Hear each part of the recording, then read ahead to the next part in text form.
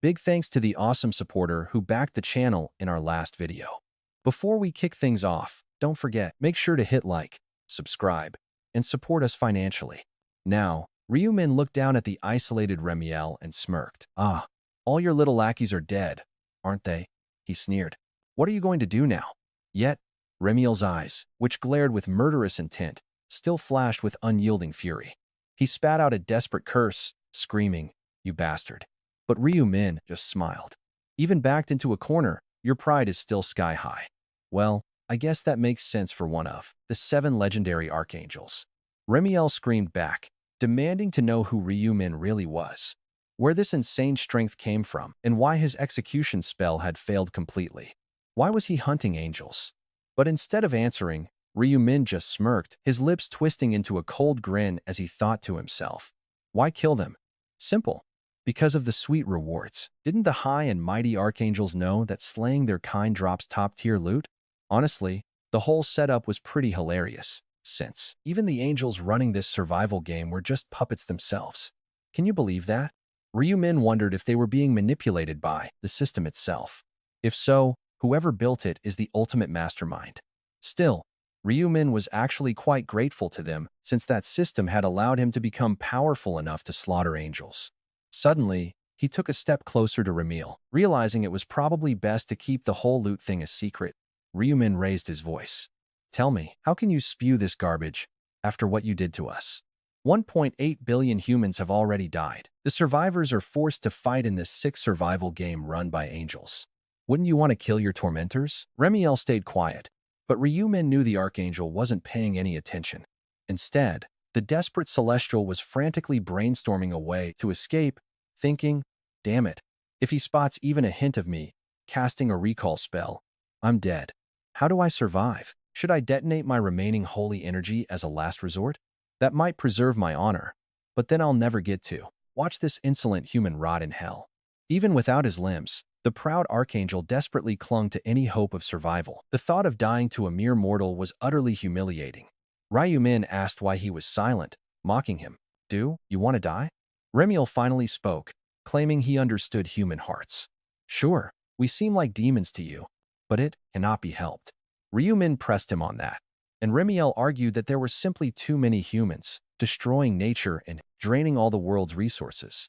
Ryumin shot back, asking if humanity had ever actually harmed the angels. But Remiel scoffed, arguing that their mere existence was highly offensive. You are like pests to us, and it is our duty to cull your pathetic population. These words did not shock Ryumin at all. He had heard this disgusting excuse before, comparing humans to insects. Yet, this was the first time he had heard them openly admit to orchestrating a mass slaughter. While he had gathered some decent intel, it changed absolutely nothing. Ryumin stared down at him, asking if in all this chaos, he was too proud to beg for his life. Do you really want to die that badly? Remiel sneered, calling him a shameless betrayer who broke his word first. Ryumin sighed, stating, if that is your belief, farewell. Remiel tried to yell, wait, but with one clean swing of his scythe, Ryumin severed the archangel's head. Reading his final thoughts, he saw Remiel's pure frustration at failing to self-destruct. Ryumin chuckled. Don't beat yourself up, your petty explosion would not have killed me anyway. After all, Ryumin possessed a title that slashed holy damage by 80%. He also had another title that completely nullified psychic attacks, which made up about half of any angel's holy arsenal. This meant he took practically 0 damage. Soon, Ryumin looked up as a glowing system notification materialized in the air. Slain Archangel Remiel. Stats plus 817. Gold plus 8,178,000. These rewards dwarfed anything from normal angels, all thanks to the devil's blessing. Yet, Ryumin was still a bit disappointed. The system mentioned a maximum stat bonus of 10%, but he only pulled 2%. Gold could have reached 1,000 times, but he only got 200. Still, Ryumin smiled, grateful for this massive haul of stats and wealth. By wiping out 100 battle angels and their leader, he had secured 3,049 stats and 30 million gold. To put that in perspective, he had basically earned 1,500 levels worth of pure raw power. Now check this out. Even more loot. Another message flashed, announcing that for slaying the Archangel Remiel, he had obtained condensed ether. Additionally, he secured the legendary Rune of Lightning. The glowing rune immediately began to etch itself directly onto his body. Its effect was incredibly broken, allowing him to conjure and control powerful bolts of lightning right from his fingertips. The magic damage scaled directly with his intelligence. When emitted, it fired like a laser, dealing massive spell damage. Charging deals 800% magic damage, blowing back anyone who gets in his way. Beyond 15 meters, it discharges electric currents across a 30-meter radius, dealing 400% area damage. It stores electricity internally to boost attack and movement speeds by 100%, while detonating unleashes all currents. Within a 100-meter radius, this inflicts 3600% area damage, which also hits the user. It was a rune. This rune mirrored the skills used by Ramil. Honestly, it was the first time Ryu Min had seen it, and he loved the massive raw damage. But the extra effects caught his eye even more. He noted that pushing enemies back with electric currents or boosting my speed are things I currently lack. With that, Ryu Min pulled up his status screen. Name, Ryu Min. Nickname, Black Scythe. Rank, Master. Titles, Last Time Regressor, First Angel Slayer, and Challenger of Heavenly Punishment. There was also Supreme Being, Slayer, and ahead of the pack. He was level 89. Job, Grim Reaper. Strength, 5,000. Intelligence, 6,000. Agility, 4,000. Luck, 4,200. Common skills, tracking, sensing presence, erasing traces, emergency treatment, scanning, and dynamic. Visual acuity, basic resistance, and dexterity. Exclusive skills, Seal of Death, Night of Death, and Moonlight, / Crimson Moon. Runes, Rune of Slaughter, Rune of the Reaper, Illuminations, and Inner Thoughts. Rune of Doppelganger, Rune of Balance, Mental Barrier, Durability, Foresight, and the Rune of Stealth, Devil, and Lightning. Gold, 32 million. Remaining stat points, 300. Even though Ryu Min had not invested heavily in intelligence, it remained his highest stat. He joked that if he ever grew tired of his scythe, he could easily fight like a wizard. His intelligence was insanely high for his level, meaning even high level. Now, here is where his status took a wild turn as notifications flashed regarding his demon reputation. It had skyrocketed, shifting the Black Scythe relationship with demons from neutral straight to friendly. Honestly, taking out Ramel gave him a massive reputation boost. Still, Ryu Min found the idea of being adored by demons pretty strange. But since this world had angels, it naturally had demons too. He had actually met them face to face during the 18th round quest. That was when he realized that demons in this game were not the pure evil shown in movies. They were just another species with their own look and beliefs, not really different from humanity when you think about it. That realization shattered his old biases against both angels and demons. From what Ryu Min recalled, the demon faction had a rigid hierarchy of 72 ranks. He did not know much beyond that, having never bothered to dig deeper. After all, his real targets were the angels, not the demons. He had amassed crazy stats, gold, god-tier items. He had hit the jackpot. But wait until you see the insane hidden quest that popped up next. A soul-binding quest. Slay all 7 archangels. Progress stood at 1 out of 7. Staring at the prompt, Ryu Min muttered in surprise. A soul-binding quest. He had only run into main and sub-quests before. This was completely new to him. This mission had clearly triggered only because he just took down a high-ranking archangel. In short, he needed to hunt down all 7 archangels before round 20. With 1 dead, only 6 remained. The difficulty was incredibly mind-blowing. Right then, Yami walked over, asking if everything was done. Ryu Min nodded in agreement. Yami mentioned that the last angel he fought looked pretty tough. Ryu Min explained that he was a top-tier archangel. Yami gasped in shock, asking how he defeated such a monster. Ryu Min just smirked. He sounded impressive, but honestly, he went down without much of a fight. Now, it was time to clear some sub-quests. Ryu Min concealed his titles and stepped out of the temple, unaware that his reputation with the Holy Empire had plummeted. He was now officially their worst nightmare. Killing both their beloved angels and the Holy Emperor had sealed his fate. He had fully triggered the wrath of the entire temple. Ryu Min chuckled, thinking how the angel actually killed the Emperor. Yet despite saving everyone, his fellow humans now cursed his name. Honestly, it was just a minor, amusing thought. Ryu Min truly did not care. Being labeled an enemy by random locals or players from other worlds meant nothing at all. He smiled to himself, knowing that his negative reputation was completely harmless as long as the rewards kept rolling in. Suddenly, Yami looked up with sad eyes, asking if they had to separate. Ryumin nodded, telling her they must. If she started from this point, she could easily finish 4 quests in time, securing her spot on the winner list. Yami whined about leaving, but Ryumin told her to stop being dramatic. If she failed, he would track her down. She quickly promised to survive. After they parted ways, Ryumin immediately bolted toward his next destination. He had already cleared 1 subquest, leaving him with 9 hours to finish the remaining 9 objectives. More. Huge thanks to our awesome supporter from the last video. And before we kick things off, remember to like, subscribe, and support us. After parting ways with Yami, Ryumin quickly moved on, telling himself, I have already cleared 1 subquest, with 9 hours left for 9 more.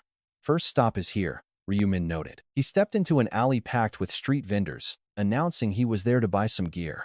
The merchant asked what, but get this, Ryumin points and demands every single item. The merchant was stunned, and that second subquest was already underway, to show off at a market stall. Side quests need speed, and vendor sweeps are by far the fastest. Ryumin knew other tasks would take at least 30 minutes. After his purchase, he sought the fastest mercenary quest, and the receptionist welcomed him in. Welcome to the Golden Eagle Mercenaries. What brings you here? Ryumin replied that he wanted to take on a subjugation mission. The attendant looked over Ryumin and cheerily said, Oh, you look highly skilled. We have the perfect subjugation quest for you. Right then, a system notification popped up. Touch the monster you want to target. Option 1, lizardmen, 2 werewolf, 3 skeleton, or 4 sandworm. To cancel, decline. Ryumin chose the strongest target, the sandworm. He thought to himself, the hunt times are all pretty similar, so I might as well grab more experience with the toughest option. After a brief wait, the guild hall doors swung wide open, and a new group approached Ryumin. One of them spoke up, Are you the Black Scythe? Nice to meet you. I am Hawk Berman, the 3rd subjugation leader of the Golden Eagle Mercenaries. Shall we head out right away? Ryumin agreed, and before long, they reached the desert, a vast desert where sandworms regularly spawned. Then, a quest prompt appeared in front of Ryumin. Kill 100 sandworms. Current kill count, 0 out of 100. Seeing the prompt, Ryumin just smiled. For anyone else, this task would easily take 2 hours, but for me, less than 30 minutes. Ryumin followed the team. They were all just silent, generic NPCs. Ryumin thought to himself, good. I do not have to worry about them stealing my experience. These mercenaries have pretty basic skills anyway. If they were actual players, they would only be level 30, barely scraping by to defeat a sandworm together. Honestly, these side characters are just there to act as a simple distraction while the actual player does the heavy lifting to clear the quest. But Ryumin did not need any distraction, and right here, things get intense. A mercenary screams as a massive shape starts writhing under the dunes. There it is. Even before it broke the surface, Ryumin had already detected the giant sandworm. He reached to draw his weapon, but then he paused, putting it back in his inventory.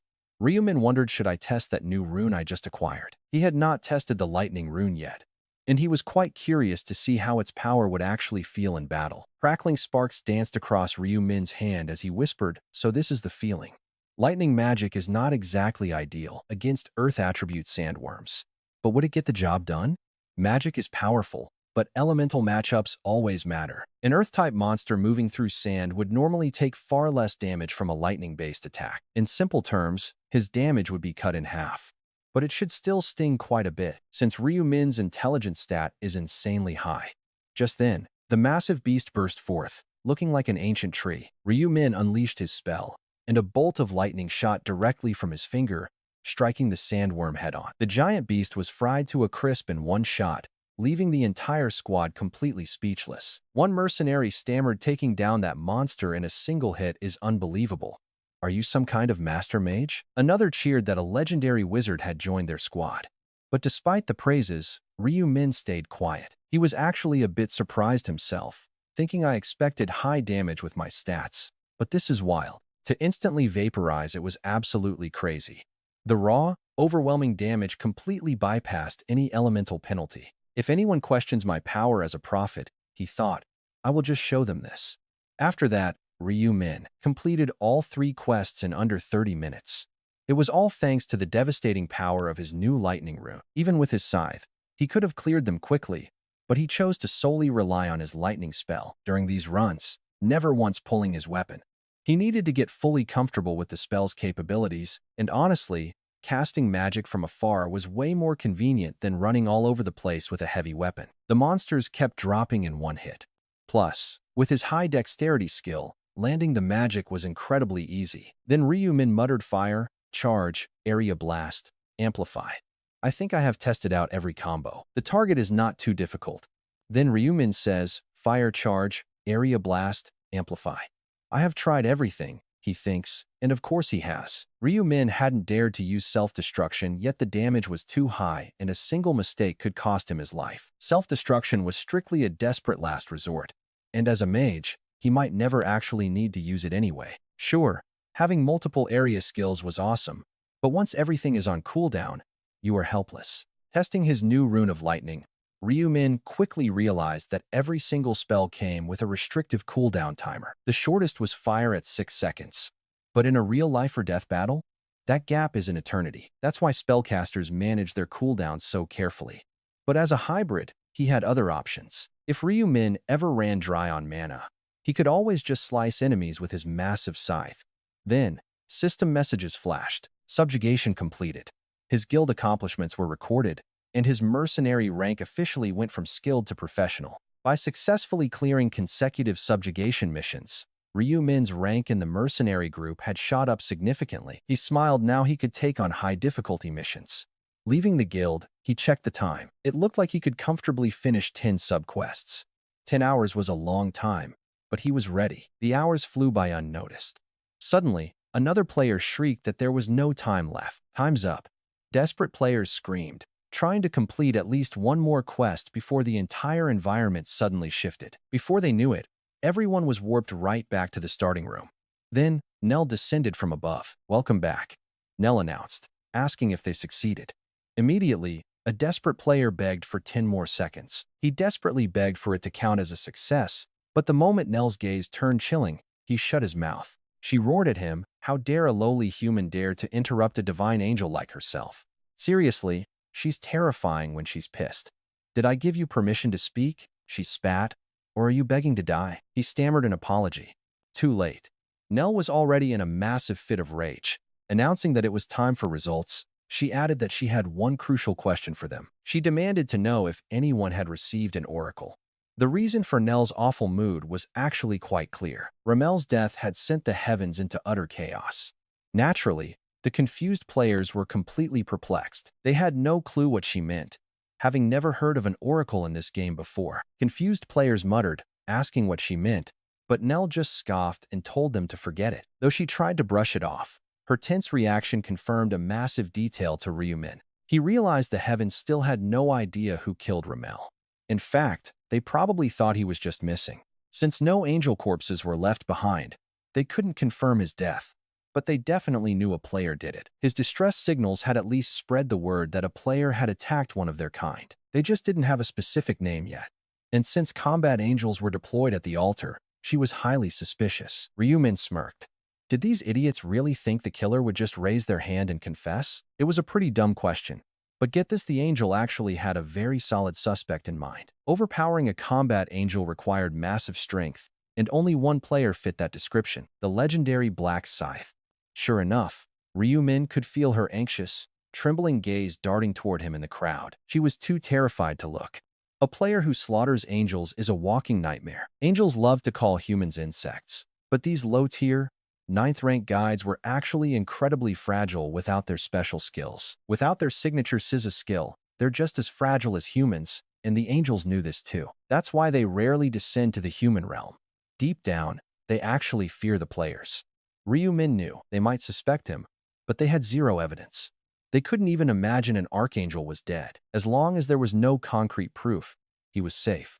It had been the exact same way during previous regressions. Ryu-min would bait combat angels into descending and slaughter them without facing any consequences. Without hard, undeniable proof, the angels couldn't do a thing, bound by their own strict rules against meddling with players. Ryu-min knew they only used their signature skill to keep players intimidated and compliant early on. Abusing Scythe without a valid reason would ruin the entire game.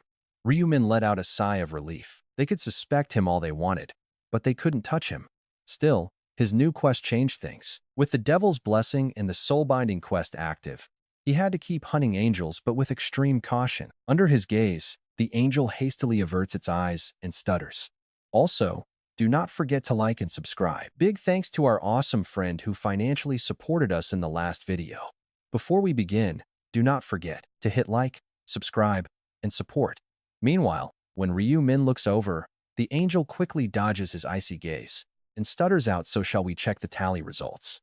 Right then, a system notification announces round 10 results. Across all zones, first is Black Scythe, level 89, Death God, 10 completions.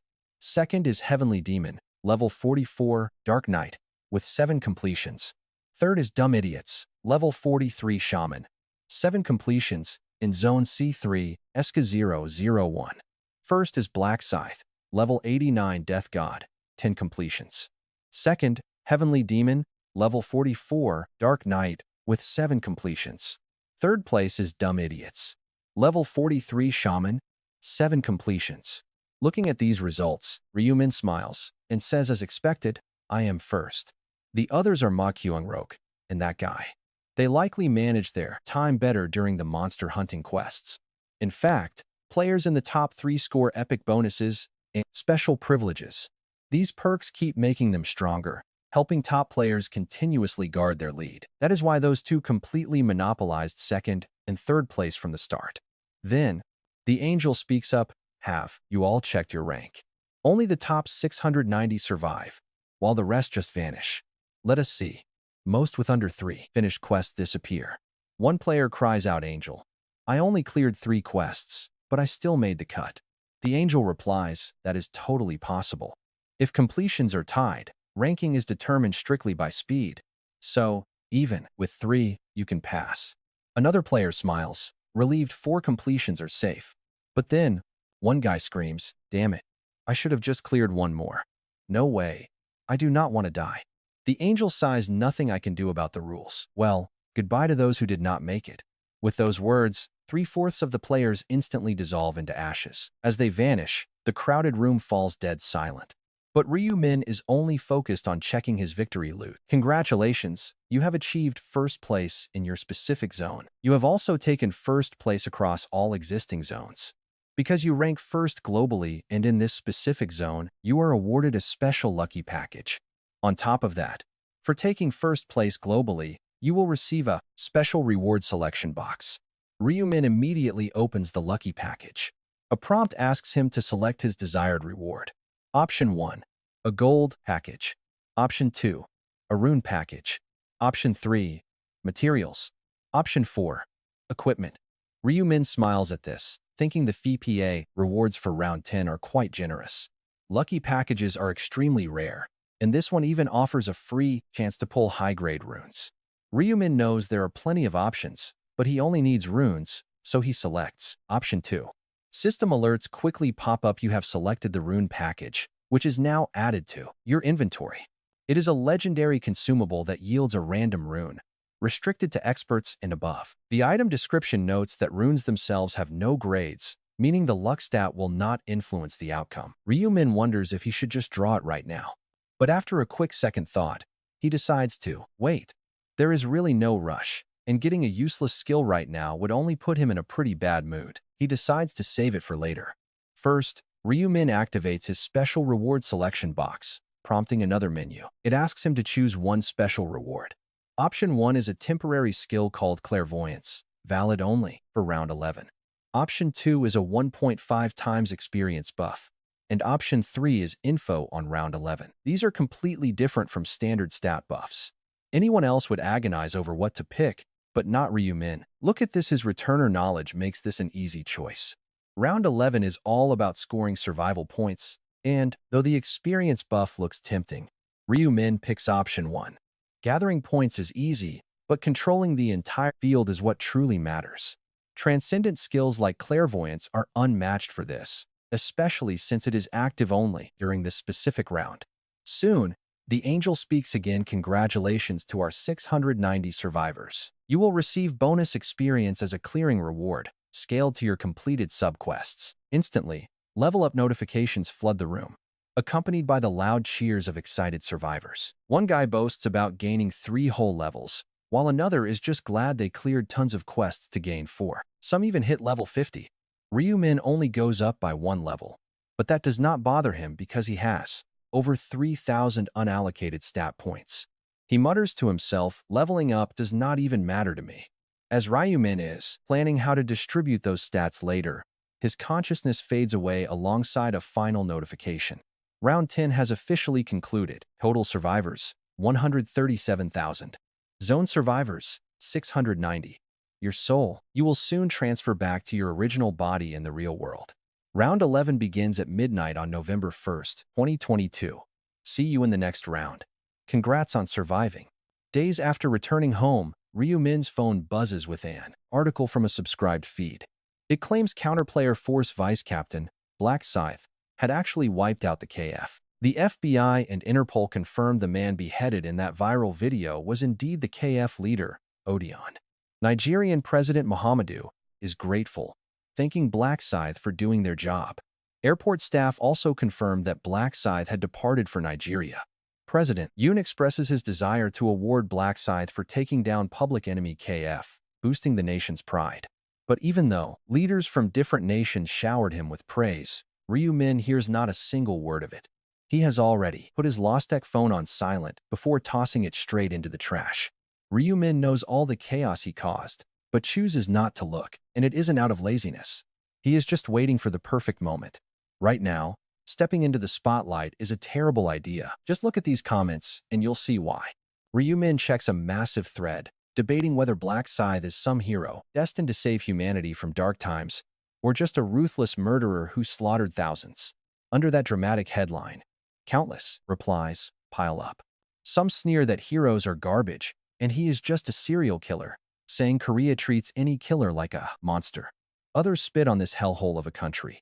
Then, someone fires back, asking why they think human rights even exist, or why there is a presumption of innocence, arguing that criminals are human too.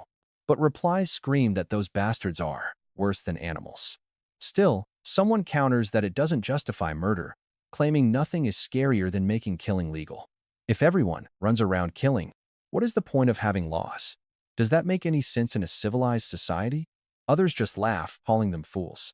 They point out there is literally a law allowing the execution of dangerous players, the Anti-Player Act. But others shoot back that the act is only for immediate threats, and what Black Scythe did was basically a massive of innocence. How can you even compare? He killed ordinary civilians, not just players. The comments section is a total war zone, and this fierce debate over his status seems endless. Watching this, Ryumin shakes his head. Doing commercials or receiving prestigious presidential awards and interviews right now would heavily backfire. It is like throwing oil onto a roaring, blazing fire that could instantly ruin any chance of making Black Scythe a respected figure. So, Ryumin decides to let things cool down. But the public heat cools down much sooner than expected when a shocking article surfaces. Abducted women in Nigeria speak out. They release a statement about Black Scythe. It turns out the notorious Korean player, known globally as Black Scythe, famous for forcing the KF leader to suicide and slaughtering his followers, has also wiped out a human trafficking ring. According to the Nigerian government, 22 syndicates they were monitoring have vanished without a single trace in just days. Believe it or not, this was all thanks to someone claiming to be Black Scythe. One of the rescued women who was actually abducted by these monsters, Sabina, 30, testifies that she had to survive every single day in a tiny iron cage like cattle, waiting to be slaughtered in complete darkness. She barely survived constant horrific abuse from those demonic gang members, eating disgusting gruel not even fit for pigs, simply because she lacked the strength to end her own life. But the sudden ray of light that finally shone into her dark prison was none other than Black Scythe, who slaughtered every last gang member and set all the whack, abducted women free without asking for a single thing. Every rescued victim has unanimously declared that if it weren't for Black Scythe and his partner, who appeared to be an Asian woman, they would still be trapped in that living hell. The reporter admits they aren't a human rights activist or some humanitarian, but after hearing the horrific stories of the women saved by Black Scythe, they declare his actions should not be condemned, but praised as heroic. This raw article is translated straight from Nigeria, and after reading this online article, people flood the comments. Wow, I am completely speechless. He saved dozens of innocent victims without asking for a single thing, then quietly vanished. He is truly a righteous hero. If this is true, he really makes our country proud. But the comments here are totally different. In other articles, people are actually having fits, screaming that Black Scythe should be executed as a murderer. Now, those hateful keyboard warriors have quieted down, haven't they? You idiots, if you still cry about criminal rights after seeing this, you're not human. But who is that woman who was helping him? Is she Black Scythe's girlfriend? Did he actually take his girl to such a terrifying war zone? She is a true partner. Ryu Min smiles with deep satisfaction as he reads the comments and realizes the public tide has completely turned. Now, it is safe to step forward. He reaches for his Lostech smartphone, knowing he received hundreds of calls for interviews, public service ads, and commendations. He decided to accept them all. Ryumin planned to leverage this to build a massive celebrity brand by any means necessary to boost Blackie's name. Making Black Scythe look like a ruler? Fame was the first step so everyone would know him. Ryumin smiled. Since I'm feeling great, why not use this and pull it out? He retrieved a special item from his inventory.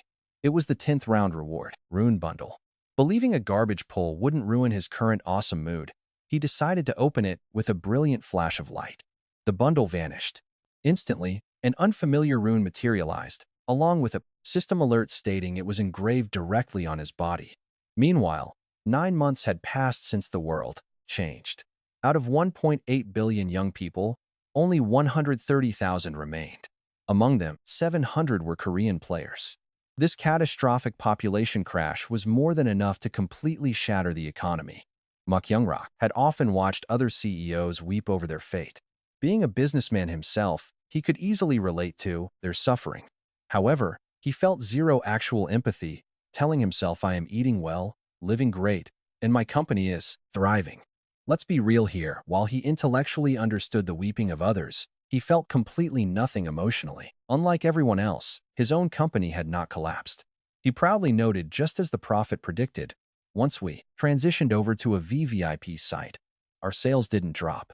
In fact, those items from the prophet really helped keep the market afloat.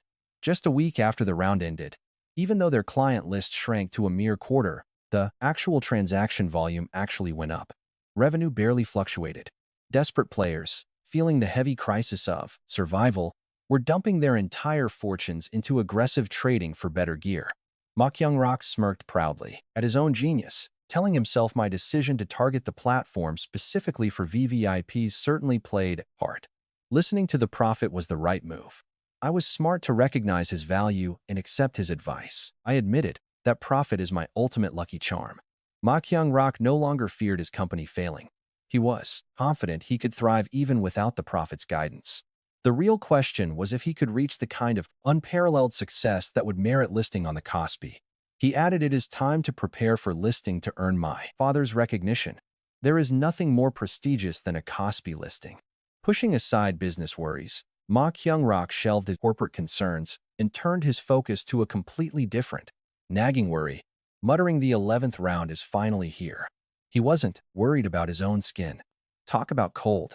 He was just worried his fiancée might die. Muttering, I hope she survives, he thought. There was zero affection in this, just a dry sense of obligation. In fact, Muk Youngrock, who had simply zero interest in romance, was trapped in a cold business relationship arranged by his demanding father. Outwardly, they posed as lovers, but they hadn't even kissed once. Still, he couldn't help but feel uneasy now. He kept questioning, what if Christine actually dies as predicted? I'll definitely take the blame. He thought, I must protect Christine myself. Since the 11th round merges all active zones, I can squeeze more details out of the prophet, Ryu Min, who should arrive any minute. First, a big thank you to our awesome supporter from the last video. Before we kick things off, remember to like, subscribe, and support the channel. Suddenly, a sharp knock sounded. The CEO's office door swung open. To his surprise, it was not Ryu Min entering, but a blonde woman, Christine. Muk Youngrock. Christine apologized for her sudden visit, but Muk Youngrock just smiled and welcomed her. that she had no reason to apologize. She was his lover.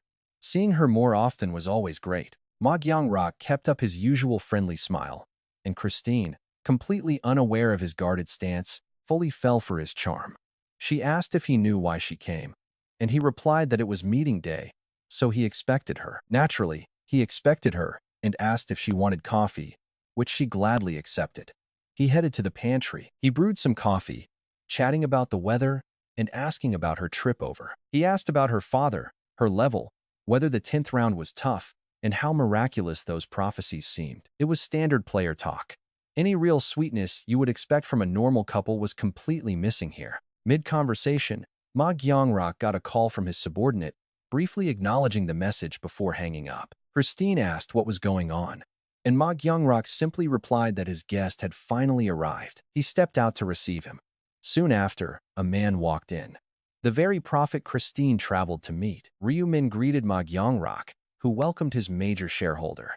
Ryu Min nodded, then noticed Christine. Ryu Min asked if his fiancée was visiting, and Christine politely greeted Ryu Min in return. After he welcomed her, Christine smiled, glad he remembered her name, though Ryu Min said he already knew. Christine stared at Ma Gyeongrok with wide, startled eyes, silently asking if he had leaked her secret, but Ma Gyeongrok simply shook his head. Ryu Min smiled, assuring her that Ma Gyeongrok had not spoken. But check this out, Ryu Min saw it himself, then suggested they find a quiet place to talk. Ma Gyeongrok from joining them, asking to speak alone. He agreed to wait, wishing them a good talk. They sat on a bench outside, where Ryu Min asked why she wanted Ma Gyeongrok to stay behind. Christine explained it was easier to talk alone, especially with her life on the line and the future fragile. If too many people knew, things might shift.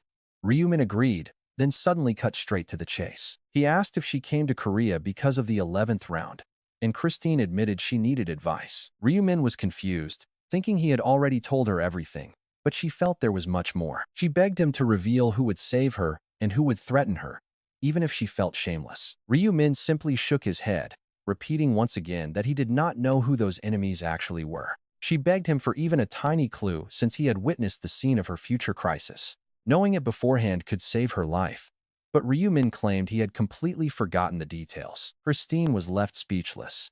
With Ryu Min remaining so evasive, she had absolutely no way to push further. She asked about the person destined to save her, but Ryu Min admitted he knew yet could not speak. When she asked if it was to avoid changing the future, Ryu Min confirmed she understood it perfectly. She promised to be careful, but Ryu Min countered, asking how she could guarantee that without dying. How could he face Ma Gyeongrok if she perished? Despite her anxiety, there was a strict limit here. Christine sighed in frustration. There was simply no wall harder to break than his complete, unyielding silence. Yet, she understood that if the future changed, his prophetic credibility would be completely ruined. Apologizing, she admitted she got too carried away out of pure agitation and anxiety over the upcoming trial. Ryu Min dismissed her apologies, assuring her it was fine as she tried to compose herself. She asked if she really had to just wait for a savior, and Ryu Min nodded in confirmation. Sensing her disappointment, Ryu Min gently told her not to worry, promising everything would work out. Ryu Min's warm and direct reassurance quickly helped to soothe her anxious, racing heart. Thanking him, she said she believed in his vision, and Ryu Min suggested heading back since Ma Gyeongrok was waiting. They could hear the 11th round prophecy together. Getting up, they both walked back into the building, completely unaware of the deadly, hateful gaze watching them.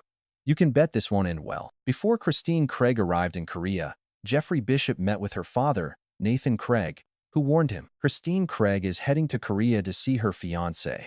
And though I offered your company, she firmly refused. Jeffrey Bishop admitted it would probably be too awkward, prompting Nathan Craig to ask if Christine Craig actually liked her fiancé. She is not going for him at all, but to see a prophet, Jeffrey Bishop muttered, suddenly recalling the truth. Now that he mentioned it, the fateful 11th round was coming, and Jeffrey Bishop swore to protect Christine Craig. Nathan Craig agreed, saying that was exactly why she wanted the prophet, so Jeffrey Bishop had to go to Korea too. He had to keep it a secret, tracking Christine Craig from the shadows on Nathan Craig's strict direct orders. Keep a watch on Christine Craig from a distance, reporting everything back, especially her discussions with the prophet, he ordered. Swearing to obey, Jeffrey Bishop followed Christine Craig to Korea, keeping his distance as he listened in on them. He sat 30 meters away to avoid being spotted. Dead quiet. He could hear every single word. Yet, seeing Ryu Min repeatedly reject Christine Craig's desperate pleas only filled Jeffrey Bishop with boiling fury. He wondered how a few words from a prophet could change things so much that the man hid everything. His anger flared because this was the woman he secretly loved, making him grit his teeth in frustration. He forced himself to cool down, desperately trying to find some way he could actually help Christine Craig survive. Protecting her during the 11th round was crucial, no matter what. Knowing the attacker would help immensely. He convinced himself that Ryu Min was lying just to hoard the secrets, wondering if the fake prophet feared a changing future because he would lose everyone's trust. If things went differently, his reputation would shatter, and just thinking about that selfish greed made Jeffrey Bishop insanely angry. Now things take a dark turn as Jeffrey Bishop glares at Ryu Min entering the building, making his decision. He would force the secrets out of Ryu Min by any means necessary, while Ma Kyung-rok and Christine Craig thanked him. They showed their deep appreciation before Ryu Min waved them off, telling everyone to stay alive through the 11th round. Ryu Min skipped his scheduled meeting for some free time, instantly realizing that a quiet stalker was tailing him from behind. Without even looking back, Ryu Min knew the shadow following behind him was the exact same guy who watched them earlier. Keeping an eye on Christine Craig and himself from that park bench, Jeffrey Bishop had no idea a special rune was active. The rune of sensibility doubled Ryu Min's detection range, letting him hear and smell every movement in the area. With his senses amplified, there was no way he would miss a stalker, especially since the guy was muttering out loud. Hearing the angry English whispers, Ryu Min knew this tale was targeting him specifically and had some serious personal grudge. He obviously held a bitter grudge against the prophet, and Ryu Min already had a pretty good idea who it was. To confirm his suspicions, Ryu Min skipped his car and chose to walk, baiting the shadow to follow him on foot. Look at this. He leads the stalker right into a quiet alley, waiting for him to make a move. Calling out to the prophet, the English speaker lunged forward, grabbing Ryu Min by the neck and slamming him hard. Pinned hard against the wall, Ryu Min recognized Jeffrey Bishop. Time to act. He groans in fake pain. So it really is him, Ryu Min thought, wondering why this guy hated him enough to try reading his mind. Staring into the murderous eyes of his attacker, Ryu Min activated his skill to peek directly into Jeffrey Bishop's thoughts. He is furious because I held back information from Christine Craig, Ryu Min realized, noting the attacker's loyalty to her. Since Nathan Craig raised him, Jeffrey Bishop feels like family and harbors an intense, hidden crush on Christine Craig. His mind reading confirmed this assault was a rogue move, done completely without Christine Craig knowing about it. Ryu Min secretly smirked. Why not play along?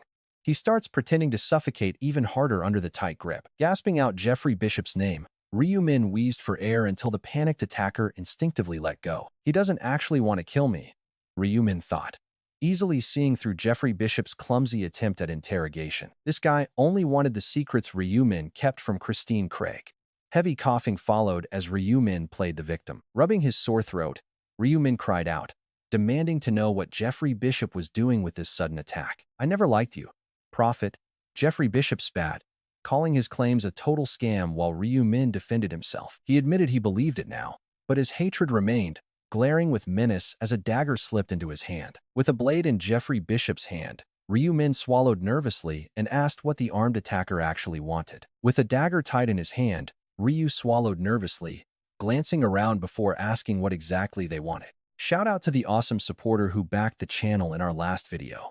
Before we get into it, don't forget, hit like, subscribe, and support us. Meanwhile, Ryu Min swallows nervously, scanning the room before asking, what exactly do you want? Jeffrey demands information on who is targeting Christine, having overheard their entire conversation. Since he refused to name the culprit, Ryu Min responds that altering the future is strictly forbidden. Jeffrey sneers. It would be quite inconvenient if changing the future ruins your reputation as a prophet, wouldn't it? That would be highly awkward. He presses a cold dagger right against Ryu Min's throat, demanding him to start talking. Who is harming Christine? And who is her savior? Ryu Min calmly asks what happens if he refuses. Jeffrey's reply is ice cold. The blade goes through his neck. It is a chilling threat, but Ryu Min can read minds. He knows Jeffrey has no real intention of killing him. Still, pulling a stunt like this is incredibly reckless. This is straight-up blackmail. If Ryu Min backs down now, it only encourages him. Is he seriously this blinded by love? Is he blinded by love? Ryu Min decides he needs to correct this behavior. He reaches into his pocket. Seeing him grab for something, Jeffrey quickly stops him. But Ryu-min already pulled out a phone. Look at this move. Jeffrey barks, demanding to know what he's doing as he grabs the device. He notices the voice recording function is active and instantly hits the power button to shut it down. Why were you recording this? Jeffrey demands. Ryu-min calmly says he plans to submit it to the police. This is clear blackmail. Jeffrey just laughs. A player reporting a crime to the police is highly hilarious. Or I can show Christine and her father. Jeffrey sneers, telling him to go ahead and try. He doubts a dead body can talk. Ryu-min asks what kind of grudge Jeffrey is holding against him. Jeffrey claims it is nothing personal yet, but it might become one if Ryu-min keeps withholding information. I already told you, I do not know. Jeffrey snaps, do you take me for a total fool? Ryu-min insists he cannot risk changing the future. Jeffrey threatens that if he stays silent, his future ends here. You are going to die. But despite the threats, Ryu-min does not flinch or show any fear. Instead, he stares right back. Even with a blade at my neck, I cannot do it, Ryu-min says. Spreading future information changes everything. The timeline disappears, and I become a total fraud, not a prophet. A tangled future must be handled with care. Threats will not help. The moment you act, everything changes. It might even end up hurting Christine more. Why can you not see that? Ryu-min's words hit home. His persuasion works. After a long, heavy silence, the dagger vanishes. Jeffrey admits he was being slightly short-sighted. Your explanation makes some sense. Ryu-min raises an eyebrow. Is that supposed to be an apology? Jeffrey's gaze turns ice cold. Do not get arrogant just because the blade is gone. I can easily pull it out again. With that final warning, he storms off without apologizing. Later, on his flight back home, Jeffrey keeps reflecting. He remembers the prophet's unshakable defiance. Damn. That guy did not fall for the threat at all. How did he stay so incredibly calm with a knife to his throat? He seemed pretty terrified at first, but his whole demeanor flipped the second they discussed the prophecies. He must have an incredibly firm belief. Jeffrey fully expected him to break once the blade came out. This outcome was totally unexpected. While he still cannot read Ryu-min's heart, one thing is certain. The prophet will not spill secrets. This heavily boosts the prophet's credibility, but Jeffrey still does not like him. He is just too rigid. A tiny hint would not have hurt. Regardless, he decides to protect Christine with his own hands. Completely unaware that plenty of others are already protecting her, Jeffrey returns to the temple with Christine. He shadows her from a distance, entering the office a few moments after she does. Christine is waiting inside. She is speaking with Nathan. She greets him coldly, and Jeffrey responds with a polite good morning. And this is where his whole world crumbles. Confused, Jeffrey looks at the phone Nathan is holding. What is this? Jeffrey asks. Nathan explains it is an audio file sent directly to them by the prophet. He hits play. A very familiar voice starts pouring out of the speaker. Why were you recording this? I plan to hand it to the police. This is blatant blackmail and attempted murder. Go ahead and try. I am not sure if a dead body can speak. You think I am a fool?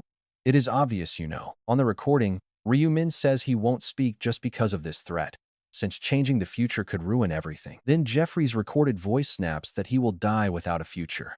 Hearing this exact recording, Jeffrey starts panicking. No need to hear anymore.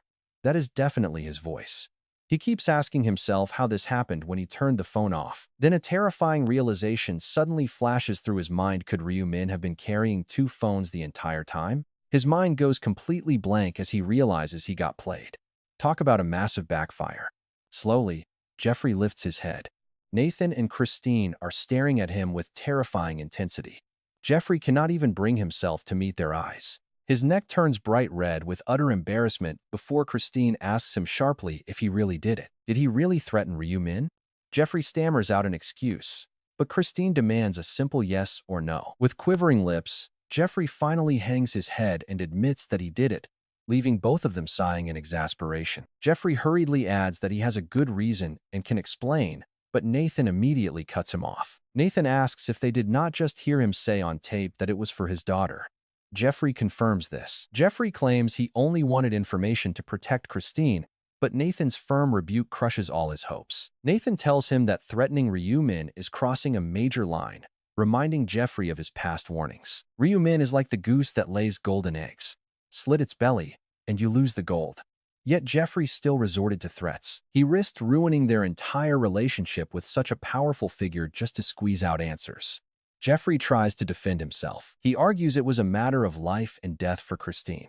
If he could prevent a tragedy, it was worth it. Nathan counters that Ryu-min warned sharing more would alter the future. Jeffrey knew this from eavesdropping, yet he still chose to threaten him. Nathan calls it a reckless, brainless move, leaving Jeffrey with completely no excuse. Jeffrey quietly apologizes, but Christine coldly cuts in, stating that he needs to apologize to Ryu-min, not her. She demands to know what Jeffrey was thinking. Then Christine turns her anger toward her own status. Nathan is completely blindsided as the blame suddenly shifts to him, asking what she could possibly mean by that. Christine points out that Nathan ordered Jeffrey to tail her, causing this entire mess, though Nathan claims it was for protection. Furious, she asks if he thinks she is a fool. He only sent Jeffrey because he did not trust her. Korea is not some high-risk danger zone like Nigeria. Christine reminds him she explicitly said she wanted to go alone, but he did not listen. And now look at this mess. Honestly, can you even blame her for being furious? Nathan remains dead silent. Christine fumes, pointing out they only survived earlier rounds because of Ryu-min's prophecies. She asks how they can possibly face him now. Even if they survive round 11, how can they strategize without him? Without his predictions, they are blind. Nathan tells her not to worry, promising he will personally make things right. Christine insists that Jeffrey must apologize first. Jeffrey eagerly nods, desperate to get back in her good graces. He frantically begs Christine to calm down, taking full blame, but she just snaps at him to do it quickly. She demands that he stop talking to her completely, storming off in a rage and leaving Jeffrey standing there dumbfounded. As Jeffrey stands there frozen, Nathan clicks his tongue, asking why on earth he decided to mess with Ryu-min. He warns him never to touch Ryu-min. Jeffrey apologizes, stating he will call Ryu-min to apologize right now. Nathan scoffs, asking if he genuinely thinks a simple phone call will solve this. Standing up, he tells him he must go. He needs to apologize in person and buy a proper peace offering. Jeffrey is totally shocked, asking if he means in person. Nathan opens the door, telling Jeffrey to pack his bags immediately because they are both flying out to South Korea. Meanwhile, Ryu-min is relaxing at home, wondering what Jeffrey is doing. He smiles, knowing Christine won't let him off the hook easily. It must be an incredibly bitter pill to swallow, completely ruining his chances with the woman he secretly loves. Jeffrey will finally learn the cost of messing with Ryu-min. Ryu-min rubs his neck, remembering the attack. He was the first player to grab the top ranker's neck. An assassin, but not actually that strong in reality. How did he expect to protect anyone with that weak strength? The choke didn't hurt, but it sure was annoying. Still, Ryu-min is pleased he established his supreme authority. After all, nothing is dumber than being blinded by love. Right then, a text message pops up from another love-blind girl, Minjuri, asking if he follows any cults. Ryu-min stares at the screen, wondering why she is suddenly asking about cults. Ryu-min pretends to be totally clueless. He texts back that he doesn't follow any. Minjuri immediately invites him to meet up, asking for some of his time. Where? Juri playfully says if she wanted him to know, she would have told him already. Secret. So Ryu-min replies, all right, I will meet you at the convenience store in 10 minutes. Juri texts back, okie dokie. No cult named. But Ryu-min has a hunch. He figures it might not be a bad idea to check it out himself. Frankly, he is pretty curious about their whole setup. A huge shout out to our awesome supporter who backed the channel in the last video. Before we jump in, make sure to drop a like, subscribe, and support us. Just then, as Ryu-min got ready to leave, his younger brother approached him. Where are you going? Hyung? Ryu-min replied he was meeting a friend. Ryu-won instantly asked if he could go too. A friend? Ryu-min went on high alert. Which friend? Ryu-won answered that it was someone he met in an online game. He lives in Seoul. He wanted to hang out at a PC cafe. But Ryu-won kept making excuses. Lately, after being stuck inside so much, the kid had dived into games and made a friend. Though Ryu-min knew about his gaming habit from previous regressions, he had never once heard of this particular friend. Seeing Ryu-min look so lost in thought, his brother quickly added that they were only going to a PC cafe. He promised it was safe and reminded Ryu-min that he had permission. Ryu-min nodded. Why refuse? He agreed to let him go, but warned him not to stay out too late. Ryu-won cheered. Read my texts immediately. Ryu-min ordered. Got it. His brother replied before eagerly making the call. Watching his brother enthusiastically arrange the meeting, Ryu-min smiled warmly, wondering if going out really made the kid that incredibly happy. Then, his face went serious. Just to be safe, Ryu-min pulled out his phone and quickly typed a message. Arriving at their meeting spot, Ryu-min was shocked to find Min-juri already waiting in his passenger seat, waving him to get moving. "Where are we going?" She replied Yongpyong. When he asked why there, she explained that there was a cult base there. "I'm scared to go alone," she admitted. Staring with puppy eyes, Ryu-min could not say no. Ryu-min asked what cult. She dodged, saying she would explain when they arrived. She was definitely hiding something, too obvious. But Ryu-min already knew the truth. As expected, it was the notorious Grim Reaper cult. This group, founded by Hyo Tae-sok, was based in Yongpyong, Gyeonggi Province. Ryu-min had never personally visited their headquarters before, but he remembered reading about them on the Player Haven forum. Since he was free and it was only a short drive, taking about an hour from Seoul, time was not an issue. Spending some quality time with Min-juri sounded pretty good anyway, especially since they did not have many months left to hang out.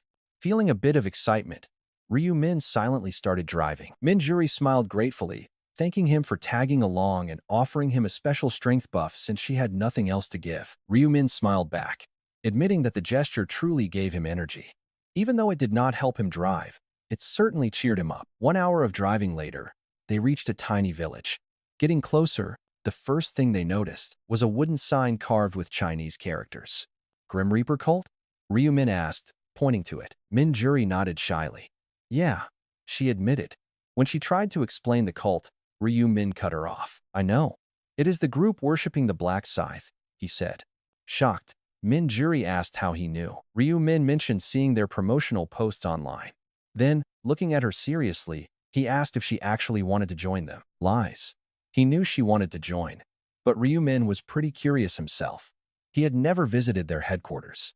He was aware of the cult but had never visited. In fact, their entire group eventually vanished without a trace in the past. An old man named No-Gay led them. But round 15 was so brutal, even this leader vanished. While the cult-like vibe was incredibly creepy, there was no denying how appealing it was to have an army of devoted followers. In fact, by round 12, they would start recruiting global members, growing massive in power. Ryu-min realized he could exploit this. Wait for it, here is where he decides to scout for talented players. Min-juri then asked if they should head inside. With a bit of excitement, they entered. But the cult interior was disappointing. Honestly, a complete joke. The depressing, dark space only had a few cheap straw mats on the floor. It was basically a crappy village hall. Maybe worse. Is this it? Aside from Ryu-min and Min-juri, there were only about 5 other people inside. Most were total strangers, but Ryu-min recognized 2 of them. Suddenly, No-Gay stepped up and pushed a smiling young man forward. This guy was Jun-sok. Both he and No-Gay used their real-world faces without customizing their avatars at all. Now, look closely at this moment. Jun-sok welcomed them warmly and asked if they had come to join their cult. Min-juri replied that they were just looking around. Jun-sok tilted his head, staring at her with sudden, intense curiosity. He asked if she was a player, wondering if they had met before. Min-juri explained they had been introduced in the other world. "Are you by any chance the buffer? Democracy?" She nodded. Min-juri revealing her role shocked Jun-sok. Jun-sok was completely shocked. He quickly called out for the cult leader, stumbling over his real name in the process. No-Gay grumbled, asking what was wrong. Hearing them use silly ranks like cult leader and cardinal secretly made Ryu-min. Ryu-min snorts quietly but holds back. Right now, their influence is pretty tiny, but in a few months, it will explode. Besides, this cult is no joke. Jun-sok introduces her, calling Min-juri the partner of Black Scythe, democracy. Noe brightens up and approaches Min-juri. Is she really democracy? She nods, asking if he is Noe. He laughs, introducing himself as Noe. He admits she seemed mature in the game, but is actually a young college student, barely 20, she says. Hearing this, Noe naturally turns his gaze to Ryu-min, curiously asking who he might be. If he is not Black Scythe, Min-juri quickly calls him a friend. Noe then curiously asks for his nickname. After hesitating for a moment, Ryu-min reveals a secret alias he never shared with Min-juri, claiming his nickname is Lost Yak. Shocked, she repeats the name Lost Yak. Ryu-min confirms it, leaving her completely stunned since she had totally no idea. While he had to share a name eventually, this obviously is not his actual alias. It is still way too early. He cannot reveal he is Black Scythe yet. Keeping a low profile is key, and Ryu-min knows attention only brings trouble. Ryu-min tells himself that plenty of people hold a deep grudge against Black Scythe. Revealing his identity is incredibly risky, especially if he is careless, as his younger brother Ryu-wan could easily become a target. The secret must stay buried for as long as possible. Keeping Black Scythe a secret is best. Using the name Lost Yak is safe, and it will not help anyone track him down. Finding him in the real world is impossible anyway. To track him, they would also need to know his customized avatar looks. Besides, get this, you cannot search the nickname of a dead player. On Noe welcomes Minjuri and Lost Yak. He offers them seats to chat quietly before the others arrive. Curiously, Minjuri asks who else is going to show up. He explains that plenty of players are highly interested in their Grim Reaper cult. Soon, the four sit down and talk. On Noe asks if she lives in Seoul, and Minjuri notes it took exactly 1 hour to travel here. Thanking them for the long trip, he assumes they must possess incredible respect and affection for Black Scythe to travel this far. She gets flustered, denying any love. The chat continues mostly between On Noe and Minjuri, while Ryu-min just listens quietly. Nobody pays attention to him, and he has nothing to say anyway. But then, On Noe turns back to her. He mentions having a question he always wanted to ask Minjuri, prompting her to ask what it could be. He asks if she is dating Black Scythe. Flustered, Minjuri stammers out a loud denial, saying there is simply no way. While shouting, she sneaks a quick glance at Ryu-min. He internally wonders why she is suddenly looking at him like that. On Noe scratches his head and asks for confirmation, wondering if she really has zero offline contact with Black Scythe. Minjuri insists they only met inside the game world, waving her hands in a total panic to convince him. Seeing her highly flustered reaction, On Noe finally believes her and apologizes, explaining that they always looked pretty close in the game. He figured they were a couple and feels relieved that they are not. Hearing this, Minjuri gives a conflicted look. On Noe completely misses her awkward reaction and continues, asking if she was the same partner who went to Nigeria with Black Scythe. Minjuri flatly denies ever visiting Nigeria, making him sigh in relief once again. Clearly annoyed by his comments, Minjuri changes the subject by complaining about how incredibly old his house looks. She expected a grand headquarters, but he explains this old home was inherited from his late grandmother and slightly remodeled, making it spacious inside. Before Minjuri can overcome the awkward silence, more members start filing in one by one. Though the faces are totally new, their high-tier gear and confident posture make it clear they are all active players. Soon, over 10 players pack the room. Suddenly, a massive crowd enters, led by none other than Jo Young-ho. Jo Young-ho announces they came to join the Grim Reaper cult, and On Noe happily welcomes them in. Their arrival instantly packs the small space. Ryu-min quietly notes that Jo Young-ho looks exactly the same as in his memories, but then a sudden shock hits. Someone spots a famous face, whispering if that is really Corin. They never expected to see her in person. As a rising superstar, almost everyone in the room recognizes her instantly. Shout out to the incredible supporter who backed our channel financially in the last video. Before we jump in, remember to like and subscribe to support us. Since Corin is a rising star, everyone recognizes her instantly. Then Hyoteso calls out, welcoming Corin, who looks back and greets him as Mr. Aged Man. He grins, asking if he looks just like his game avatar, thrilled that she kept her promise to show up. He always believed her, and as Corin shyly says a promise is a promise, she suddenly spots Ryu-min. Startled, she almost calls him the prophet, but quickly catches herself and greets Ryu-min normally instead. Ryu-min gives an awkward hello, prompting her to ask what brings him here and if he also likes Black Scythe. Ryu-min denies it, saying he is only looking around, though she admits she never expected to run into him. Ryu-min agrees, but she immediately notices that the girl standing right next to him looks incredibly familiar. As she stares at Minjuri, Aom Junso cuts in to introduce her, leaving Corin absolutely shocked. She asks if this is Minjuri the buffer, which Minjuri confirms, making Corin marvel at their matching real-world looks. Corin quietly sidles up to Minjuri, whispering that she has a quick question for her. Minjuri listens as Corin asks if she keeps in touch with Black Scythe, only to hear that they have never met. Disappointment hits Corin's face, So Ryu-min changes the subject by asking where Manager An and President Ma Kyung-rok are. She explains she invited them along, but since they had zero interest in coming, she ended up arriving alone. Ryu-min nods at this, silently realizing their absence makes perfect sense. They view Black Scythe as a dangerous rival,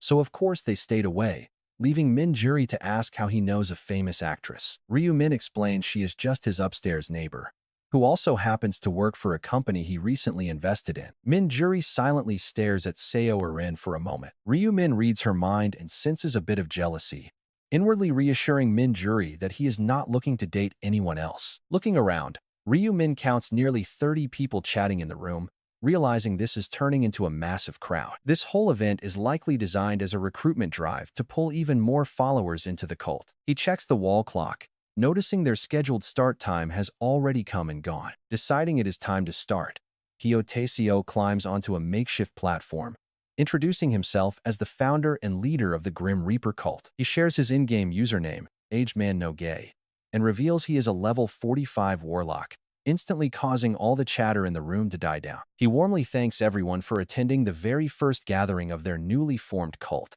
Everyone here knows they are united by their devotion to Black Scythe, and Hyo Tae-seok begins sharing exactly how his obsession started. Even as his speech goes on, the audience remains totally locked onto Hyo Tae-seok, captivated by his highly magnetic and sincere voice. Ryu-min is quietly impressed by this side of Hyo Tae-seok, realizing the man has an unexpected talent for giving speeches. He always figured Hyo Tae-seok was just a quiet introvert, but the moment he talks about Black Scythe, he transforms into a totally different person. Hyo Tae-seok tells the crowd that Black Scythe has provided incredible guidance and life wisdom. He passionately declares that Black Scythe is the savior destined to end all despair, serving as their ultimate light. After realizing so many others share this exact devotion, he knew he had to establish the Grim Reaper cult. But check this out mid-sermon. An irritating clicking sound makes everyone turn as a man hobbles in on crutches. Ryu-min's eyes go wide at the unexpected visitor, instantly recognizing him as Ju Sung-tak, the notorious serial killer. This dangerous player once fought the heavenly demon for the top ranks, but now he is reduced to using clunky prosthetic limbs. Ryu-min wonders why he would show up, figuring he saw the online promo as a Player Haven member, though he is definitely not a loyal follower of Black Scythe. Ryu-min instantly reads his mind, suspecting a much darker agenda. Just as he suspected, the ruthless bastard is hunting for someone, specifically tracking the whereabouts of Hwang Yong-min. He is desperate to get revenge on Hwang Yong-min for crippling him, believing he might locate his target at this major player gathering. In reality, he does not care about Black Scythe in the slightest. Hyo Tae-seok warmly welcomes the newcomer, introducing himself once again as the leader of their beloved Grim Reaper cult. Ju Sung-tak silently scans the crowd with a chilling gaze, his mind completely hyper-focused on a single goal. He only wants revenge, muttering to himself that the bastard who ruined his life could be hiding in this room, directed entirely at Hwang Yong-min. Sensing the heavy tension, Eom Jun-sok places a friendly hand on his back and asks if he is doing okay. Eom Junio mentions he looks unwell, but Wang Tak slaps his hand away, screaming at him to stay back or die. That violent, sudden outburst leaves Junio smiling awkwardly as he slowly backs away, while the surrounding crowd starts reacting to the dramatic scene in different ways. Some click their tongues in disapproval, but others look at his crippled leg with genuine pity. He feels the pity. Wang Tak's anger only intensifies.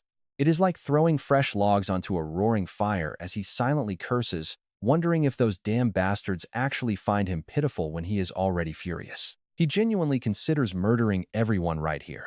Honestly, under this much intense pressure, anyone might feel like snapping. But Ryu-min knows the actual problem is that this guy is an active, cold-blooded serial killer. He won't just think about it. He will definitely act. Triggering a highly powerful corpse explosion inside this tightly enclosed area would cause devastating casualties, potentially wiping out every single person here in the blink of an eye. Ryu-min feels extremely worried, debating whether to leave this walking time bomb alone or intervene. He does not take long to make his decision. While Ryu-min reads those twisted thoughts, Juang Tak silently curses as he searches the crowd and realizes his target is not there. He checked every single face here. The bastard is totally gone. This is a complete waste of time. He seriously considers slaughtering these annoying fools before leaving. Ryu-min registers the threat and knows fighting in here is way too risky. Deciding to draw him outside instead, Ryu Min whispers to Min Juri that he needs to step out to the restroom. She tells him to hurry. Everyone else is completely focused on Elder Nogasu's speech, unaware of Ryu Min's bait. Zhuang Tak thinks that if he quickly kills 3 people to secure some fresh corpses, he can use his newly learned soul storage skill to boost his corpse explosion and wipe out everyone present. Although there are quite a few targets, their levels are similar to his, meaning they would not have the speed or reflex to react to an ambush. He figures that if he plays this right, he can murder everyone and make a clean escape. Honestly, he has very little to gain from a mass slaughter other than storing souls to power up his skill without searching for them later. But despite the massive risk, Wang Tak still leans toward mass murder simply because he hates the pitying looks. He angrily asks if they think he is pathetic just because he is a cripple. They will regret underestimating him just because of his physical disability. Just imagining their horrified screams makes him smile grimly. He simply can't help it. But look at that. His face completely freezes. He finally spots the very target he was searching for right in front of him. Standing near the gate, Wang Tak recognizes him instantly. In reality, Ryu Min had fake-stepped out only to disguise himself as Huang Yongmin. He equips some basic, low-level gear to make sure nobody ever suspects his true identity. Ryu Min knows the furious Zhuang Tak will immediately toss his crutches and charge the moment he spots him. Ryu Min lingers near the gate. He locks eyes with Wang Tak. The man immediately starts screaming in rage. Wang Tak's face contorts in rage. He charges with heavy murderous intent. He keeps his crutches for now. Finally, "You bastard. I am going to grind you to dust." He quickly equips his gear while running, throwing a crutch directly at Ryu Min. But using his rune of foresight, Ryu Min already saw this coming. Wang Tak's plan is to paralyze him before stabbing him. Ryu Min respects the basic strategy, but he does not even bother trying to dodge, choosing to lightly deflect the incoming flying crutch with his hand. The flying crutch blocks Wang Tak's view, giving Ryu Min the perfect opening to close the distance and land a hard punch. Wang Tak crumbles. Several teeth are broken. Ryu Min kicks him lightly in the ribs before grabbing his hair, repeatedly slamming his face directly into the hard ground. 1, 2, 3. His forehead splits open. He is barely conscious. Ryu Min tells him to wake up unless he wants his skull completely caved in, but the silent Wang Tak just keeps cursing Ryu Min in his mind. Ryu Min smiles. This is good. The guy is still conscious. Ryu Min forcefully pins Wang Tak's head to the floor to stop him from casting his dangerous curse of fear. He reminds him that he crippled him specifically to teach him a painful lesson. He asks if the guy has a death wish, wondering why he keeps attacking when he obviously stands zero chance of winning. Does he think charging mindlessly will magically make him stronger, especially when he gets knocked out before even activating a single skill? Ryu Min tells him to know his place unless he seriously missed getting beat down to the ground like a dog. So, should I grant your dark wish? Where do we slice next? How about taking an eye this time? Without even reading his mind, Ryu Min can see Ju Seong Tak shaking with raw fury. Must be pretty humiliating, right? His pride is massive, so just a little more goading should do the trick. Come on. Ryu Min sneers. Say something. Should I just start the surgery myself? But Ju Seong Tak refuses to answer, keeping his mouth shut. Ryu Min calls him boring and tells the bum to beat it. Ju Seong Tak silently grabs his crutches and limps away. Mocking his slow retreat, Ryu Min laughs at how fast the guy scrambles once told to scram. Turns out he actually wants to survive. Ju Seong Tak never turns back, shuffling away like a totally crushed soldier. If our paths cross again, Ryu Min warns, you are dead.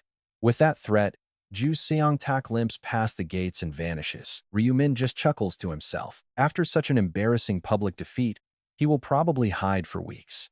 Feeling the icy glares of the death cult members, Ryu Min apologizes for suddenly starting a bloody brawl inside their holy sanctuary. But as everyone saw, that freak threw the first punch. Eom Jun Sok steps up and asks if they are acquainted. Nodding vaguely, Ryu Min tells him there is nothing to fear. The guy is just totally unhinged. Shout out to our amazing friend who supported the channel financially in our last video. Before we jump in, make sure to like, subscribe, and support us. Meanwhile, Ryu Min locked eyes with Seo Arin, who was suddenly glaring at him with pure rage. He immediately realized his mistake and thought to himself, oh, right. I am still disguised as Huang Yongmin. Since Huang Yongmin had ambushed Seo Arin in the past, their history was pretty toxic. Ryu Min decided he should get out of there fast. Ryu Min never planned to keep this disguise anyway, so he turned around, grumbling to himself. Go on with your business. Sorry for the trouble. Eom Jun Sak called out, Wait, weren't you joining our cult? Ryu Min replied, yeah, but I will join next time. Leaving Jun Sok behind, Ryu Min slipped into a dark corner and changed back to his original self. Activating his invisibility, he snuck up behind Min Juri and gently tapped her shoulder. Min Juri gasped, oh, you scared me. When did you get here? Ryu Min shrugged, saying he just got there and watched the clash from afar. She asked if he saw the clash between those two. Ryu Min laughed, calling it a fight is a stretch. It was totally one-sided. Min Juri agreed. It was a total beatdown, and I was seriously debating whether I should step in. Watching a guy with broken limbs get thrashed like that made Ryu Min think. To anyone else, it probably looked like I was brutally bullying a helpless victim, but some might get it. After all, Ju Song-tak was the one who pulled out his weapon first. Ryu Min then glanced at Seo Arin. She looked incredibly troubled, likely because she saw Huang Yongmin earlier, making Ryu Min wonder if she was planning to hunt him down for payback. But get this, summoners only really shine in the late game when they command a massive army. Still, Seo Arin could easily handle anyone now, and taking out Huang Yongmin would be a walk in the park for her if he were actually still alive, Ryu Min thought. But honestly, Ju Seong-tak still feels like a major problem. Even though Ryu Min kicked him out, the real danger is far from over. Ju Seong-tak might swallow his rage around powerful players, but he will definitely take it out on the weak without a second thought. Knowing Ju Seong-tak's twisted nature, that is likely what he will do. While Ryu Min analyzed the threat, Elder Noge ushered everyone back inside, telling them the show was over and they should finish their meeting. Following behind Elder Noge, Ryu Min glanced back, unable to shake off a bad feeling about the ticking time bomb that was Ju Seong-tak. Meanwhile, Ju Seong-tak dragged his broken body back home, limping in total misery. As his anger boiled over, a sharp pain shot through his chest. The basic healing spell he cast on the way was not enough to fix shattered ribs. With a throbbing head and an aching jaw reminding him of the brutal beatdown, he screamed out, that damn bastard. I will make him pay for this humiliation. Clearly, he had no intention of letting this slide. He was a psycho who would never rest until he got his revenge. Ever since he murdered his own parents, he resolved to live with zero limits. He gritted his teeth, regretting his reckless head-on rush. He lost his cool the moment he saw his target, but thinking about it only made his blood boil.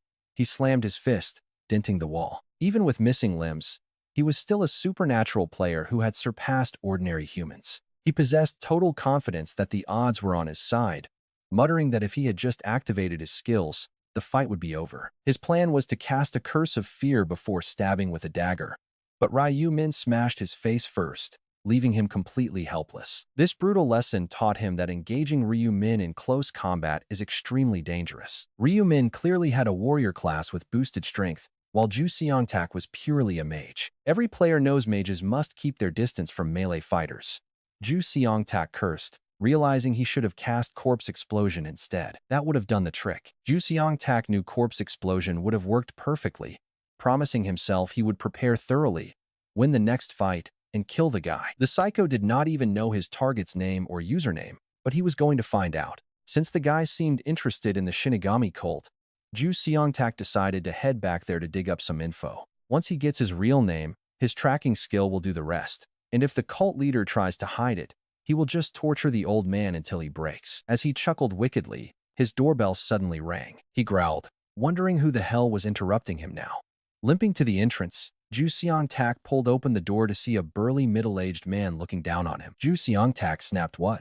The visitor scoffed, asking if that was how he greeted people. The thug demanded to know what his problem was, while thinking to himself what an incredibly rude young punk he was dealing with. Even though the 40-year-old gangster, Kim Jong-seon, wanted to punch him, he held back. Kids today think they own the world just by being players.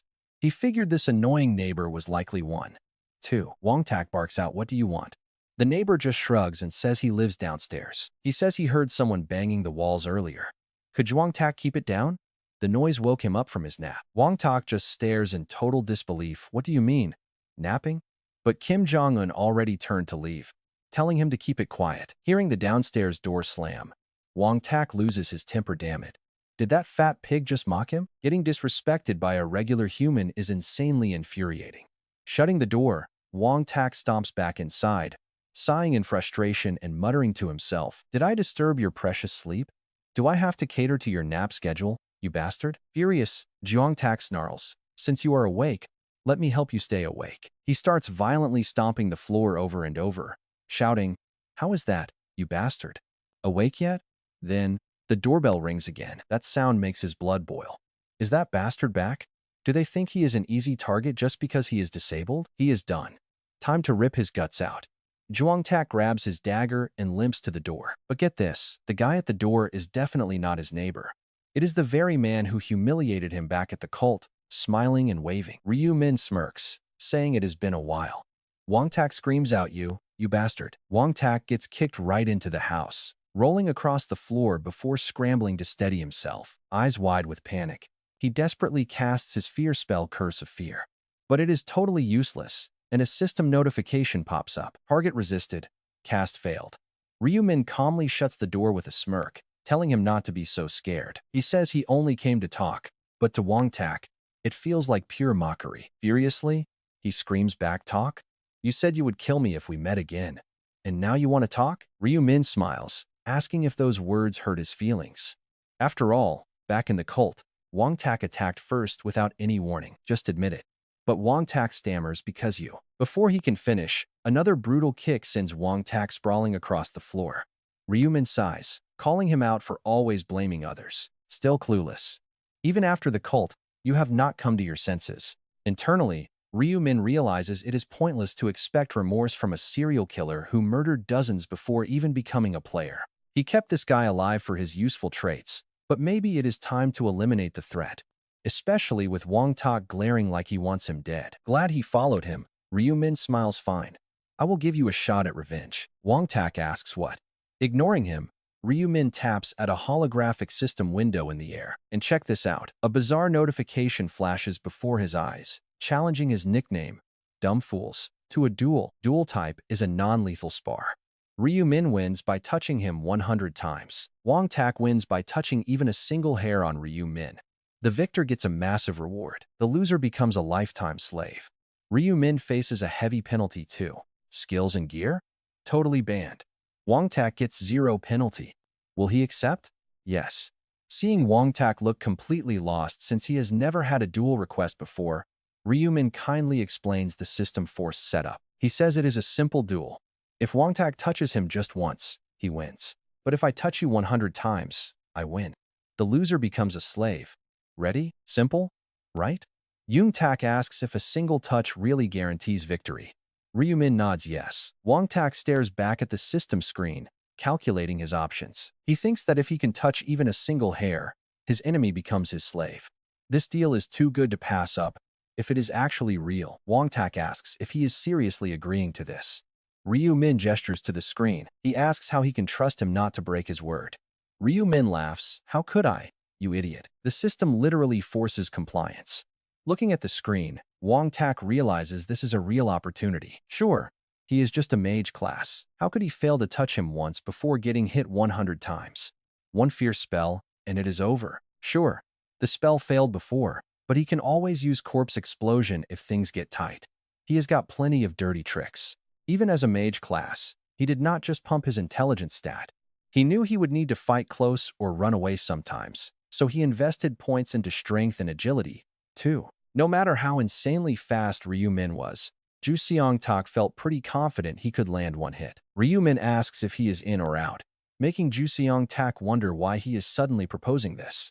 Chuckling, Ryu Min simply admits he feels pretty sorry for him. Watching you struggle with such pathetic skills is just sad, so I am handing you a real lifeline. He even threw in a massive handicap. Ryu Min mockingly points out that someone who supposedly leveled up their intelligence should have figured this out by now. Your head is not a decoration. For someone ranked 2nd or 3rd in the entire district, getting laughed at like this was incredibly humiliating. In his mind, he is absolutely screaming curses at Ryu Min. Ryu Min presses him one more time, and Ju Seong Tak snaps, telling him to bring it on. Right then, the system alerts pop up. The system declares the official match is set.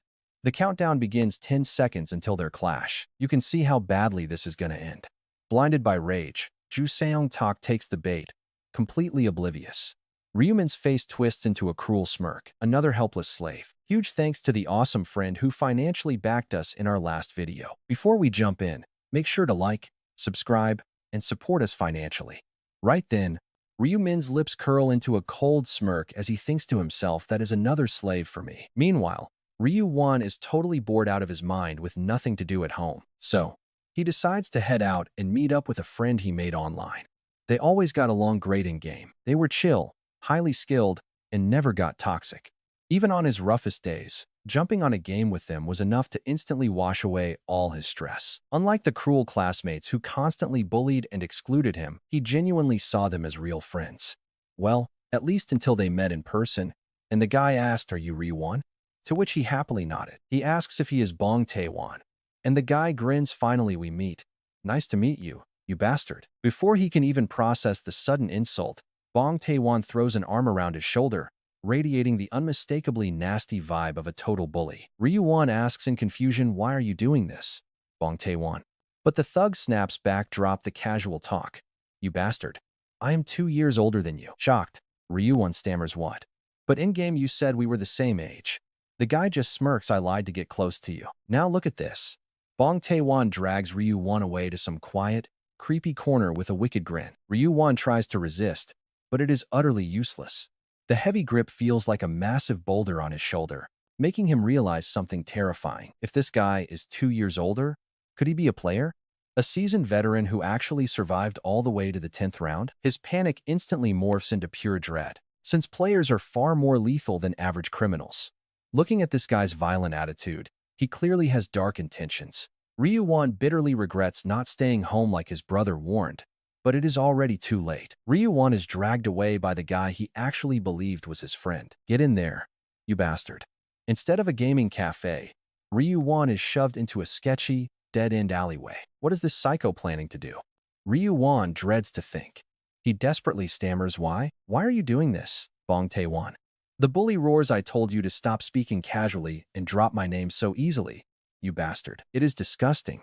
Ryu-won asks why again, but this time, he is cut off by a brutal slap. His vision flashes as his head violently snaps to the side, his cheek swelling instantly. The thug sneers, "You bastard, are you trying to die? Did you really think we were buddies just because I acted nice? Why am I doing this? Don't you know?" "Well, I guess not. My acting was pretty good. I had to resist the urge to rip you and your brother apart." "My brother?" Ryu-won had briefly mentioned his brother in game, but he never went into any real details. He obviously never introduced them. With zero connection, there is simply no reason for this guy to hold a grudge. Ryu-won stammers, "What did my brother do?"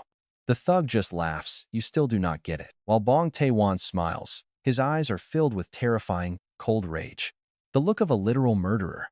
He asks, "You know Bong Tae-gyu, right?" Ryu-won stammers, "Bong Tae-gyu? Who is that?" Bong Tae-won roars, "Bong Tae-gyu, you idiot. Do you not remember your own classmate? Wait.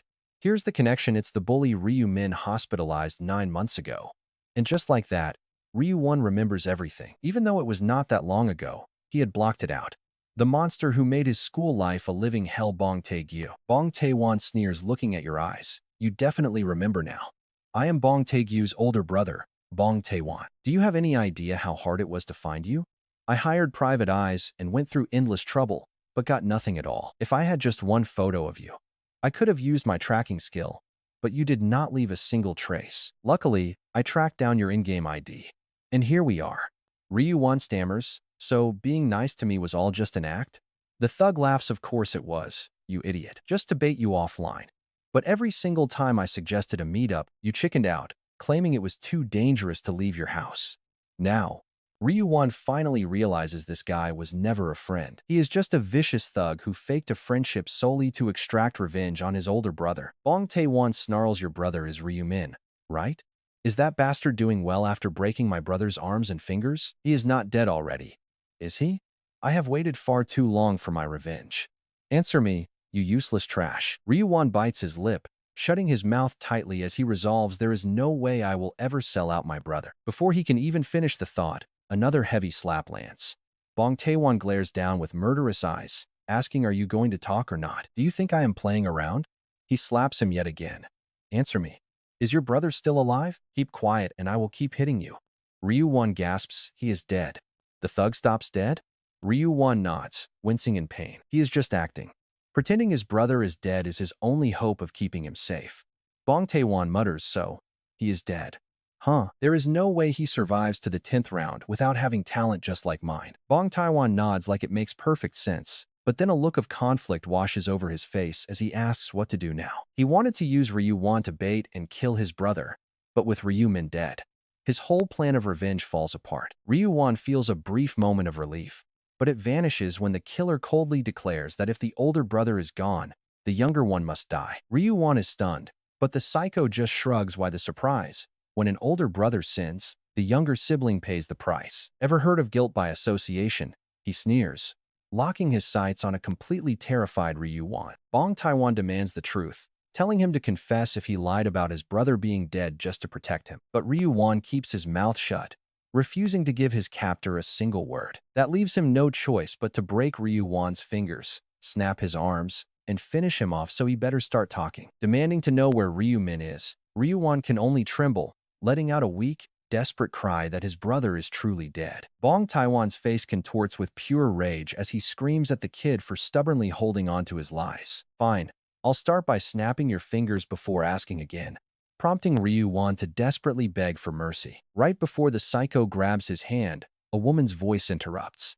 Bong Taiwan spins around to find a girl with a sharp, smug grin asking them what they are doing. Bong Taiwan tells her to back off, but Yami calmly replies that she was never talking to him anyway.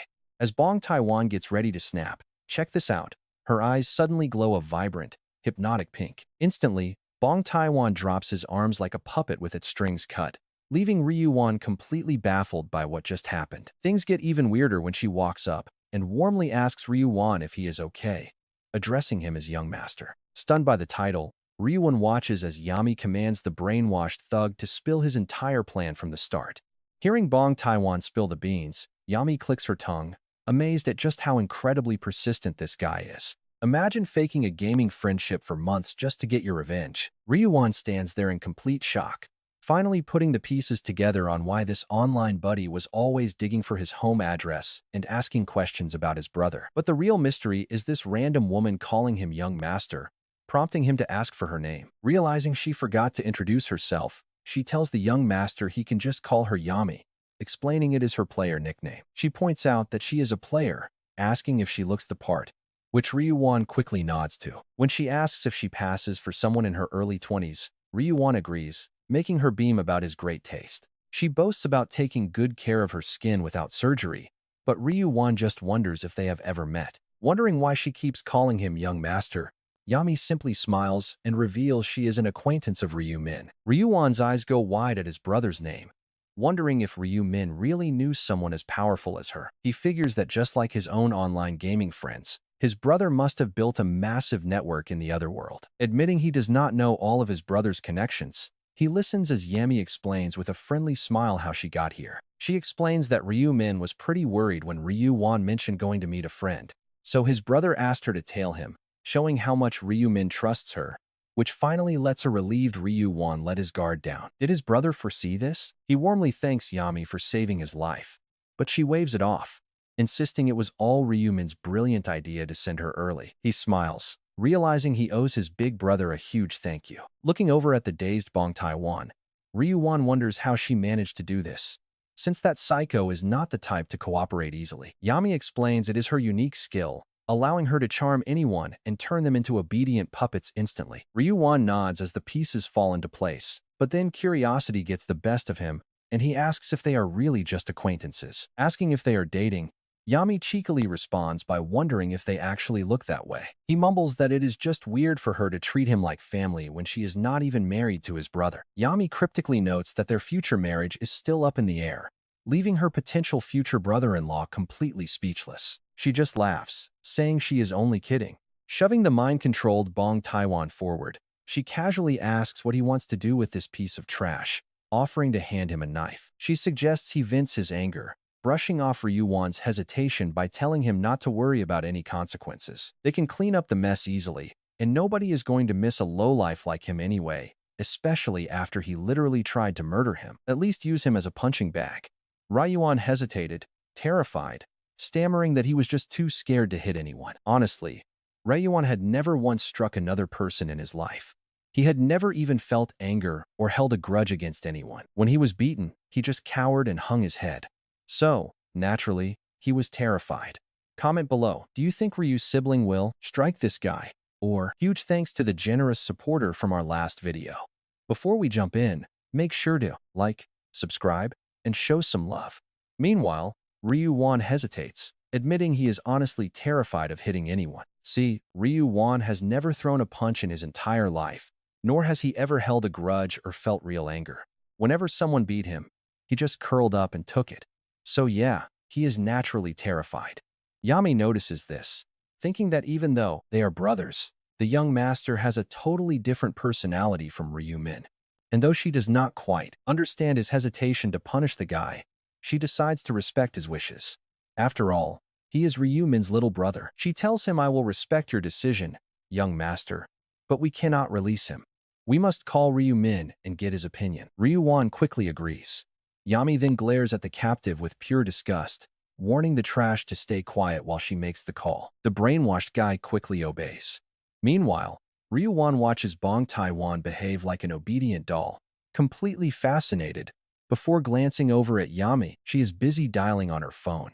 Ryu Wan thinks to himself, brainwashing people into complete obedience is why players are so terrifying. While he is contemplating how truly dangerous these players are, Yami looks up and asks young master, how old do you think I am? Elsewhere, Ju Seong-tak is panting heavily after moving nonstop. He has completely lost track of how many minutes have passed. His mind is consumed by one desperate desire to land just one solid blow. But so far, he cannot. That slippery bastard refuses to get caught.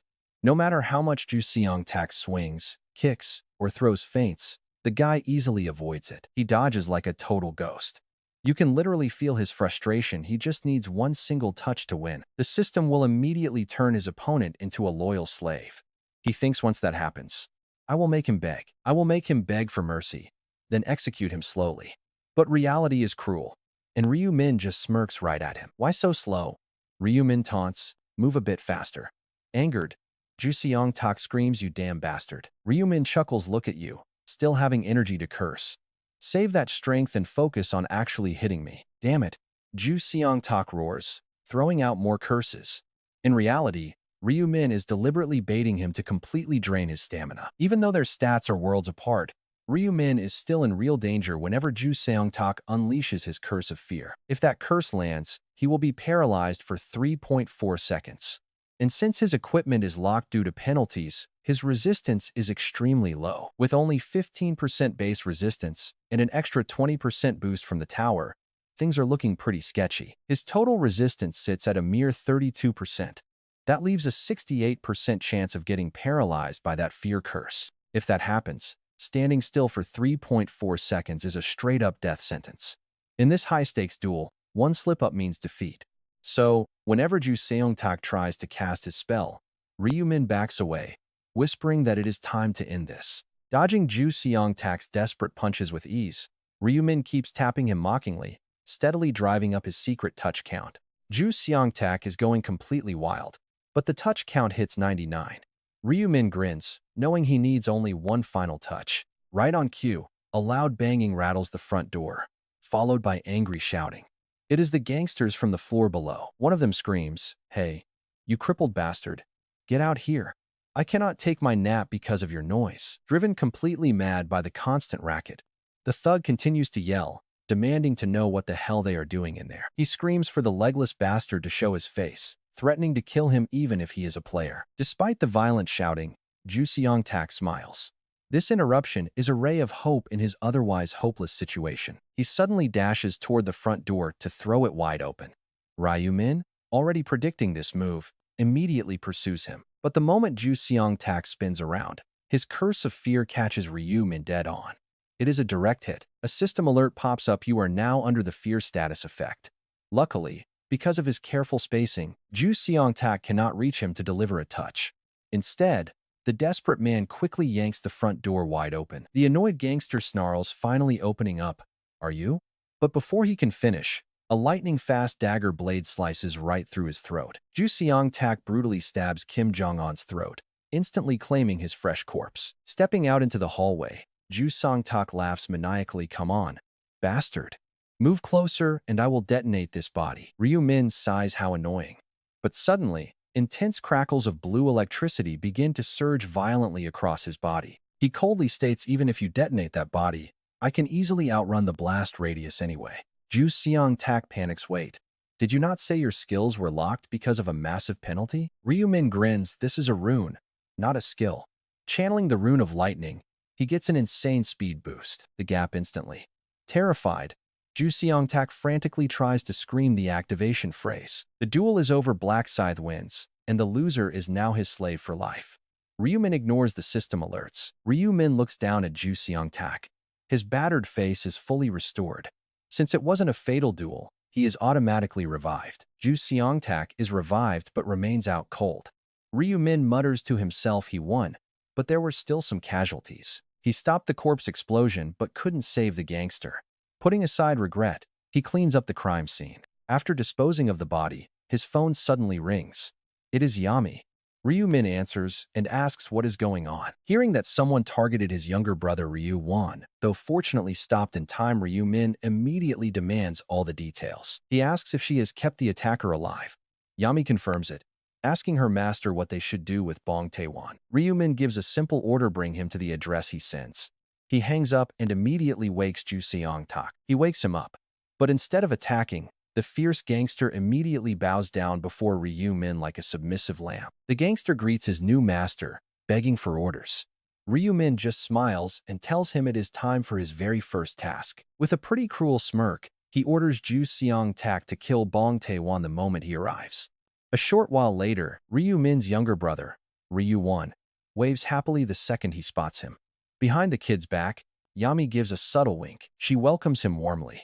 Ryu-min just clicks his tongue in private, turning his focus entirely onto his little brother. He asks Ryu-won if he is hurt anywhere. Ryu-won says he only got slapped, but Ryu-min can tell it's much worse. It definitely looks pretty bad. Telling him to come closer, Ryu-min places a hand on the swollen cheek, releasing a warm, glowing light. Surprised that the pain is completely gone, Ryu-won asks what he did. Ryu-min calmly explains it is just a basic healing skill. Ryu-won is amazed they can skip the hospital entirely. Ryu-min tells him it is time to go home, but his brother calls out. Stopping in his tracks, Ryu-min turns back to ask what is wrong. Confused, his younger brother asks why he is not getting scolded. Ryu-won figured he would get the classic, told you so speech about how staying home would have kept him perfectly safe from danger. He expected a heavy lecture on how dangerous the streets are. But Ryu-min asks what the point is in stating the obvious. Ryu-won has finally felt the raw terror of this new world firsthand. He now understands why players are so feared. Ryu-won nods quietly. This brutal encounter made it crystal clear that the streets are no longer safe for ordinary people. Ryu-min adds that nagging is useless now. He is just deeply relieved that his little brother is safe and sound. The thought of losing him is too painful to imagine. Ryu-min turns away, swallowing his words, and softly says they should go. Ryu-won agrees, following closely. Before they walk off, Ryu-min shoots a glance at Yami, subtly nodding for her to leave first. But Ryu-won stops and asks why Yami is not joining them. Ryu-min explains that her place is in the opposite direction. Yami waves, telling the kid that she will head home alone.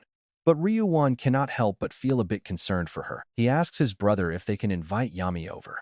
Ryu-min frowns, questioning why they would suddenly do that. Ryu-won explains that since she saved his life, it feels pretty wrong to just let her walk away without showing some gratitude. Since Yami is the one who actually rescued him, his gratitude makes total sense.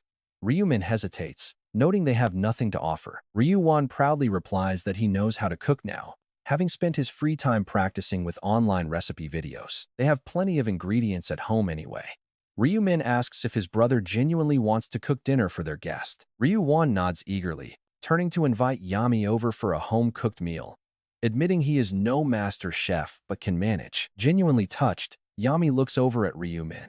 She absolutely wants to go, but she cannot say yes without her master's permission. Sighing quietly, Ryu-min gives a dry nod.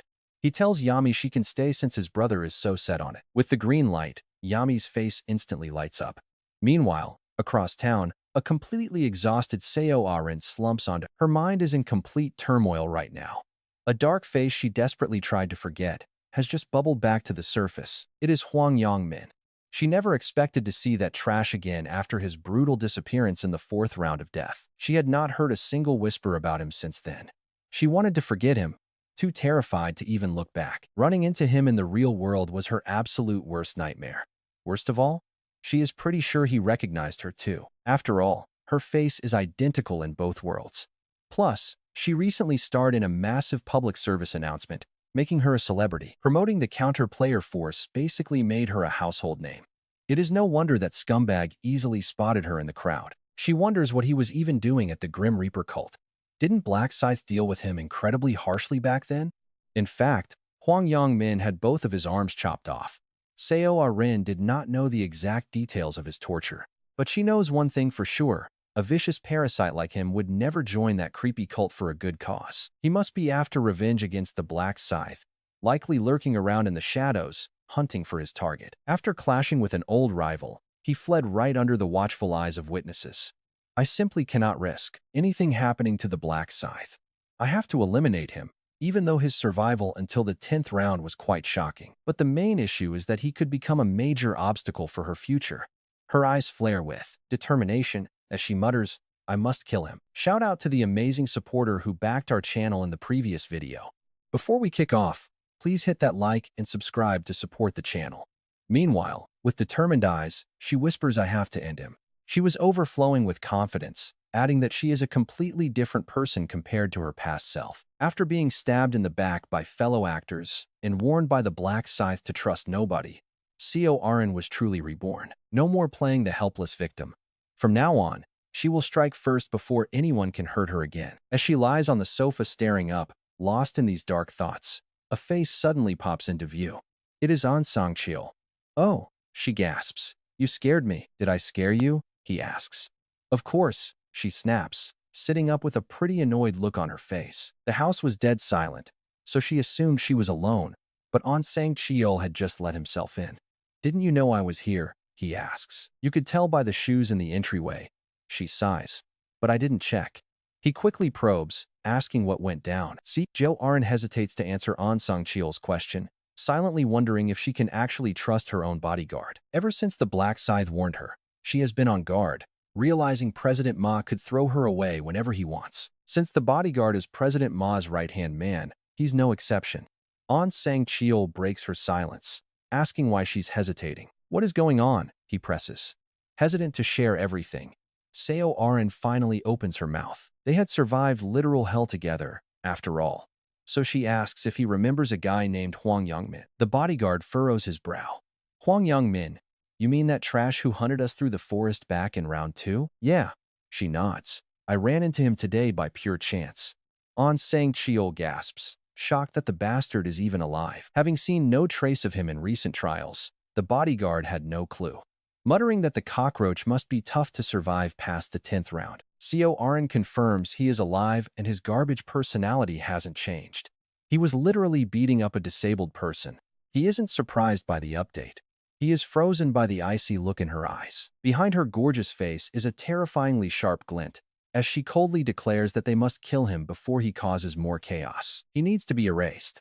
An Sang-cheol blinks in complete disbelief, asking himself if this is genuinely the same gentle girl he once knew. In round 2, she even questioned if taking a human life was actually necessary. Even when she was nearly assaulted, she worried about her attacker's safety like some saint. But today, she has changed completely. He knew she went through pure hell, but this is the first time he has seen such a massive transformation. And you've got to wonder, did something specific trigger this massive, chilling shift? After all, the painful betrayal by her coworkers and the Black Scythe's secret advice are known only to them. The bodyguard has every reason to be totally in the dark. An Sang-cheol finally agrees, admitting that putting him down is best. But there is a catch: the Black Scythe spared his life. The prophet warned against pursuing him. Seo Ah-rin blinks, utterly confused, asking why. The bodyguard explains that messing with Hwang Yong-min will trigger a massive disaster. Is that really all he said? She asks. Yes, he says. He refused to give any details. Having no idea about this, Seo Ah-rin wonders why the prophet would shield a scumbag. It makes zero sense, but her hands are tied. She tells herself that if the prophet gave a warning, there must be a reason, so she decides to drop her plans for immediate payback. I guess we have to leave him alone, she sighs, hoping he doesn't cause more chaos. The bodyguard tells her not to worry. He might have survived this long, but his life will be cut short soon anyway. I am honestly more worried about him trying to get revenge on the Black Scythe, she confesses. An Sang-cheol immediately notices her anxiety. It's obvious she's developed feelings for the mysterious hero, which stirs up a sudden wave of jealousy inside him. The bodyguard flashes a casual smile. You know, he chuckles. Worrying about the Black Scythe is the most useless thing in the world. Can I not even worry about him? Seo Aaron pouts. The Black Scythe is still human and can get hurt like anyone else. The bodyguard is completely tongue-tied, never expecting her to take his little joke so incredibly seriously. Right then, Seo Aaron tilts her head, staring blankly at the air, as if reading an incoming notification. An Sang-cheol quickly asks what is wrong. What is the matter, Aaron? He asks. I looked up Hwang Yongmin to track him down, she says, but something is off. She whispers that he simply doesn't exist. Talk about a creepy twist. An Sang-cheol gasps in shock. Are you completely sure that was Hwang Yongmin? He presses. Of course, she shoots back. You think I made a mistake? Do I look like I have terrible memory? She snaps. It was definitely him. Could he be using an alias? He wonders. If he used an alias, the system would flag a mismatch between his face and name, she says, but here, he is just completely gone. An Sang-cheol found it pretty strange too and muttered that it was odd. So Seo Aaron told him to wait while she tried searching another name. Thinking it was just some system glitch, Seo Aaron searched for Hwang Yongmin only to realize the interface was not lying. When that same cold error popped up saying the target does not exist, An Sang-cheol asked Seo Aaron what was wrong. Seo Aaron whispered that she searched for a dead person and the system claimed they did not exist, leaving An Sang-cheol stunned. Wait for it if that is true. It means Hwang Yongmin really is gone. So who exactly did she see out there? Seo Aaron stood frozen, a sudden chill running down her spine as goosebumps broke out, desperately wondering what on earth she had just witnessed. She quickly suggested searching for someone else entirely, just to be completely sure. Even though a broken system seemed pretty impossible, she had to try anything to keep from believing she just saw a literal phantom. Asking herself who to look up next, she decided to try the prophet, picturing Ryu Min's face as she typed in his name. Right then, a system notification flashed, confirming a perfect face and name match to begin tracking. It revealed that Ryu Min was only 125 meters away, prompting her to follow the tracking arrow. Seo Aaron let out a breath, telling her manager that the search worked and Ryu Min was close by and heading straight home. An Sang-cheol immediately suggested asking the prophet himself whether Hwang Yongmin was actually alive or dead. Seo Aaron wondered if he would even know, but An Sang-cheol reminded her that the prophet specifically warned them to stay away from Hwang Yongmin. So, the two hurried downstairs to wait right outside Ryu Min's apartment, knowing they would cross paths with him any second. The moment the elevator doors slid open, they spotted Ryu Min, and Seo Aaron immediately greeted him with a polite hello. Ryu Min was accompanied by his younger brother Ryu Won,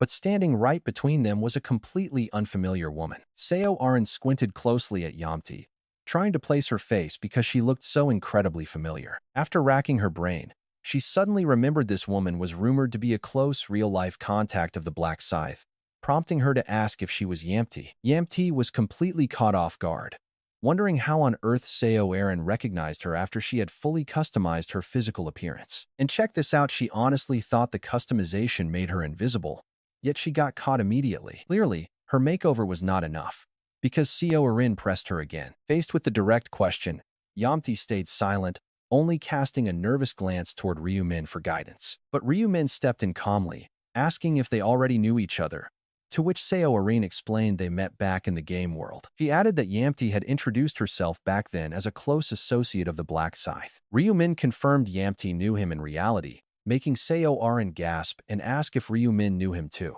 Shaking his head, Ryu Min called the ranker a pretty secretive guy, which made Seo Aaron focus back on Yamti. With her master giving the okay, Yamti finally let out a relieved smile and admitted that yes, she was indeed Yamti. Seo Aaron offered a warm smile, expressing her delight at finally meeting her, and Yamti politely returned the greeting. While Yamti found this sudden real-world encounter shocking, Seo Aaron confessed she was far more stunned by Yamti's connection to the top player. With a quiet smile, Seo Aaron lowered her voice to reveal her true desire. She directly asked Yamti for the Black Scythe's private contact information, but Yamti instantly shut it down as highly inappropriate. Doing so would be incredibly disrespectful, especially since the ranker fiercely guards his privacy from everyone. Feeling a bit awkward under Yamti's stern gaze, Seo Aran pleaded if she could at least speak to him over the phone instead. Yamti shook her head, apologizing that despite knowing the man in reality, she did not actually possess his personal phone number. He apparently always calls from a restricted number, proving just how extremely cautious he really is. The ranker even hides his face from the CPF unit. Seo Aran felt both understanding and disappointed, silently wishing she could have met that legendary figure just one more time. Reading her mind, Ryu Min let out a silent sigh of relief, realizing she only wanted a simple meeting, not his secret identity. He had been pretty worried she would persistently pry into the Black Scythe's background, but thankfully, those fears were totally groundless. Besides, even if she did start digging, she would never uncover his real identity. To prevent this exact scenario, Ryu Min had instructed Yamti beforehand on how to handle inquiries about the Black Scythe, and she executed his plan beautifully. Scanning her mind, he saw she harbored zero suspicion toward Yamti. She was simply incredibly jealous of their real-world connection, so Ryu Min broke the silence, asking what brought them to his place. Big shout out to our awesome supporter who backed the channel in the last video. Hit that like and subscribe button before we get going. Meanwhile, Ryu Min asks his guests what actually brings them both to his house. Seo Arin explained she wanted to ask Ryu Min about a very personal matter. Really? Ryu Min asks. Well, come on in. Yami invites them to stay and have a bite. A meal? Ryu Min asks. You guys haven't had dinner, right? She says to come on in after Ryu Min admits they haven't eaten. Grinning, Ryu Min opens the door and asks his younger brother, Ryu Won, if it is okay to have a few more guests. Ryu Won is incredibly thrilled to cook for his crush, Seo Aran. But feeling the sudden pressure, he hesitates before stammering out that it is totally fine. Once the kimchi stew is bubbling hot, Ryu Won sets it on the table and shyly tells everyone he did not prepare much, but to help themselves. Seo Aran immediately disagrees, calling the massive spread a total feast. She is not kidding either. The table is packed with rolled omelets, stir-fried sausage and veggies, japchae, savory fish cakes, and that piping hot kimchi stew. Preparing everything took an hour and a half, and that is only because Ryu Min stepped in to help. Otherwise, it would have taken 3 whole hours. Ryu Min digs in, and Seo Arin's eyes light up after tasting the stew. She asks if he really followed a video recipe, making Ryu Won worry if it tastes bad. She beams, telling him it is actually delicious. Relief washes over Ryu Won at her radiant smile, and he lets out a sigh, admitting he was worried it would taste awful. Ryu Min chimes in, admitting he had no idea his younger brother could cook this well. Ryu Won smiles, saying he does not cook often, but he can definitely pull it off when he tries. Ryu Min, Ryu Won, Seo Aran, On Sang-chal, and Yami wrap up their dinner in a cozy, warm atmosphere. Yami thanks Ryu Won for the food. Ryu Won politely thanks her back, calling her Nuna. Watching them, Ryu Min looks totally shocked and asks when on earth they started speaking so casually. Ryu Won explains that because of the big age gap, keeping things formal just felt too awkward. Hyung. Yami playfully asks if he is calling her old, but Ryu Won just laughs and promises that is not it at all. As Ryu Won heads to the sink, Yami stands up right behind him and offers to help clear the plates and wash the dishes. Seo Aran stands up to help too, but Ryu Min gently stops her, telling her to let the other two handle the cleaning. He reminds her they have serious business to talk about. Realizing this, she and On Sang-chol follow Ryu Min over to the living room couches. Once seated, Ryu Min asks what it is they need to discuss. Seo Aran leans in and tells the prophet she ran into a thug named Hwang Yong-min. Ryu Min listens quietly, confirming that the guy cannot be found in any searches. She nods, explaining he is registered as a completely non-existent person, and asks if Ryu Min knows anything about it. Ryu Min tells her it means exactly what it says, he simply does not exist. Stunned, she asks if she actually saw a ghost. Ryu Min scoffs, saying ghosts do not exist, and points out that dozens of other people saw this guy too. She admits that is true. Wondering what is happening, she watches Ryu Min feign deep thought as he prepares a clever cover story he came up with earlier. Ryu Min sighs, admitting he has to reveal the truth. Hwang Yong-min is dead, but someone resurrected him. Creepy, right? Both of them freeze in total shock at his words. It is not that they do not get the concept of the undead, but the terrifying reality of it completely blows their minds. Undead? They stammer. Ryu Min explains there are high-level players capable of reanimating corpses, and Huang Yongmin was brought back exactly like that. Ryu Min reminds her this is why he warned them to stay away. Shaken, Seo Arin asks who on earth would raise the dead. I honestly do not know. Ryu Min lies. He claims his prophecy only showed the mysterious person's back, which actually has some truth to it. A necromancer class definitely exists in this world, capable of fully controlling the dead. While dark wizards can use similar magic, they usually just summon ghouls instead of reanimating actual physical bodies. Shamans usually just detonate bodies. Ryu Min realizes that while necromancers can make corpses move naturally, even they cannot make a puppet speak like Huang Yongmin did. But none of those details matter right now. His main priority is keeping Seo Arin completely convinced. Luckily, Seo Arin buys his cover story hook, line, and sinker, nervously asking if she basically ran into a zombie. Ryu Min nods, saying she could look at it that way. Shuddering, Seo Arin rubs her arms as An Sang-chul chimes in with immense curiosity. Is this necromancer a Korean player? And what level are they? Ryu Min claims he does not know the exact details. Hearing this, An Sang-chul asks if this person could become a major threat later. Ryu Min shrugs, pointing out that any enemy would naturally be pretty dangerous. While he plays dumb, Ryu Min knows this necromancer will pose a massive threat down the line specifically to the Grim Reaper cult. Even knowing this, Ryu Min did not eliminate the necromancer. He actually planned to use that very obstacle. Then Ryu Min smirked, thinking to himself that darkness only makes the light shine brighter. Nobody even caught his brief smile. Once Seo Arin and the others left, Ryu Min patted Ryu Won on the shoulder, saying his cooking was honestly amazing. Ryu Won laughed, mentioning that he was seriously considering getting that culinary certification Ryu Min had suggested. He found cooking fun and felt he might have a real talent. Ryu Min smiled with the chuckling Ryu Won, though not out of joy. It was just to mask his bitterness. A normal certification, he silently thought, was a total luxury for him right now. Plus, no matter how incredible a player might be, their life is always on the line. Fail round 20, and you die. Ryu Min knew his own life did not matter, but he wanted to build a world where Ryu Won could live a completely normal life. That was his ultimate goal in this final regression. To make it happen, every variable had to be destroyed, and his plan executed perfectly. Back in his room, Ryu Min collapsed onto the bed, lost deep in thought. Now, let's think about this. Could Seo Arin actually be a wild card here? No, she was already far too involved. Getting rid of her now would create an even bigger mess, and her knowing Yamti and Ryu Min were close changed nothing at all. As long as they pretended they could not contact the Black Scythe, she would not pry. Her own thoughts made that very clear. But what about Sang Chiol and Jeffrey Bishop? Ryu Min knew Sang Chiol was constantly sticking close to Ma Kyung-rok or Seo Arin. Reading his mind was incredibly simple. In other words, he would be very easy to deal with if the need arose. But Jeffrey Bishop was entirely unpredictable, especially when it came to anything involving Christine Craig. He acts completely on impulse. God, I detest annoying, troublesome pests. While analyzing these threats, Ma Kyung-rok called. Ryu Min picked up, asking what was up, only for Ma Kyung-rok to ask for his time tomorrow. Jeffrey Bishop and my future father-in-law want to meet. They are flying to Korea to apologize for that threat. Ryu Min was surprised they were flying in. Their effort to apologize in person proved they understood the immense gravity of this situation. So, Ryu Min agreed, asking what time they would be landing. Ma Kyung-rok said they would land at Incheon Airport at 3 p.m.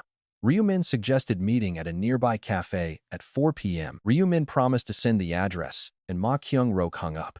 Immediately, Ryu Min contacted Yamti, asking how many mind control slots they had left. Controlling the player haven chairman and the police chief left them with 3 spots. Ryu Min noted that 1 spot would be plenty. Curious, Yamti asked what exactly was going down tomorrow. Ryu Min explained he was meeting Jeffrey Bishop and Nathan Craig. When Yamti asked if it was to apologize, Ryu Min smirked, saying we will see. So, just in case, be ready to back me up. Meanwhile, Nathan Craig and Jeffrey Bishop went straight to the designated cafe upon landing. Nathan Craig looked around, demanding to know where this famous prophet was. Jeffrey Bishop replied that he had not arrived yet. Nathan Craig noted they still had 30 minutes left before their scheduled meeting anyway. Today, Nathan Craig was fully prepared to swallow his pride and appease the powerful prophet. Jeffrey Bishop asked if he should order some drinks. Nathan Craig declined, telling him to just get his own coffee. Jeffrey Bishop insisted that if Nathan Craig was not drinking, he would not. Nathan Craig smiled in satisfaction, but it quickly faded. He simply could not believe such a polite man had completely lost his cool like that. Can you blame him?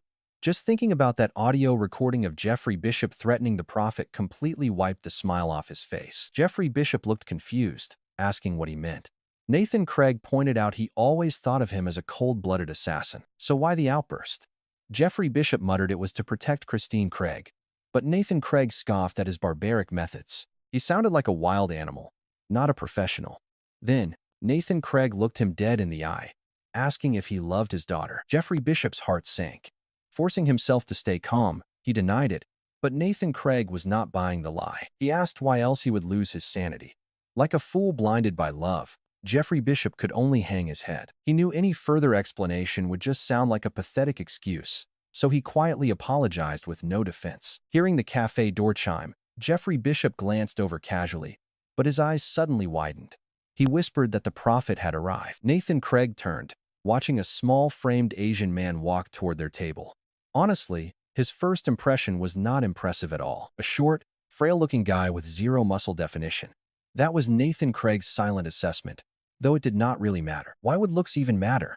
This ordinary-looking kid was the modern-day Nostradamus, a literal god who could peer into the future. Nathan Craig offered a warm, polite greeting, and Ryu Min gave a cool nod, identifying him as Christine Craig's father. Nathan nods, inviting him to sit, while Jeffrey chimes in with a polite welcome for the prophet. Ryu barely glances at Jeffrey, giving him a pretty short, cold reply. Shout out to the amazing supporter who helped fund our channel in the last video. And before we get rolling, remember to hit like, subscribe, and help support us.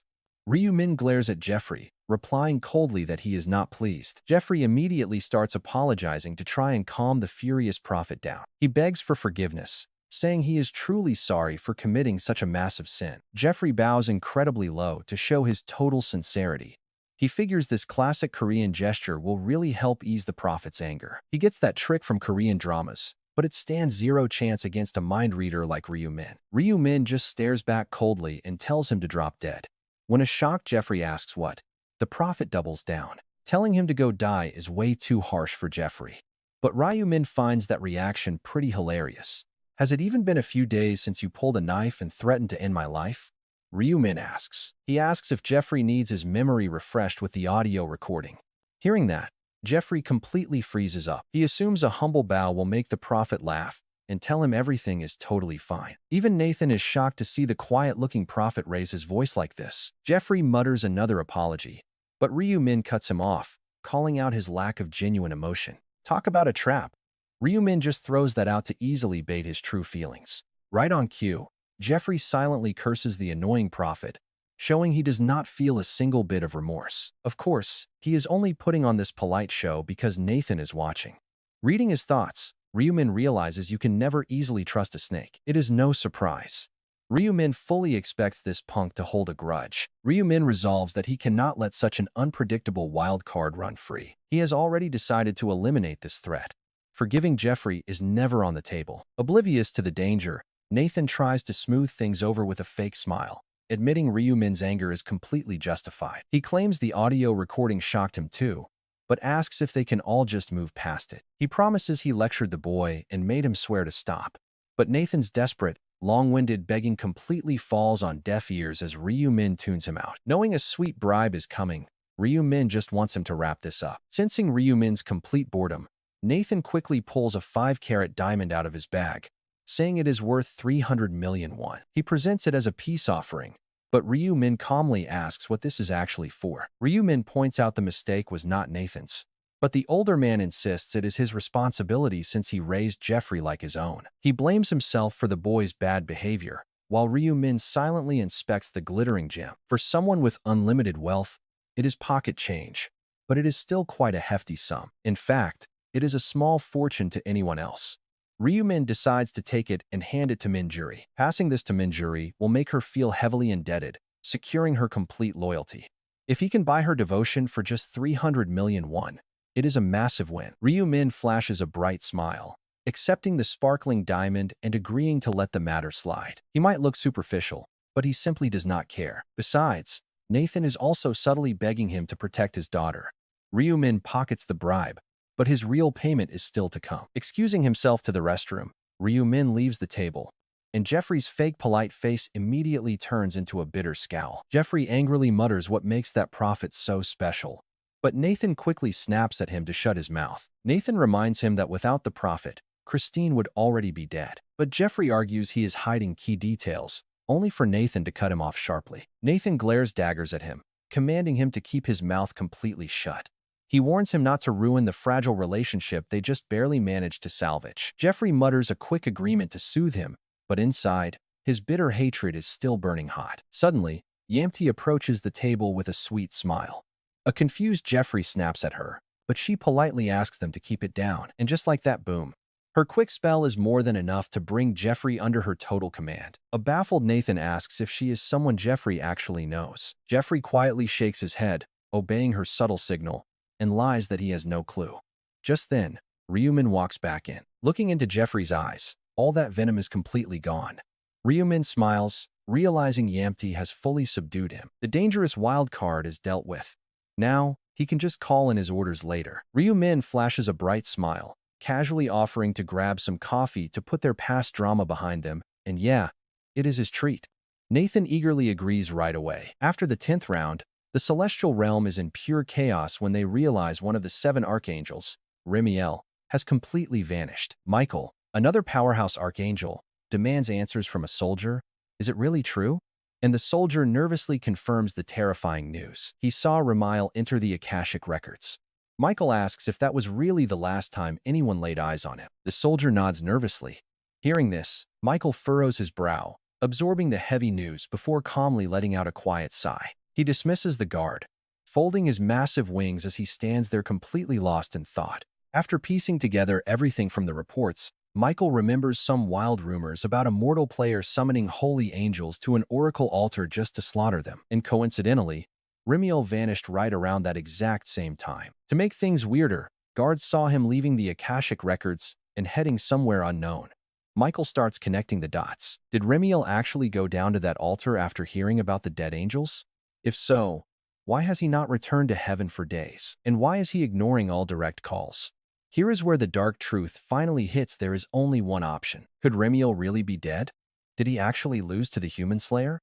Michael wonders. It is hard to believe a supreme archangel got wiped out by a mortal who only cleared 10 rounds, but no other theory makes sense. Now, Michael's only real choice is to head directly to the Akashic records. He knew Remiel practically lived in the records, always complaining about being bored and wanting to spy on other dimensions. Michael figures Remiel must have talked to Luvia, a massive gossip who probably told him all about the chaos unfolding on Earth. In the blink of an eye, Michael warps right to the dimensional entrance and pushes the doors open. Inside, Luvia is already waiting for him with a knowing smile, greeting the legendary archangel. Michael asks if she knew he was coming, and Luvia boasts that the endless halls of the records reveal everything. Michael replies, "Then you already know why I came." Luvia confirms it is about Remiel, and Michael nods, demanding the real truth about what happened to his missing brother. Luvia asks if he has ever heard of a player called the Black Scythe, causing Michael's brow to twitch as he demands to know more. Luvia calls him the top-ranked human player, prompting Michael to ask if this mortal is executing their soldiers. Luvia confirms it, sending Michael into a furious rage at the mortal's insolent audacity. Luvia drops the real bomb. It was not just soldiers. Remiel fell to him too, leaving Michael stunned. Michael cannot believe a top-tier archangel who could easily crush 100 high-ranking angels got taken down by a mere human. Michael asks if that is possible, but Luvia says it is already a done deal. Black Scythe is clearly an extraordinary threat, but Michael declares that the human's overpowered run is officially coming to an end today. Michael cannot let this slide now that an archangel has fallen. He vows to eliminate the mortal before he gains any more power. But Luvia warns that Black Scythe is still down on Earth. Since the 11th round is just days away, Michael decides to hunt the human down the second it begins. Forcing open the dimensional gate to descend right now would carry a massive penalty. Luvia agrees, but advises him to wait even longer. When Michael demands to know why, Luvia hesitates for a brief second. Luvia reveals it is because waiting will serve his ultimate goal. While back on Earth, Ryumin meets up with Minjuri. Minjuri asks what he wanted to give her, and Ryumin simply hands it over. As Ryumin passes over a pretty large jewelry box, Minjuri looks up at him with wide, shocked eyes. He tells her to open it, and with a pounding heart, Minjuri lifts the lid immediately, gasping at the massive 5-carat diamond sparkling inside. Minjuri stammers that she is not ready for something like this. Seeing her obvious romantic misunderstanding, Ryu-min quickly clears up the confusion. He tells her not to get the wrong idea, explaining he got it from an acquaintance and has zero use for it. Minjuri is stunned, asking how he does not need a literal diamond. Ryu-min asks what a guy would do with a jewel, telling her to sell it, and guys, wait until you hear how much it is actually worth. Ryu-min casually reveals the appraisal came back at 300 million won, leaving Minjuri completely speechless. He adds that it could be worth even more, while a wide-eyed Minjuri struggles to find words, asking why he is gifting it. Ryu-min tells her he does not want it, brushing off her suggestion to sell it because it is just way too much work. He explains that the payout is basically pocket change, making Minjuri complain about how incredibly arrogant he sounds. Ryu-min insists it is completely true. The company owned by Makeyoung Rock, which was worth 900 million won, had actually doubled its value in only 8 months. Naturally, Ryu-min's investments doubled too. He has almost 600 million won, so 300 million is basically nothing. He points out that while it is just pocket change to him, it could change her whole life. He wants her to help her father with it, especially since their shop is struggling. Minjuri agrees, but feels bad accepting it because she already owes him so much. Ryu-min tells her not to worry, saying friends help each other out, so she should treat it as a gift. She asks, who gives a 300 million won gift? And he just smiles. He refuses to back down even a little, leaving Minjuri struggling to refuse, until he tells her to just say thank you. She claims she does not need this help, but let's be real, she is incredibly tempted right now. She runs a convenience store with her dad, but sales are dropping daily. She even had to confess to her father that she spent the 10 million won from Ryu-min on basic living expenses and needed a loan. With her desperate financial situation and almost selling off her equipment, this precious jewel is a temptation she simply cannot resist. Can she really keep it? She asks, and Ryu-min says yes. Smiling, Minjuri thanks him but insists she is only borrowing it and will pay him back with interest, which Ryu-min happily agrees to. Minjuri hugs the diamond to her chest, feeling incredibly grateful to Ryu-min. She thanks him again, playfully pointing out that she is already a pretty great daughter anyway. At midnight on November 1st, it is time to cross to the other world. Shout out to the awesome supporter who backed the channel in our last video. Also, remember to hit like and subscribe if you want to support us. Now, the 11th round kicks off as the angel appears with a smile. Hello, 690 humans. No way. You all made it back alive? Ryu-min mutters to himself, wait, not one death? It made perfect sense. Most of them were members of Player Haven. Out of 690 players, 489 were from Player Haven. They passed strict character screenings, so infighting was practically impossible. Ryu-min figures the others kept the peace too. It is just simple logic. With numbers this low, killing each other is just a lose-lose. The angel then speaks up to explain the 11th round. Since the crowd is thin, we have to merge your zones first. Now watch as the angel flaps its wings. The ground starts rumbling violently. Fourth merge by now. So honestly, nobody is even that shocked anymore. But once the meadow finally settles, their jaws hit the floor. The angel giggles, quite shocked by how crowded it got. Are you? That is because we just merged every single zone worldwide. All zones? They expected the game to keep going in groups of 5,000, but the stakes just got massive. The angel continues. Welcome to Zone CA00001. All 190 zones merged, totaling 132,126 players. We have 195 countries here, but highly populated ones had to be split into multiple zones. On the flip side, smaller nations were lumped together with other regions. Ryu-min thinks to himself, yeah, massive nations like India or China would definitely be carved into separate zones, unlike our single zone, at least. The players nod, absorbing the crazy explanation. With every nation gathered in one spot, the vast meadow is incredibly packed and the sky is crawling with angels. Roughly 190 angels hover above, each one laying down the rules to their own specific group. Our guide chirps that they will stay unified from now on. Then, she asks, ready to see the 11th round quest? Right on cue, an alert pops up. Round 11. Score points in the fantasy world for 24 hours. Unified Zone CA001. Active zones, 1 to 190. Goal, 0 of 95. What does this mean? Another player chimes in. Not survivors. Just zones. While the crowd whispers about this bizarre quest screen, The angel jumps in. You guys completed the fantasy subquests last round, right? It is a pretty similar mission this time. With one twist, the zone that stacks up the most points wins. A full team battle? Exactly. The angel beams. Instead of fighting for your own skin like before, you will run as a team. A player blinks by zone, but our zones were literally just mashed together. The angel clarifies, I mean your original zones before the merge, about 700 people each. You do not share experience, though. Just the final victory or defeat. Think of it as a shared destiny. The players nod in realization. The angel grins, and the quest itself is incredibly simple. Just roam the fantasy world and complete subquests to accumulate points. Any points you secure on your own will count toward your team score, and the highest total wins. A player whispers, wow, it really is a team game. Another asks, so we survive even if we slack off, as long as our team ranks high? The angel nods, yep, you got it. If your zone places high enough, every last member clears the round. Only the top 95 teams will pass to the next stage. A player murmurs, ah, that explains why the board says achieving zones instead. They exchange quiet looks. Honestly, look at this twist. They aren't rivals trying to eliminate each other, but crewmates sharing a boat. The angel warns, being teammates does not mean you share rewards. Rank prizes are strictly based on your personal score. A player's size, so there are still individual rankings. Another adds, and if we don't finish in the top 3, we get nothing at all. Right? The angel explains, with the zones merged, the rank loot is actually a lot better now. You will really have to grind to make the cut, but the players barely even react. Honestly, who realistically expects to land one of only 3 reward slots? Their main focus is simply surviving by hoarding as many points as possible. The angel continues, because the zones have fused, we now have to choose just one representative for everything. The one player with the highest personal score gets that title. A player mutters in disbelief, the highest scorer? Another just sighs.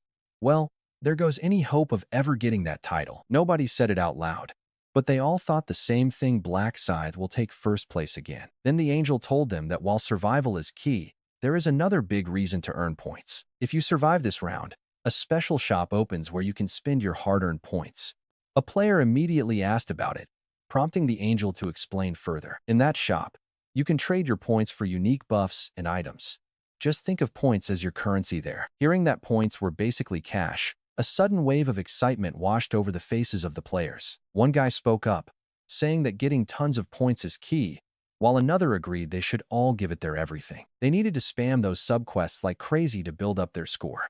The Korean players steeled their resolve, glancing around. That was when they noticed tons of unfamiliar foreign players. Ryumin thought to himself that this round felt like a global championship. Everyone seemed fired up, but there was a dark catch the angel left out: a lethal secondary way to harvest points. Then, the angel continued, listing the standard methods for scoring. Within the 24-hour limit, finishing the local subquests gives out points depending on how tough they are. Hunting field monsters drops points alongside experience. One guy grinned, saying it sounded pretty easy, while another noted it was just like the previous rounds. They planned to put all focus on finishing subquests.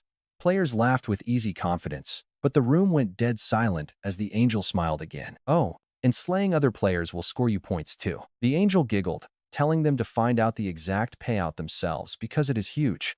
And here is the scary part, literally nobody was laughing with him. One player muttered, so we actually get points for murder. Another player wondered if that meant killing teammates, but someone quickly snapped back that doing so was a total waste since they would lose a valuable point earner. A different player muttered to himself that if they had to kill, they should hunt foreign competitors. Watching everyone's dark intentions take shape, Ryu Min sighed and shook his head in silent frustration. Exactly what the angel wanted, he realized.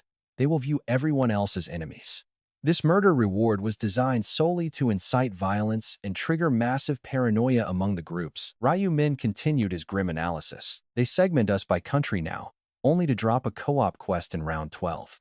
This game's creator has a seriously twisted mind. Inwardly scoffing at the setup, Ryu Min watched as the players quickly shook off their heavy dread and began cheering once more. One of them yelled out to focus entirely on the subquests, with another shouting that they had nothing to fear with the legendary Black Scythe on their team. A third added that scoring points is simple, so let's all make it out alive together. Their collective optimism was cut short, though.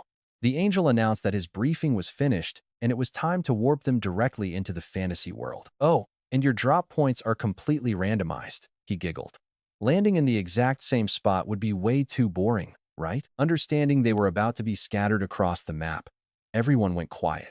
Even though the 11th round had finally started, Christine Craig was feeling incredibly depressed. Knowing this round might be her last, she tried to convince herself there was nothing to fear. After all, she possessed a truly overwhelming ability known as the power of dominion. But how exactly did someone so weak manage to become the district representative? Well, let me show you. The secret was the massive crowd constantly gathering around her. Seeing them appear, she welcomed Lord Berber, who formally bowed back. Then she greeted Lord Lupin, receiving the exact same respectful salute. Dozens of players tracking her location kept approaching to greet her. These loyal comrades and party members had stuck by her side since round 2. They were devoted followers of the world's only priest. Christine Craig realized that with these allies nearby, she truly had nothing to fear. Her special class advancement prize was actually the legendary Rune of Life. Since this specific magic granted her massive stat boosts and experience every single time she healed someone, helping others was basically a mandatory chore whether she liked it or not. But because of that, a massive horde of allies gathered around her, since nobody in their right mind would refuse free healing. Plus, she was never stealing kills. Christine Craig knew she was only using them to farm stats and levels, but they definitely did not need to know that. Regardless of her hidden greed, the players saw her as a modern-day Nightingale volunteering her services for free. She secured her role as district representative simply by showing everyone she was their only healer. This clever move allowed her to keep her leadership position from round 2 onward, ruling over her many followers as their beloved saint. Soon, around 100 players had completely surrounded Christine Craig. A reliable human shield stood ready to protect her. Christine Craig smiled, knowing that with them around, she never had to fear an ambush. She breathes a sigh of relief, but can't relax just yet. With an ambush lurking around any corner, she keeps her eyes peeled like a watchful meerkat. Shout out to the awesome supporter who donated in our last video. Before we jump in, make sure to like, subscribe, and consider supporting the channel. Christine silently reasoned that with these allies nearby, she wouldn't have to worry about sudden ambushes. Relieved? Slightly. But she still couldn't let her guard down. Not knowing who might strike, she kept scanning her surroundings like a watchful meerkat. Suddenly, a voice broke her focus, asking if she was doing okay since she seemed pretty tense. Christine said she was fine and thanked Douglas, who urged her to let him know if anything went wrong. He promised to protect her as the Saintess's right-hand man, prompting a grateful smile from Christine, though she still kept her guard up. After all, she had recently unlocked a handy presence detection skill. Even if an invisible enemy sneaked up, she would detect them.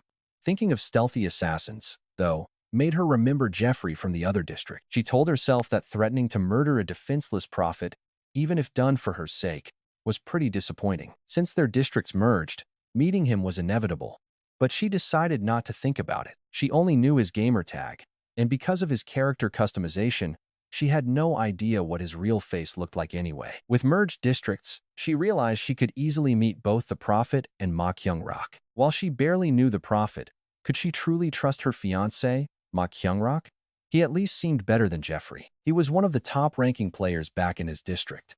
She even wondered if he might turn out to be her savior, like a prince on a white horse. Relying on others was risky, but she still felt curious about who her actual savior would be. The angel suddenly announced that since the briefing was complete, it was time to transport everyone into the fantasy world. With the angel's final words, the real challenge was clearly starting, and she silently resolved that she had to survive. The prophet had already given her the strategic layout for round 11. For now, staying alive mattered way more than fighting. Christine smiled, confident and ready to face whatever came next. But then the angel smirked, dropping a bombshell that everyone would be scattered to random starting locations. Before Christine could even process this, a blinding light flashed and consumed them. When she blinked, the open meadow was replaced by a massive, dense forest. She panicked, wondering where on earth she was, but her confusion turned into outright dread when she realized her entire squad had vanished. Total blank. Her earlier confidence shattered in an instant. Forcing herself to calm down, she activated her detection skill and noticed a single signature close by. Seeing a red dot on her radar, Christine immediately rushed toward its location. Friend or foe, she couldn't survive on her own as a priest. Fortunately, the signal belonged to the paladin she had been with just moments ago. Recognizing Douglas, she gasped. While he smiled, saying he was worried but believed their instant reunion was pure fate. Christine smiled. Relief washed over her as she agreed. She silently thanked her luck, knowing a stranger would have been dangerous.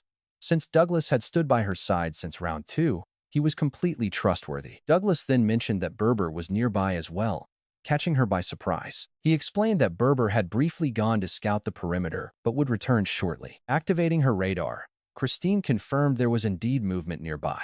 Moments later, Berber emerged from the trees and beamed at her. He greeted her warmly, and she smiled back, happy to find a familiar face. Berber laughed, joking that having their priest around meant they wouldn't worry about dying. Without even asking to join her, Douglas and Berber naturally took up positions at her side. Christine didn't mind, knowing she couldn't survive alone anyway, and having these two veteran allies made her feel much safer. Even if it wasn't a massive army of 100 men, Douglas suggested they hunker down and wait right there. He figured others would search for her, and Berber agreed, pointing out that waiting was their best bet. They expected their scattered allies to track her coordinates, so Christine decided waiting was smartest. She always preferred traveling in a pack. It wasn't about speed, but guaranteed safety. But as she agreed to wait, oh man, she had no clue someone behind her was wearing a wicked, sly grin. Meanwhile, Ryu Min stepped out of a narrow alleyway, looking over a surprisingly quiet town in the Albus Kingdom. Unlike the pristine Holy Empire, this place felt a bit rougher, yet peaceful. Ryu Min wondered why his spawn location shifted every single round. In fact, after playing through this 11th round 67 times across his regressions, only a rare few starting points had ever overlapped. Spawns are random. Naturally, some think that is normal. Why did Ryumin always get the exact same random rune fragment every single time? Some random elements changed with each round, but others stayed totally identical, which made no sense to Ryumin. Still, he shrugged it off. Landing in the Albus Kingdom was actually pretty solid, and his first target was the Forest of Labyrinth. Luckily, it was close by.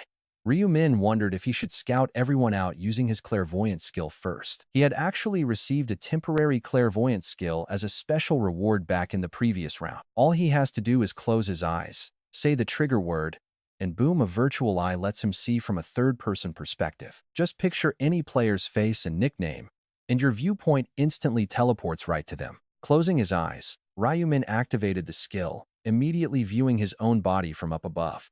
Ryumin thought of Minjuri, and his vision immediately shifted to her. It looked like she landed in the Holy Empire. She was pretty far off, making a casual meetup highly unlikely. Next up, he checked on Yamti. Picturing her face, his camera immediately zoomed over her head. She was stuck in the Holy Empire. Too, that was fine, since he only planned to use her if she was close by. But this distance was way too massive. Next, Ryumin checked on Seo Ah-rin, Aged Man No Gay, Makyong Rock, and Onsang Chael. This was not just a simple case of idle curiosity. Ryumin really needed to track their movements to see if they would become dangerous variables that might ruin his upcoming quest in the Forest of Labyrinth. While Seo Ah-rin and Aged Man No Gay were safely out of range, Makyong Rock and Onsang Chael were dangerously close. And check this out, they were actively trying to hunt him down. But how could he possibly know that? Simple. His clairvoyance was like a second copy of himself, letting him easily read their deepest thoughts from afar. Since his active rune even applied to this third-person perspective, skipping the point buff was a total no-brainer. It gave him the perfect tool to remotely read his enemies' minds and stay 10 steps ahead of them. Makyong Rock and Onsang Chael were planning to leech off him, thinking they could gain massive benefits by sticking close. He was actually fine with that. Ryu Min had personal business with Makyong Rock anyway, since that guy was destined to slaughter foreign players this round. He had to eliminate him first. Next, he looked for Jeffrey, who was currently under Yamti's total control. Just as expected, the guy was too far off to be of any use. After that, he searched for Ju Seong-tak. Since Ju Seong-tak had lost a duel and become his personal slave, Ryu Min had ordered him to find him no matter what, especially since the slave already knew the Black Side's real face. Tracking him was a breeze. Luckily, Ju Seong-tak was already sprinting directly toward his location. Ryumin smirked, knowing he required the slave's assistance to extract a vital item from the deep forest of Labyrinth. Finally, Ryumin turned his third-person vision toward Christine. Since he knew her unique nickname and had seen her customized avatar face, pinpointing her location was incredibly easy. He noticed she was currently hanging out with two people who seemed to be her loyal followers, But those exact two were the reason she was in extreme danger. Specifically, the looming threat came from a dark cult called the Despair Church, led by America's sole necromancer, John Delgado.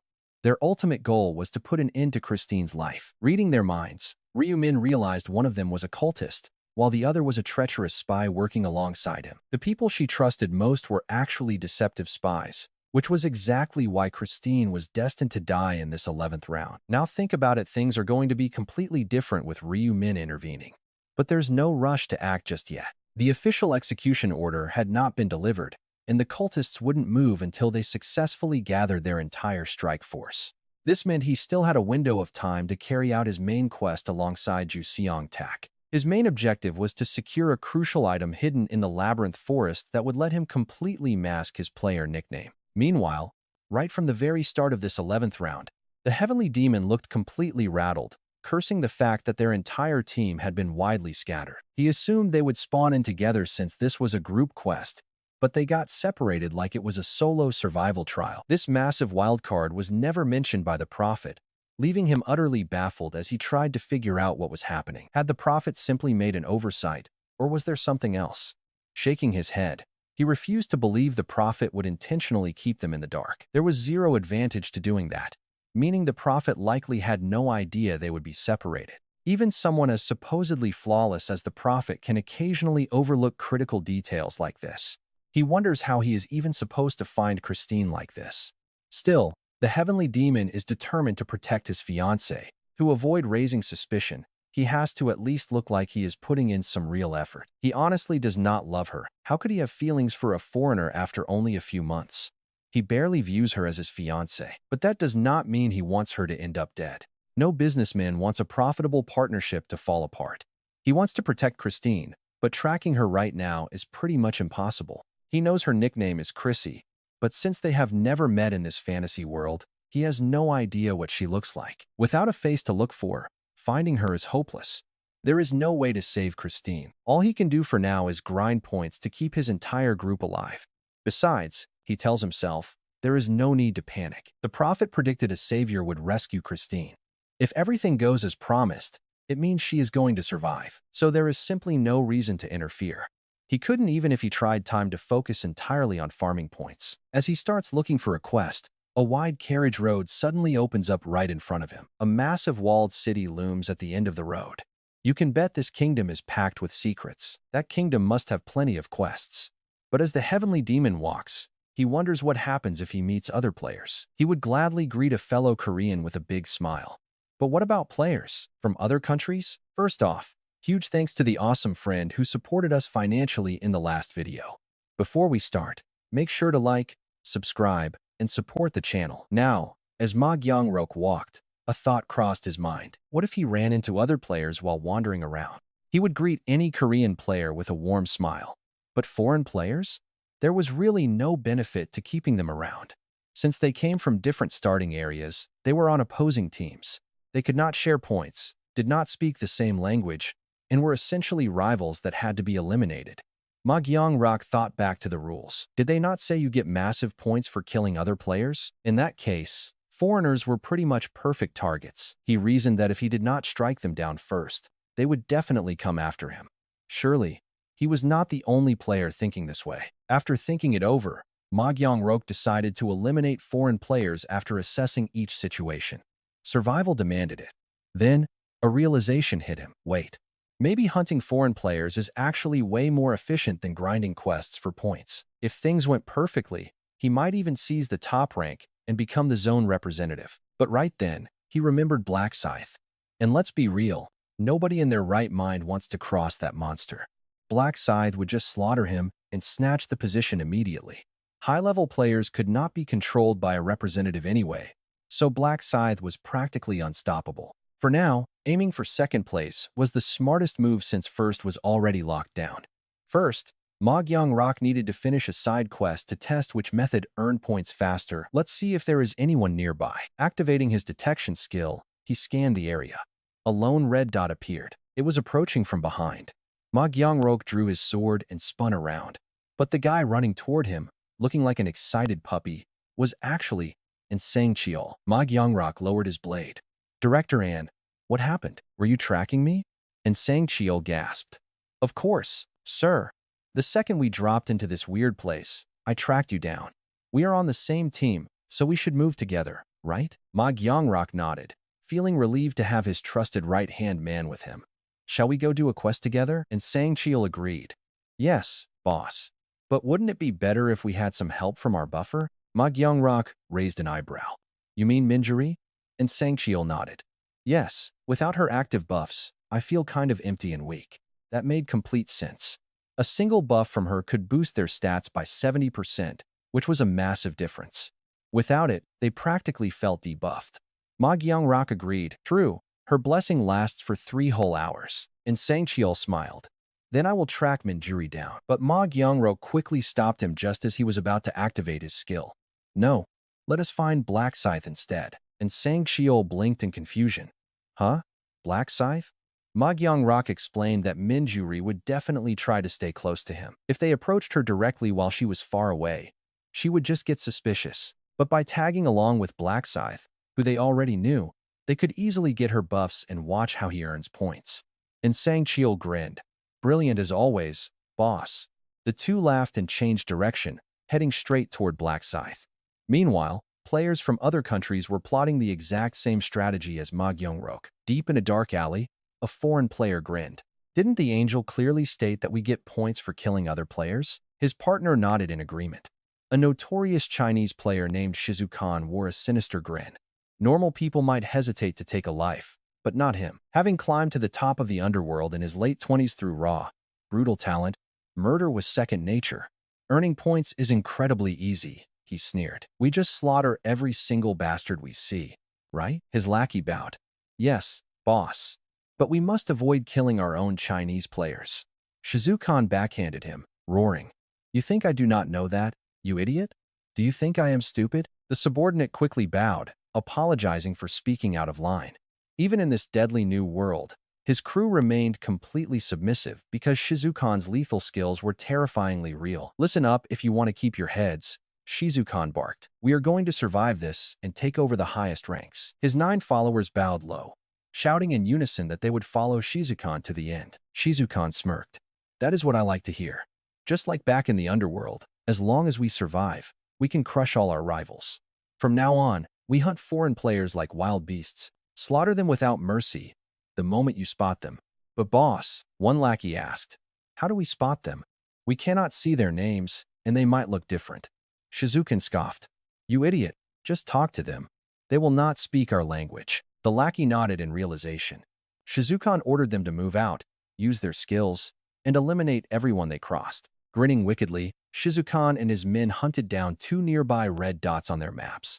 Judging by their looks, they were Westerners. Though the targets sensed danger, they were already cornered. Shizukan sneered, asking if they were Chinese. The confused player could only utter a weak, "What?" Just as I thought, Shizukan barked, before slicing the man's throat without a second thought. The other Westerner panicked and bolted, but was instantly skewered by the subordinate's blades. Standing over the bloody corpses, Shizukan casually asked who landed the final blow. One henchman raised his hand. I think it was me, boss. Shizukan frowned. How many points did you get? The man replied he received 290 points. Shizukan muttered that he got 350, which was weird. Staring at the bodies, he wondered why the payouts differed. Then, he realized points probably scaled with a target's level. Lower levels gave peanuts, while high-level players were a goldmine. Instantly, one legendary name flashed in his mind. The top-ranked player in the entire world, the legendary number 1, Black Scythe. Shizukan smirked, recalling his level was 90.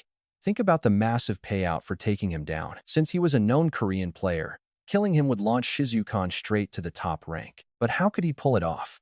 Looking at his loyal followers, a dark plan formed. He could use them as bait and pretend to be Korean himself. He could sneak close while using his men as human shields to strike a killing blow.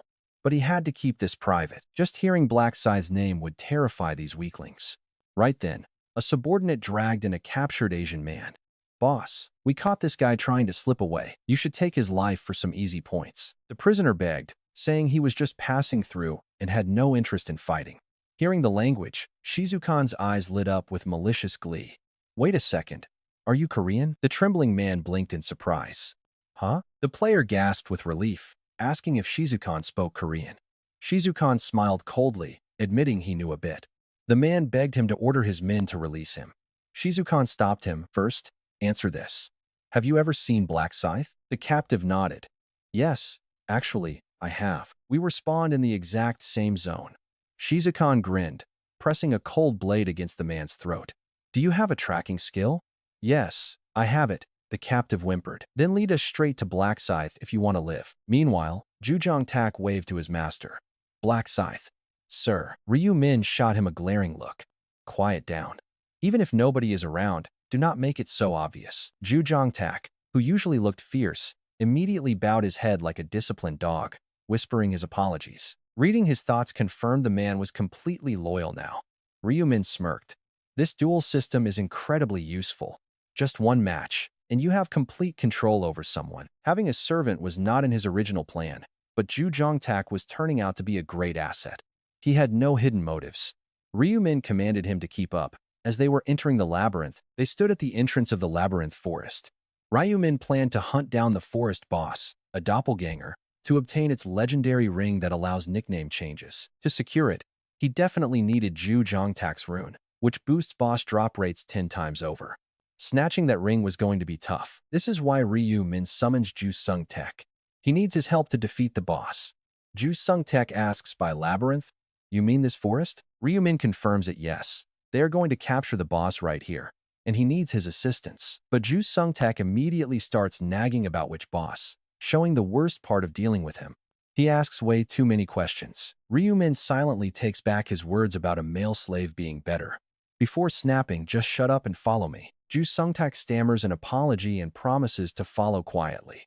Stepping into the dense woods, Ryu Min does not bother looking back.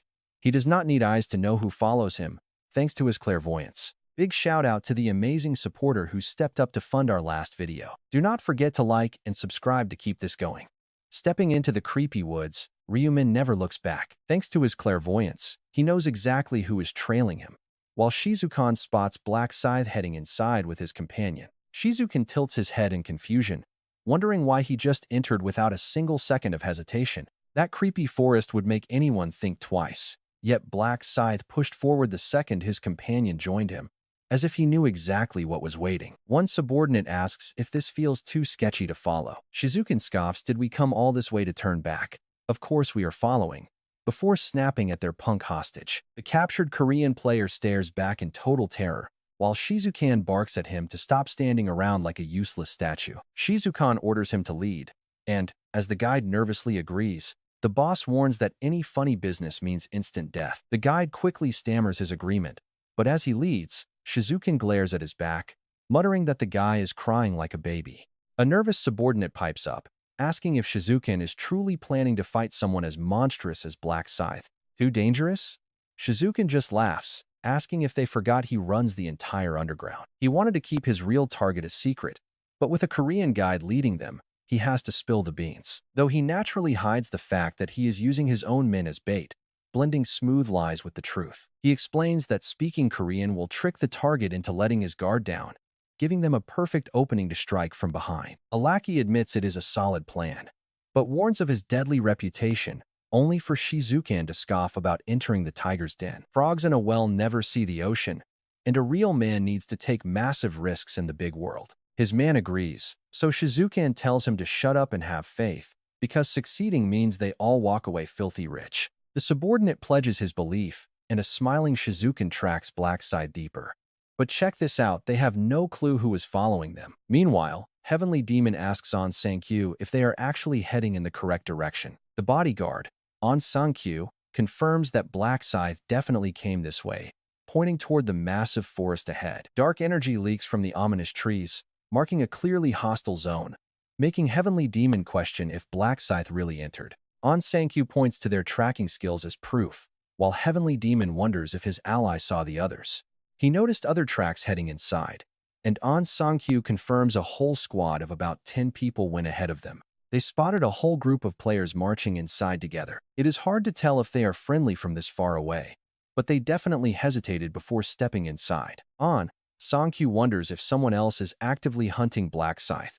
But Heavenly Demon replies that his massive fame makes a target of him anywhere. The real issue is running into these unknown players during the hunt. He quietly wonders if these newcomers are also trying to steal a piece of the action from Black Scythe. He plans to close the distance to see, deciding to slaughter any foreign players on sight.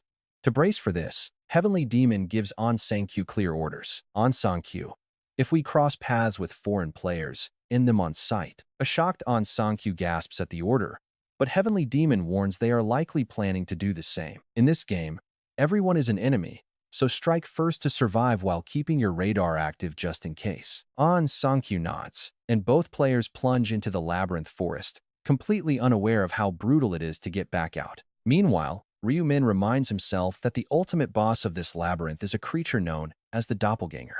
While its raw offensive strength is pretty low, dealing with it is incredibly annoying. That is only true for rookies encountering it first, but Ryu-min has slaughtered this creature countless times in past runs. The boss is honestly so weak that he lost track of his massive kill count ages ago. Ryu-min knows combining Crimson Moon and Moonlight Slash makes it light work, but he has zero plans to slay it himself. Instead, he turns to Jusong Tak, telling him to take the kill, leaving the poor guy completely shocked. Ryu-min lays out the entire battle strategy to a nervous Jusong Tak as they continue marching forward. The plan is incredibly simple, making it easy for Jusong Tak to understand as Ryu-min promises a flawless victory if he just follows instructions. Jusong Tak eagerly promises to get the job done without letting his master down.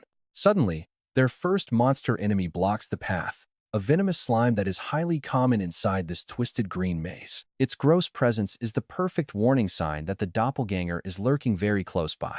Ryu steps forward with his scythe, deciding to handle this monster himself to farm some quick points since he is skipping the boss. He slices the beast in half before it can spit any venom, but the slime just splits and doubles. Just as Ryu figured, physical strikes are useless here. Slicing these slimes only makes them multiply. It is annoying, but Ryu has to switch to magic. Holding his scythe in one hand, he sparks electricity with the other. The direct electric shock hits the slime, burning it to a crisp instantly without leaving a trace. Physical weapons do nothing to them, but magic deals critical damage. Still, taking down just one does not trigger a kill notification. Only after wiping out both slimes does the system notification finally pop up, confirming the venomous slime is dead. He gets a tiny fraction of experience and some gold. Ryu notes that splitting slimes does not split the reward. Otherwise, players would just stand in one spot endlessly duplicating slimes to farm experience. He turns and orders his team to move. They are getting pretty close. Jusong Tak nods in agreement. As they advance, Ryu uses his clairvoyance skill to keep tabs on the pursuers. First up on his radar is the Chinese team. Ryu smiles as he watches them panic because none of their tracking or detection skills function inside this zone. Inside this labyrinth, every single link to the outside world is completely severed. One wrong turn, and you lose all contact with everyone else. They lost their Korean guide and got totally stranded. In here, if you stray more than 5 meters from your allies, you get separated instantly. Since the paths warp like a giant cube, you might cross paths again, but it is going to take a long time. Ryu keeps a close eye on their coordinates. He might actually need to use these Chinese hunters as bait to draw out the doppelganger. Look at this. Ryu is just smirking as he watches everyone else spiral into total chaos. Ma Kyung-rak's crew is dealing with the exact same mess. And Sung Cheol looks utterly terrified after entering to track the Black Scythe, only for his signal to drop. That is what happens when you blindly chase someone into unknown territory. Even as he mocks their stupidity, he smiles. Everything is going exactly according to his plan. But then he wonders if Christine is holding up okay. Switching his gaze, he sees her waiting right back at the starting zone, patiently holding her ground for the other survivors. Because of her waiting, her tiny duo has ballooned to 10 people. Ryu knows she thinks safety lies in numbers, but it is totally useless here. The Wicked Church of Despair is matching those numbers step for step. And looking at John Delgado, his dark intentions are incredibly clear. He has already marked Christine for death. While she innocently waits for allies, he is rallying his loyal cultists to spring a deadly ambush. This ambush will be Ryu's perfect chance to intervene. Stepping in early with no threat around would make him look completely insane and ruin his cover. Ryu reminds himself that they need to hunt down the doppelganger first and escape this labyrinth. Suddenly, a weak, high-pitched cry echoes from the shadows of the woods, begging for anyone nearby to help. Tracking the voice, they spot a young woman slumped against a tree trunk, desperately struggling to breathe. Spotting Ryu and Jiseong Tak, her eyes light up. She gasps in relief, thanking God that she is not alone, and begs them to save her. She claims her ankle is shattered and she can't stand. Ryu calmly asks what went down, and she whimpers about a slime attack. Weeping, she says she is completely paralyzed by the pain. Ryu just stares, muttering that it indeed seems like she cannot move. Coldly, he asks what exactly she wants from him. Feeling his chilling lack of empathy, she panics and begs him to carry her out. Desperately, she offers to do anything. Ryu questions her, and she quickly agrees. She coyly offers to satisfy any physical desires he might have. Ryu shuts her down instantly, asking for all her items instead. Surprised, she agrees and opens her system inventory, pulling out a handful of valuable items. Her offering includes a few unique crafting materials and a top-grade magic stone for him. She promises to hand over the rest once they escape. Ryu flatly agrees, but he does not even glance at her offerings. Instead, he slowly approaches her, raising his massive scythe. The woman barely squeaks out a question before he cleanly decapitates her, sending her shocked head rolling across the grass. Despite the brutal, sudden strike, Jiseong Tak does not even flinch. Ryu had already warned him that this dungeon boss steals the faces and minds of its victims to trick unsuspecting hunters. It acts like an injured survivor begging for aid, only to slaughter you the moment you let your guard down. Knowing this key detail, Jiseong Tak instantly knows this woman is the shape-shifting boss. Her corpse dissolves into dust, and a thick pillar of dark smoke billows up, swirling into a terrifying human silhouette. The monster demands to know how he saw through its flawless disguise. Busted! A huge shout out to our awesome supporter who backed the channel in our last video. Make sure to hit like and subscribe before we jump in. Right then, the doppelganger's body dissolved into fine ash and completely vanished. Thick black smoke rose from where she vanished, slowly shaping itself into a dark human figure. The creature demanded to know how he saw through its perfect disguise, making Ryumin laugh out loud at its flawless Korean. Ryumin scoffed at a monster trying to talk like a human, but the beast barked back that the invading humans were the true monsters here. Ryumin yelled for the monster trash to shut up and fight, while the creature noted his pretty foul mouth. Just then, a quest window popped up before Ryumin, showing a bonus condition to break the trap and face its true form. He cleared the subquest, earning 2,000 points, with a bonus condition to watch the doppelganger hunt other prey. The current prey count sits at 0 out of 10, with an extra condition to slay the doppelganger yourself. The same subquest flashed before Jiseong Tak, who silently stared at the glowing screen in the air. Ryumin suddenly ordered Jiseong Tak to run and immediately bolted, prompting his loyal follower to quickly understand and chase after his master. The doppelganger soared through the air right behind them, mocking them by asking where they thought they could possibly go. It sneered at their sudden retreat, asking if those filthy humans had a sudden change of heart after all that tough talk. Ryumin focused on sprinting while the shadow yelled, asking if they really thought they could escape its domain. Ryumin wanted to shout back, but held his tongue. He had to lure the beast in perfectly. Honestly, this doppelganger was quite slow. Despite floating, it didn't have the speed to catch up with a decent, hard-running player. Ryumin could easily outrun it, but he deliberately stayed just a few steps ahead to tease the monster. To clear his quest, he needed to feed this monster. Ryumin silently noted that the maze would rotate quite soon. He had to lure the beast to the exact coordination, quickly halting at a specific point alongside his servant, Jiseong Tak. The doppelganger sneered, asking if they gave up after running like rats. But the labyrinth suddenly began to rumble and shift. In an instant, they ran straight into a brand new crowd, none other than the notorious Black Society group. Now here is the wild part. The doppelganger's mouth slit into a massive grin, ecstatic to find even more fresh prey to hunt. Thrilled to be surrounded by the unsuspecting Chinese players, the monster happily declared that it was finally time to dig in. Shizukan stood completely stunned. Seeing 2 Korean players appear was great, but his own men were suddenly dropping dead right before his eyes. 3 of his subordinates were slaughtered in a split second, and that mysterious black shadow was clearly the killer. Confused and terrified, Shizukan demanded to know what that ghost-like entity even was.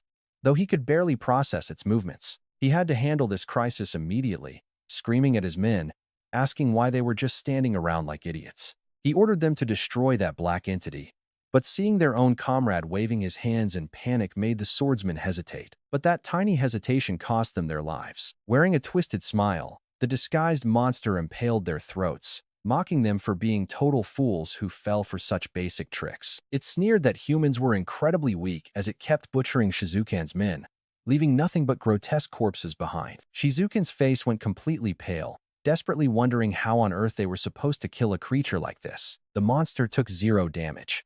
Realizing they were completely outmatched, Shizukan turned on his heel and tried to run. But Ryumin blocked his path with his scythe, coolly asking where he was going. Shizukan yelled out, demanding to know his identity. He barked to move aside, but Ryumin smirked, asking if Shizukan wasn't actually here looking for him. Resting the blade over his shoulder, Ryumin smirked and asked if he really couldn't recognize the black scythe. Shizukan closely watched the player claiming to be the legend, silently repeating that fearsome nickname in his head. The description matched perfectly a Korean player wielding a massive scythe. Still, having never seen him before, Shizukan remained pretty skeptical. He asked if he truly was the black scythe, but a desperate scream from his subordinate suddenly cut him off. Right behind him, his last remaining men were dying in horrific agony. Shizukan whipped his head around and furiously screamed at the bastard to get out of his damn way. Ryumin just smirked, taunting him to stop talking and make a move, asking if the tough guy was suddenly scared. If this guy truly is the legendary Black Scythe, could he actually survive a direct duel against a level 90 monster?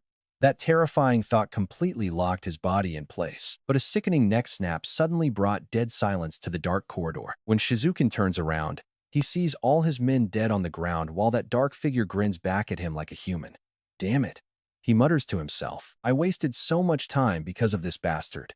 His gaze locks onto the guy blocking his path. Now, there is no other choice. No backing down now.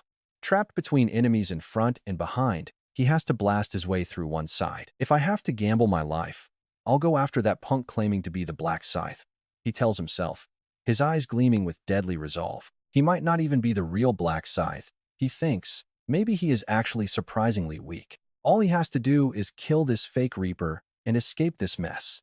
Shizukan immediately activates his blood grasp skill. As he reaches out, a massive hand drenched in blood clutches onto the Black Scythe. Shizukan smiles to himself, thinking he has got him. It is over. Once I drag him over, I will crush his skull. But before he can even finish that thought, he freezes. The bloody hand holds his enemy tight, but it is not pulling him in. What is going on here? Shizukan wonders. Why is this not working? We can literally see his panic rising as his signature move fails. The massive hand is actually shaking, struggling desperately to drag the target. But despite what the skill says, it is totally useless right now. Why is this happening? Why is my skill failing like this? Wait, he gasps. Then, it hits him.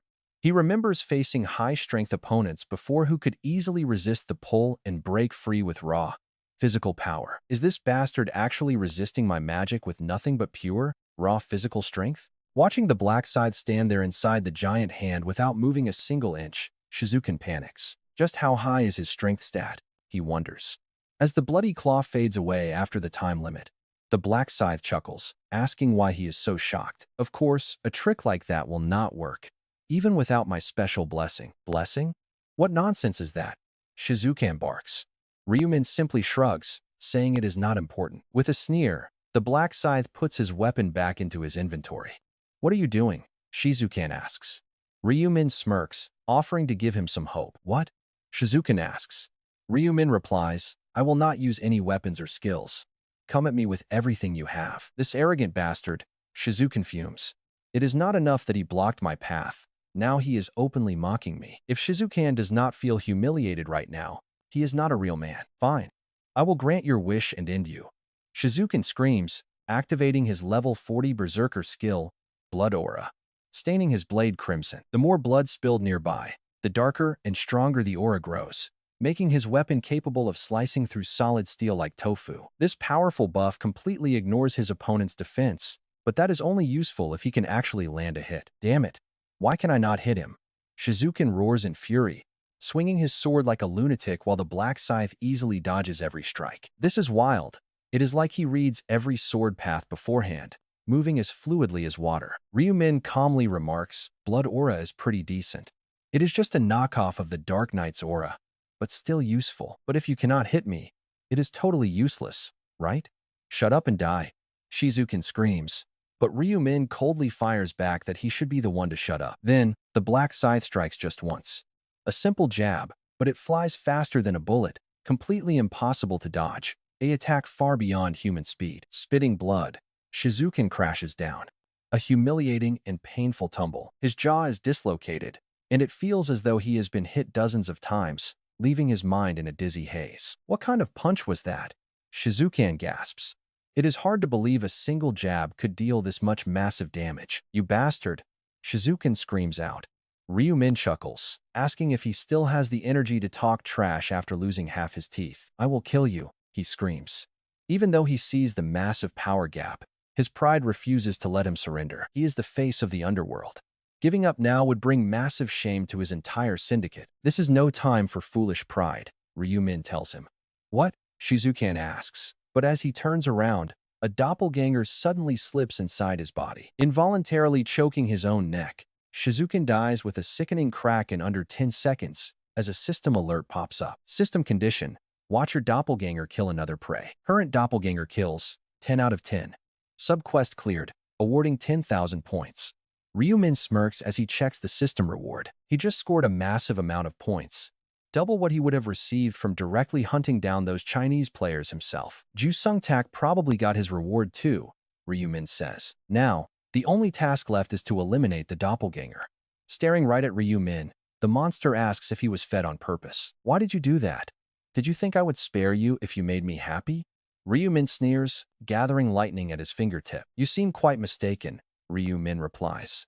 You are the one who should be begging for your life right now. First, massive thanks to the legend who backed us financially in the last video. Remember to like, subscribe, and support us if you can.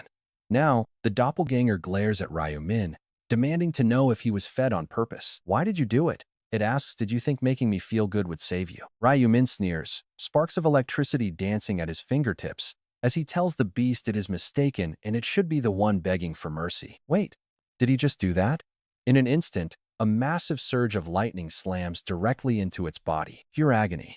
It is thrown back several meters, rolling on the dirty ground like a crumpled piece of paper. Ryumin calmly asks if it really thought he did not know magic is its ultimate weakness. You really thought I had no magic? Too bad for you, Ryumin mutters, because you are dead anyway. Seeing the creature near death, he chuckles. Ryumin actually held back on purpose, deliberately avoiding a direct hit just to keep it breathing.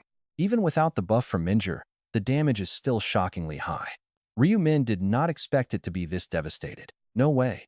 He cannot kill it himself. This crucial final blow has to be delivered by Zhuang Tak. Ryumin gives the order, and immediately, Wang Tak triggers his signature corpse explosion skill. Dead bodies are required. But with 10 corpses lying around, it is no problem at all. This massive blast completely startles Heavenly Demon and Sang Chao nearby.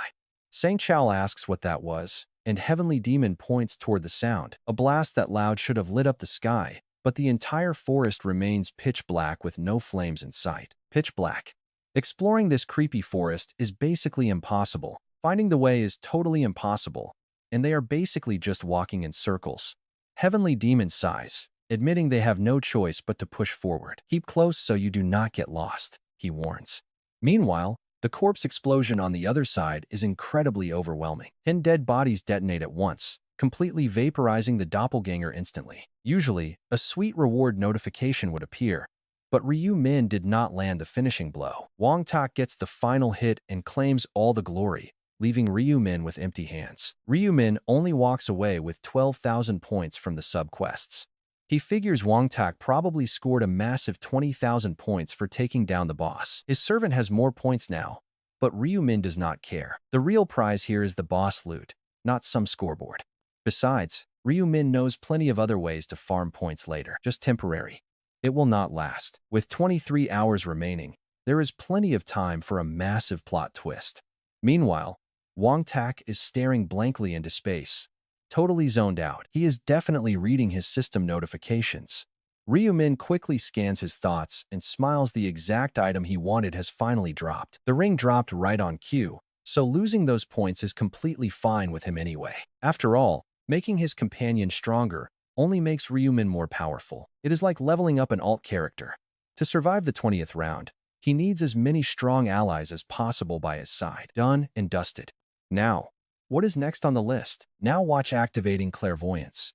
Ryumin shifts his focus to check on Mokyong Rock. They seemed completely rattled by the noise. The explosion definitely reached them, but Ryu Min wants to inspect his new loot first. Lost. But not forever in this endless maze. Letting them wander too long would just waste precious hours. If they get desperate, they will start hunting other players for easy points to make up for lost time. Ma Kyung-rok was always a cold-blooded killer in the 11th round. Only Ryu Min can stop this slaughter using his future knowledge, though there is no need to actually murder them. He just needs to keep them trapped for a bit. With a loyal smile, Wong Tak walks over and hands him the boss drops. Without even being asked, the servant happily presents the legendary loot. It is the doppelganger ring, a legendary accessory that lets the wearer change their nickname. Durability is 6,000.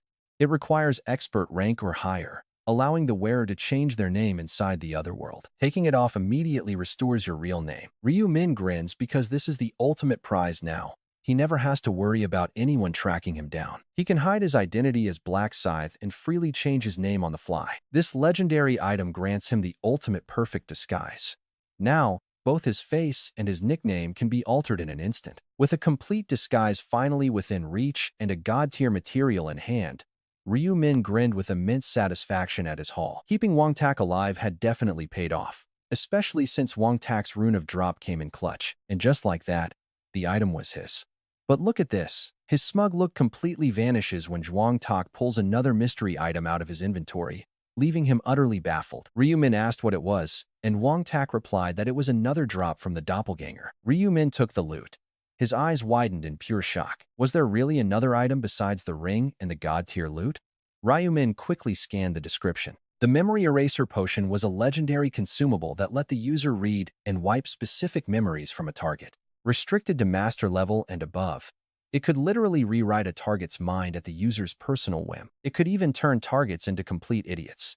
No wonder Ryu Min was completely stunned. With its insanely low drop rate, Ryu Min recalled that this rare potion had only dropped once before in his previous regressions. A satisfied smirk played on Ryu Min's lips as he pocketed the rare potion, knowing it would definitely come in handy later. He had previously used it to wipe Minuri's memory after she accidentally discovered his identity. What next? He could only wonder how he'd use it this time around. Only time would tell. Wong Tak then asked if they were finally leaving the labyrinth. Ryu Min replied no, there was still unfinished business, leaving Wong Tak very curious about what that was. Ryu Min told him to back off, it was personal business. Avoiding any further explanation, he nodded for Jung Tak to follow, telling him to tag along and just watch from a distance. Wandering the labyrinth, Ma Gyung-rok asked, and Sang Cheol if they still had no trace of the Black Scythe. And Sang Cheol shook his head. Tracking was completely glitched, and even his presence detecting skill was picking up absolutely nothing. The strange forest seemed to block all signals, and Ma Gyung-rok could only bitterly agree. With a wry smile, Ma Gyung-rok apologized for stubbornly dragging them after the Black Scythe, but Sang Cheol insisted the blame was entirely his own. He regretted pushing so hard to get a buff from Minuri. They should have tracked her instead. It was a mistake, but Sang Cheol insisted it was purely bad luck. Yet Ma Gyung-rok couldn't help but wonder if simple bad luck had really led them here. Did the Prophet foresee this trap when they followed the Black Scythe? He had no way to know, but even if the Prophet did know, he could hardly blame him. The Prophet's guidance had been priceless so far, and burning that bridge over some hidden information would be a massive mistake. They were completely at the mercy of those predictions, with no real way to dig up the truth. The Prophet could easily claim he just didn't see it coming. In the end, their own choices brought them here. Sighing, Ma Gyung-rok wondered what happened to Christine, prompting Sang Cheol to ask if he was genuinely worried. Of course. She was his fiancée. After all, even if it was just a business arrangement, his worry was real. He urged them to find an exit, but Sang Cheol noted they kept looping on the exact same path. Ma Gyung-rok argued they couldn't just stand around, especially after that massive explosion they heard earlier. A blast in this dead silent forest meant other players were nearby, proving they still had some time left. But what if we run out of time? Sang Cheol worried. Ma Gyung-rok tried to stay positive, claiming they would easily find a way out as long as they didn't lose hope. It was a comforting thought, but without any solid proof, Ma Gyung-rok couldn't actually guarantee their escape. He admitted it could take up to 24 hours, but pressing forward was their only real option. If they managed to get out early, his plan was to hunt down and slaughter every foreign player they encountered. Eliminating foreign players meant stealing their hard-earned points, making it a total no-brainer to kill them on sight. Every other country was likely planning the exact same bloody harvest to secure their own survival. And Sang Cheol slowly nodded in agreement. Having grown totally numb to taking lives by this fourth round, neither of them felt the slightest hesitation about starting another bloodbath. Walking down the narrow path plotting their next slaughter, they suddenly froze. Someone was blocking their way. Ma Gyeongrok noted the stranger, their faces instantly lighting up at this rare encounter. Finding another person here feels like spotting a lighthouse in a pitch-black ocean. Sanchi smiles, approaches, and calls out a friendly hello. He says it is great running into someone here, but his smile instantly vanishes as he gets a closer look. Anang Cheol grabs Ma Gyeongrok's shoulder with a tense grip. Wait, sir. Ma Gyeongrok blinks, asking what is going on. Anang Cheol looks incredibly grim, and his dark eyes are even flashing with a sudden hint of anger. Please keep my mother in your thoughts and prayers.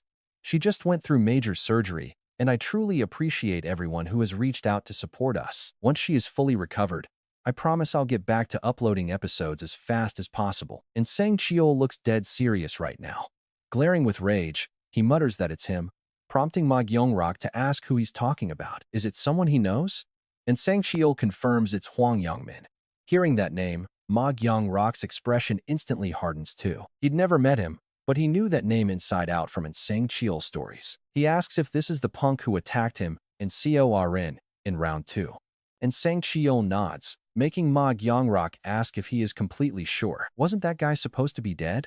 According to Seo, Arin, and the Prophet, he definitely was. Ma Gyeongrok wonders if he became an undead like they suspected, and An Sang Cheol confirms that seems to be the case. Ma Gyeongrok had heard about Seo Arin's encounter in the class that could revive corpses. He never took it seriously, but here the guy is, standing right in front of them. Ma Gyeongrok stares back in total disbelief. The guy looks completely clean, normal, and human.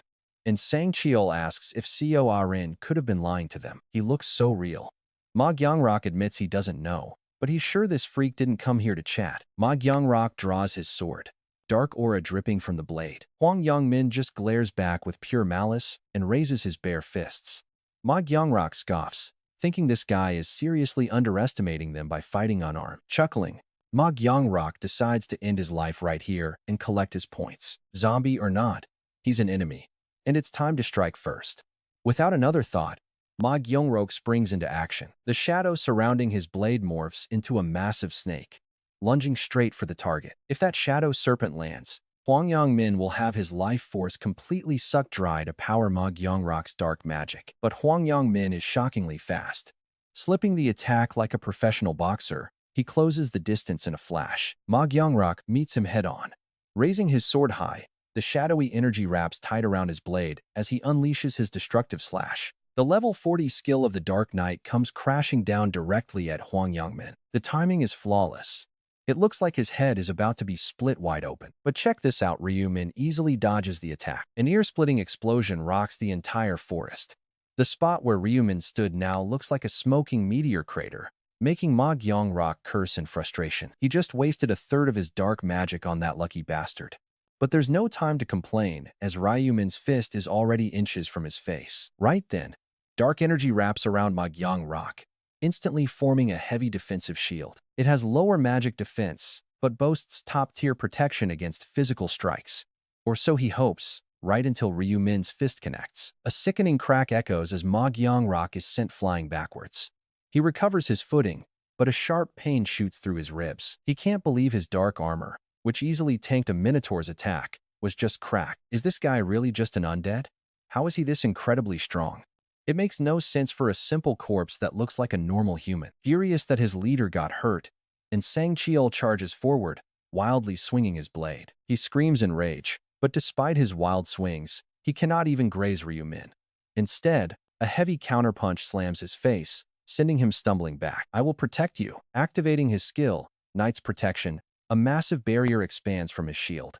It slows him down but blocks 80% of physical damage. He tells his boss to stay safe behind him.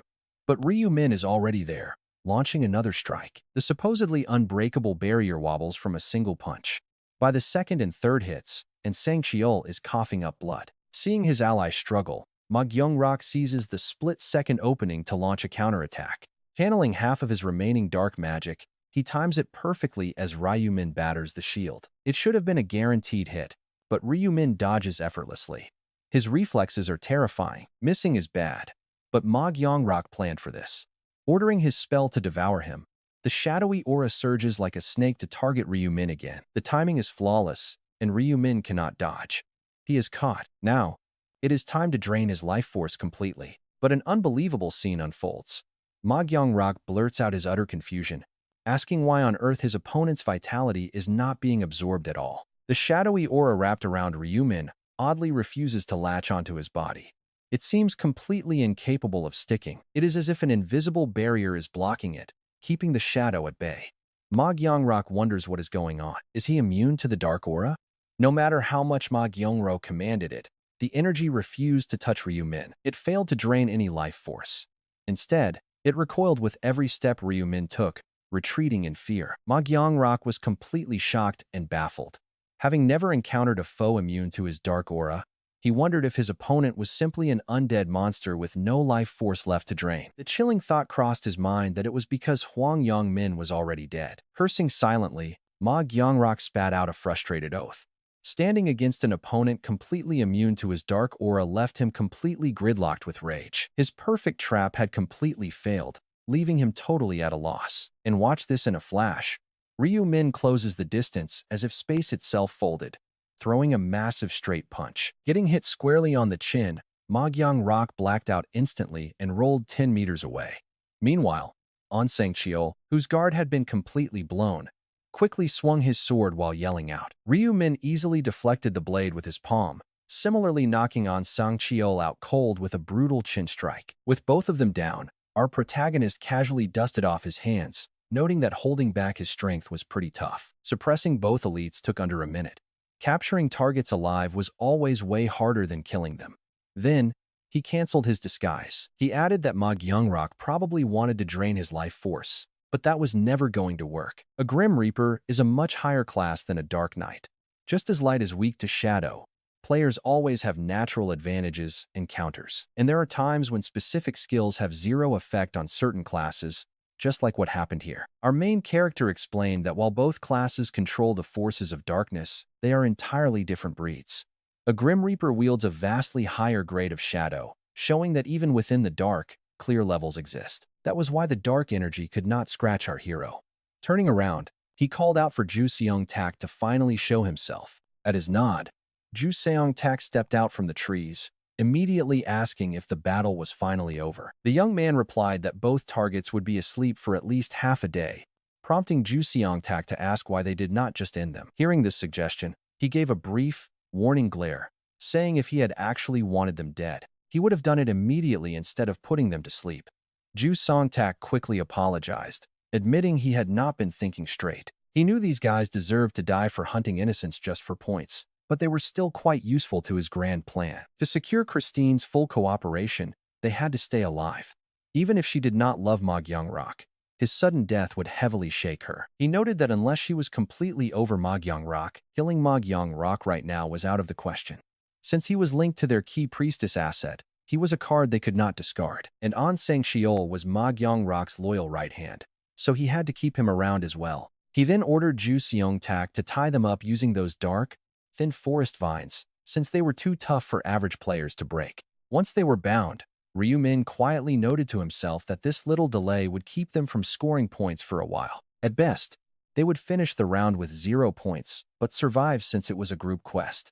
He was sure he could keep his allies alive. He possessed powerful turnaround options and his farsight skill to guarantee success. He added that if their strategy worked out, defeat was impossible, and taking first place in the zone was practically a done deal. With the business in the forest concluded, they had successfully prevented a brutal massacre by Ma Gyeongrok, the man destined to slaughter 1,000 players and gain the title of Butcher.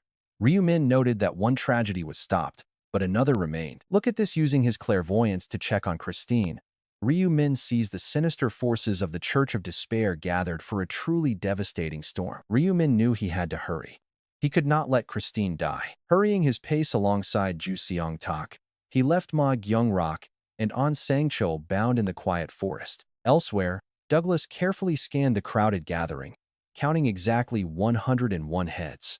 Everyone had finally arrived. These devout followers had gathered to see their soul saintess and priestess, though Douglas secretly mocked them as mere leeches clinging to her light. He forced a friendly smile despite the massive disgust he felt toward them. As a paladin favored by the priestess since round 2, he could not show his hand. He kept his true face hidden until the saintess was dead. Douglas had no idea why the Dark Church of Despair wanted Christine dead, but he had gladly sold her out to join them anyway. And his reason for betrayal was incredibly simple. The Church of Despair offered better rewards, and he hoped they would fulfill their promise to cure his sick mother. First, thanks to everyone praying for my mom and supporting us financially. Please keep her in your prayers. Now, as for Douglas, he has no clue why the Church of Despair wants Christine dead, but he still abandoned the saints for them. His reason? Incredibly simple. The Church of Despair simply offers better perks. Honestly, most of the crowd only clung to Christine for survival, not real faith. Moving with a priest boosts your odds, and their basic healing skill can patch up almost any injury. We are talking cleanly reattached limbs working perfectly after a single strong heal. Plus, her saintly buff spikes debuff resistance by 50%.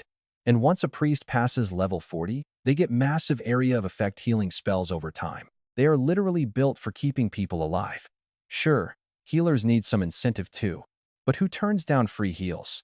That is why over 100 parasite-like leeches swarmed around Christine. But Douglas absolutely hated it. Sure, sticking with her kept you alive, but that was it. There is zero personal growth.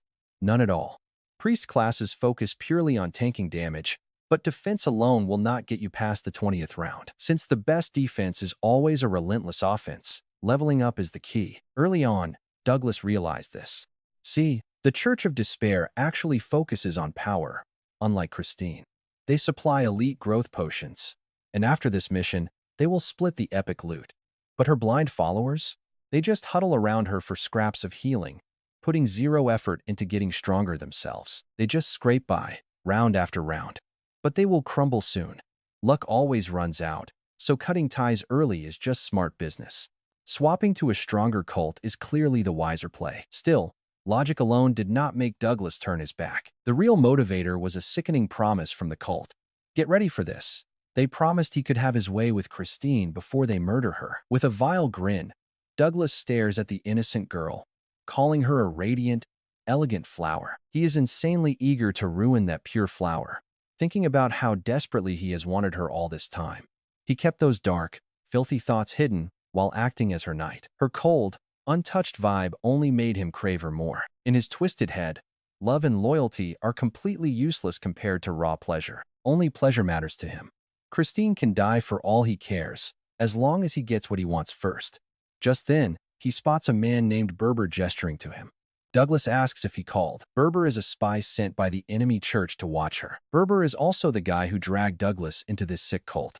Out of over 100 people, he is Douglas's only actual ally. He whispers that the brothers sent word.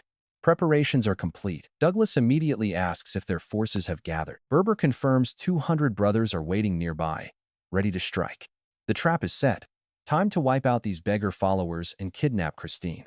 Douglas just wants to make sure he still gets her. With a laugh, Berber promises that their leader has granted him a special 30-minute window as a reward. Douglas is thrilled, thanking him and boasting that 30 minutes is plenty of time to enjoy himself. He then asks what his next move is. Just keep Christine distracted so she does not activate her detection skills or suspect a thing. Keep her talking, then pin her down once the chaos starts. The slimy paladin smirks, whispering that he understands perfectly. Meanwhile, Christine looks at the crowd with deep warmth, amazed at how many people put their absolute trust in her. After barely an hour of waiting, over 100 followers have assembled. This massive gathering makes her feel totally safe from any sudden ambush. She steps forward and addresses everyone. As she speaks, the whispers instantly fade. An eerie silence falls over the clearing. You could practically hear a pin drop. Christine expresses her deep gratitude to them for showing up even though she never asked, promising to repay their faith the only way she can. With absolute resolve in her eyes, she vows to protect them and stand by their side until the very end.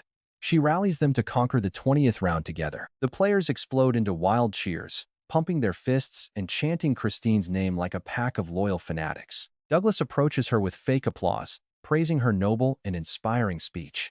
Flustered, Christine insists she is just an ordinary girl in her 20s and that they are overestimating her. But Douglas objects, asking how she can call herself ordinary when she is literally keeping everyone alive. He says this crowd of devoted followers is living proof of her pure heart.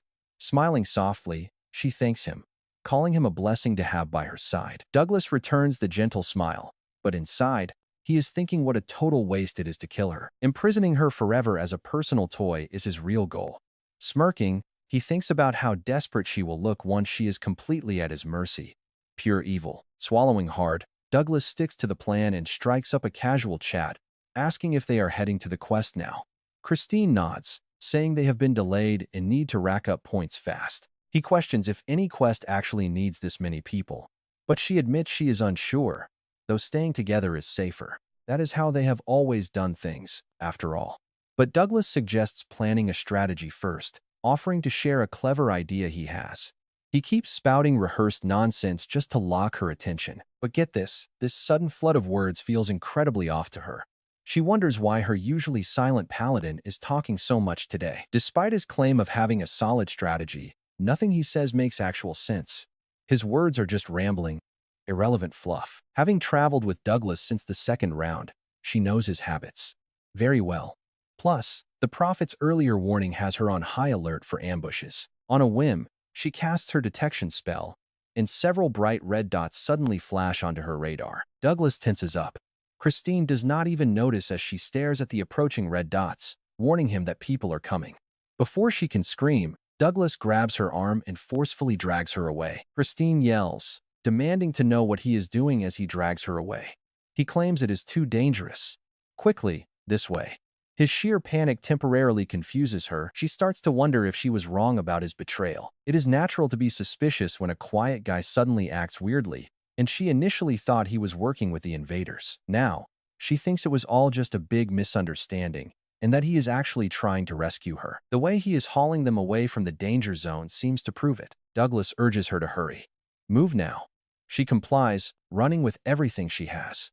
Blindly following his lead, she flees without looking back, her mind racing. There is no time to ask questions. As they sprint for their lives, they push forward, desperate to put as much distance as possible between themselves and the ambushers. After 10 exhausting minutes, Douglas finally halts, panting that they have successfully lost their pursuers. Too drained to speak, Christine just hunches over, desperately sucking in air. Catching her breath, she looks around the unfamiliar forest, completely lost after their frantic sprint. Douglas claims he scanned the area and confirmed they shook them off, calling it a stroke of pure luck. But Christine is still deeply unsettled. She asks if he knows who those attackers were. After a brief pause, he nods and reveals they are from the Church of Despair. He explains that it is a radical cult built entirely around the twisted ideology of throwing the whole world into absolute hopelessness. It is a massive, US-based cult with a deeply cynical worldview, boasting over 200 player members.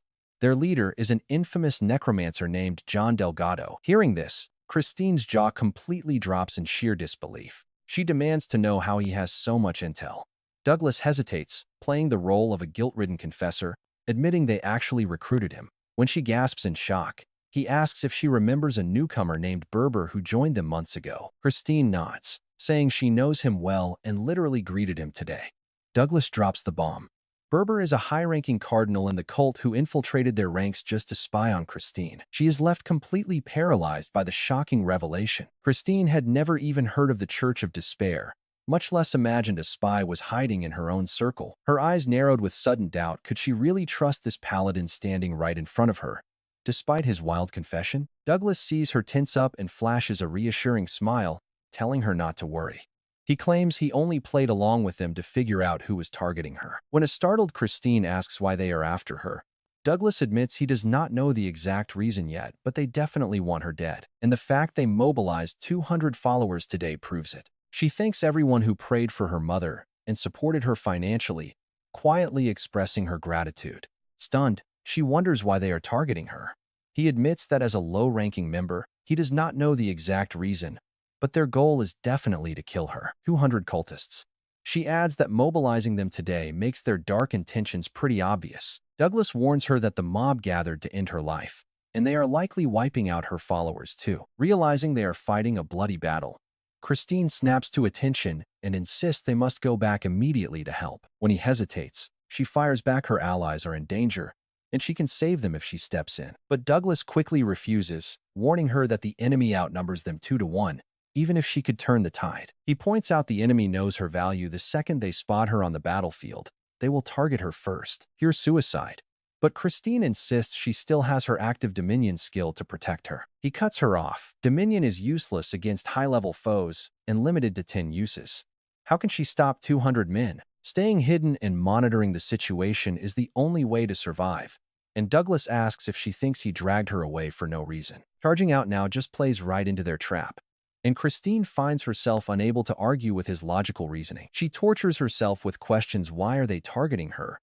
And what did she do wrong? Clutching her head in pure emotional turmoil, Christine struggles to find a single reason why anyone would want her dead. Having never interacted with the Church of Despair before, she wonders how a necromancer could even be leading them. That class had never appeared on the high rankings, but at least she knows her enemies now.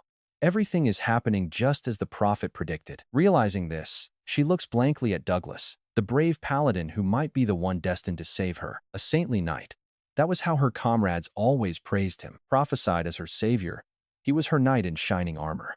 Sensing her intense gaze, Douglas asks why she is staring. He wonders if he has something on his face, but Christine quickly claims she is just incredibly grateful, realizing she can absolutely trust him. Pretending to join the enemy as a double agent just to save her, he helped her escape, prompting her to offer her deepest thanks. Though he saved her life, Douglas insists he only did his duty, then asks if her wrist is okay after pulling her. She assures him it is fine since he was just moving quickly, but he insists on taking a closer look anyway. Claiming they cannot have any scars on her beautiful skin, Douglas gently takes her hand to examine her delicate wrist. As he continues to fiddle with her hand, Christine's brow furrows as she wonders what on earth he is doing during such a crisis. It is pretty obvious he is trying to set a romantic mood. Too awkward.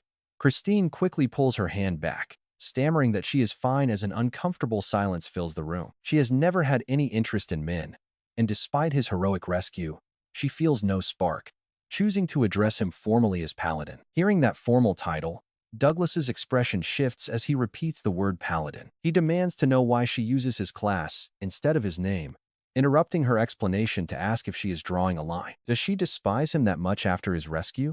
He asks if she really hates the thought of being with him. Brace yourselves.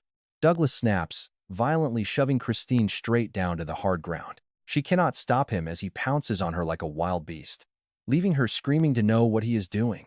He yells that he is completely done playing nice with her, while Christine desperately asks what he is talking about.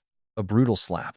He strikes her, leaving Christine far too shocked to even process the blow. He rages, reminding her that he betrayed his guild and saved her life, yet she still dares to build a wall between them. His soft facade completely vanishes, replacing his gentle savior image with the terrifying expression of a ruthless thug. The once noble paladin now spews crude filth, striking her across the face again as he demands she answer him. Stunned and silent, Christine is too shocked to even cry, merely glaring back at him with venomous eyes. Douglas grins with pure lust, noting she can make a fierce face after all, admitting that he actually likes it. He sneers that resistance makes this much more fun.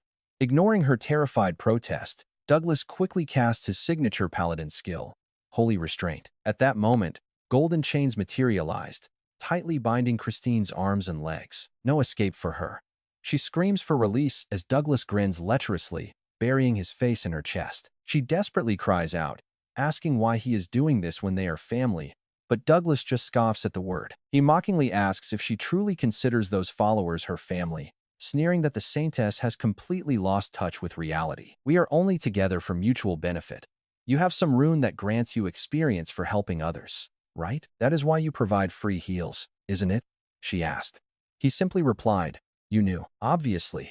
How else would a non-combatant like you level up? Anyone with half a brain can figure that out. So, we are just allies of convenience, Christine said. Even though they had overcome so many hardships together, they fought through dangerous situations. But Douglas just scoffed. People are much colder than you think. Even after facing life and death together, if there is no benefit, they will stab you in the back. Just like me. Douglas chuckled, bringing his face close to her neck. Christine shuddered in disgust, but he just smirked and told her she smelled nice. Christine screamed at him to stop, but Douglas laughed. Stop?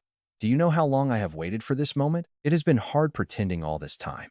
Christine could not believe a holy paladin harbored such filthy thoughts. Watching him scan her body with dirty eyes, Christine felt utterly desperate. Her Dominion skill failed completely because of the level gap. She begged him to stop, warning him this would not end well for either of them. Not end well? Just wait. I will make you feel like you are in heaven. Christine warned him the Church of Despair would hunt him down for taking her. But Douglas just smiled and told her not to worry. Once I am done, I will pretend to capture you and hand you over to them. They won't suspect a thing. Do you really think that lie will work? I will tell them everything. So let me go and I will forget this happened. Christine trailed off, realizing he was not listening. She realized he was completely tuned out to her words. His eyes were totally glazed over, locked on her body. The hot breath he exhaled proved he had lost his mind. Despair washed over Christine. She had tried to reason with him, but it seemed no words could reach him now. Pure instinct had completely taken over his mind as Douglas growled for her to stay still. I will make you feel good. But right at that moment, Douglas's head snapped to the side. His radar picked up someone else approaching. He stood up, furious, ready to kill the intruder, yelling for them to show themselves. Talk about bad timing, look who just walked in. Before him stood the terrifying leader of the Church of Despair. There you are, you little rat, roared John Delgado, the terrifying necromancer. He approached with a chilling gaze. Douglas cursed himself, realizing he was completely screwed, but quickly bowed as he stepped forward. Ready to slit the leader's throat if he got the chance, he weakly greeted him. Master, you are here. What are you doing here? The leader demanded. Did I not order you to bring me the Sanus? Douglas began to make an excuse, but out of nowhere, an undead summoned creature grabbed his head from behind, cutting him off. No need to answer, the leader said. The punishment for disobedience is death. Just like that, Douglas's head was twisted 360 degrees. His body collapsed, and the golden chains instantly vanished, finally freeing Christine. But she could not move. Another skeletal undead was already holding a cold sword right against her neck. Christine panicked, wondering how she had not detected anything. As if reading her mind, John Delgado spoke softly to her. My minions have no physical form, meaning they will not trigger your detection skills. You are the necromancer John Delgado, she said. He replied that the traitor must have spilled everything. John Delgado was a thin American man. He looked fragile, but his summoned monsters radiated an incredibly intimidating aura. Each summon felt as powerful as an actual player. After all, he had just ended Douglas without breaking a sweat. It does not matter if you know my identity, John Delgado sneered. You are going to die now. She gasped, asking why. He cut her off, telling her she could think about it in the afterlife. With a snap of his fingers, the skeleton raised its blade. Christine closed her eyes, realizing she was truly going to die. Just as the prophecy said, her vision went white. But check this out, a sudden, blinding bolt of blue-white lightning blasted that monster into ash. The instant destruction of his minion made John Delgado frown in confusion. Christine also looked toward the direction where the lightning had originated. There he was, looking like a savior on a white horse sent to rescue her. Could it really be him? A mysterious man holding a massive scythe was slowly walking towards them. John Delgado stared, wondering who on earth this guy was. Walking up with a giant scythe slung over his shoulder. Recognizing the weapon, and legendary name immediately flashed in his mind. Could it really be him? There was no way. What were the chances of meeting the #1 ranked player at this exact moment? It surely could not be the legendary Black Scythe. Scythes are pretty common. They are not just for reapers. John Delgado adds that even so, he is not ordinary. He one-shotted his undead. Whether he somehow knew they were vulnerable to magic or not, it is pretty clear he is not someone to take lightly. Thanks to everyone for praying for my mom and supporting me financially. Then John Delgado asks, who are you? Ryu Min replies he is just a passerby.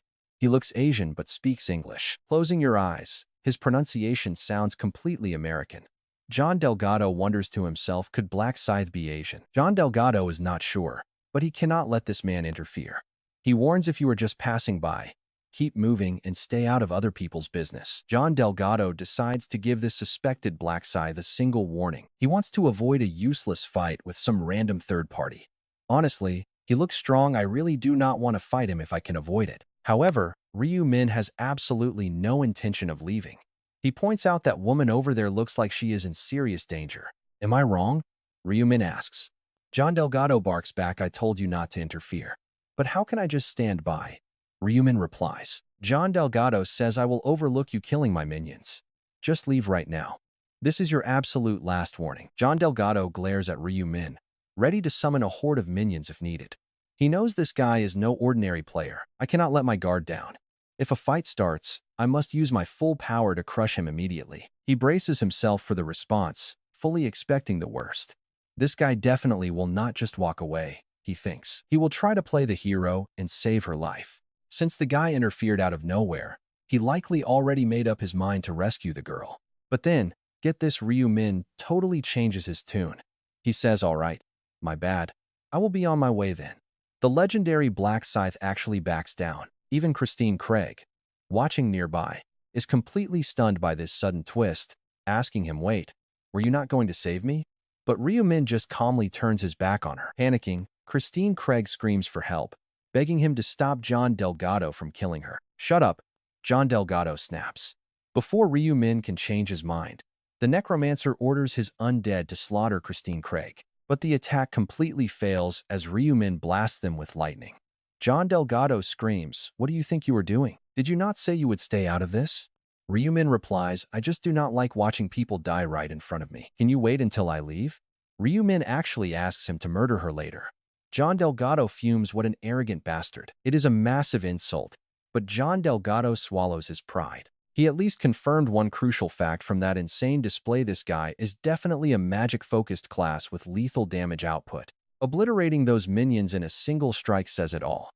Whoever he is, Black Scythe or not, he is a seriously dangerous player. Plus, that lightning attack was way too fast to even track with the naked eye. If that blast targeted him directly, he would be dead already. As Ryu Min casually announces his departure, he is secretly monitoring everything using his clairvoyance. He has to keep Christine Craig safe, but he cannot protect her openly. Ryu Min did not intervene earlier because he lacked a proper excuse to save Christine Craig. He tells himself that while showing up now looks like a fluke, there is no real reason to rescue a total stranger. Without any prior connection, Ryu Min would have to pretend to be some righteous hero who simply cannot stand injustice. He already built a heroic reputation by wiping out the KF group back in Nigeria. But how do I even know if this situation is actually unjust? He ponders. As an outsider, he cannot tell if Christine Craig did something terrible. Stepping in blindly would just look incredibly nosy and intrusive. He desperately needs a valid excuse to save her.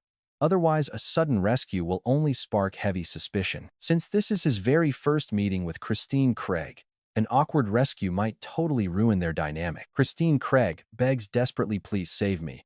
This man is trying to kill me for absolutely no reason." But Ryu Min stays cold, replying that crying for help is not enough if she wants his protection. She needs to offer a tangible reward like a rare item to give him a solid excuse. But Christine Craig is too panicked to think. John Delgado says, "Just keep moving. Ignore that crazy woman."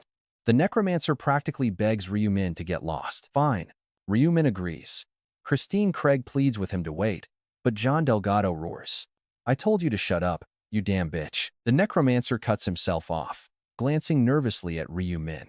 He cannot openly threaten to murder her while Ryu Min is still standing right there. Ryu Min realizes the guy just wants him gone, so he can execute Christine Craig the second his back is turned.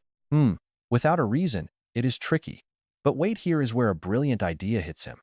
He stops walking and turns back to the necromancer.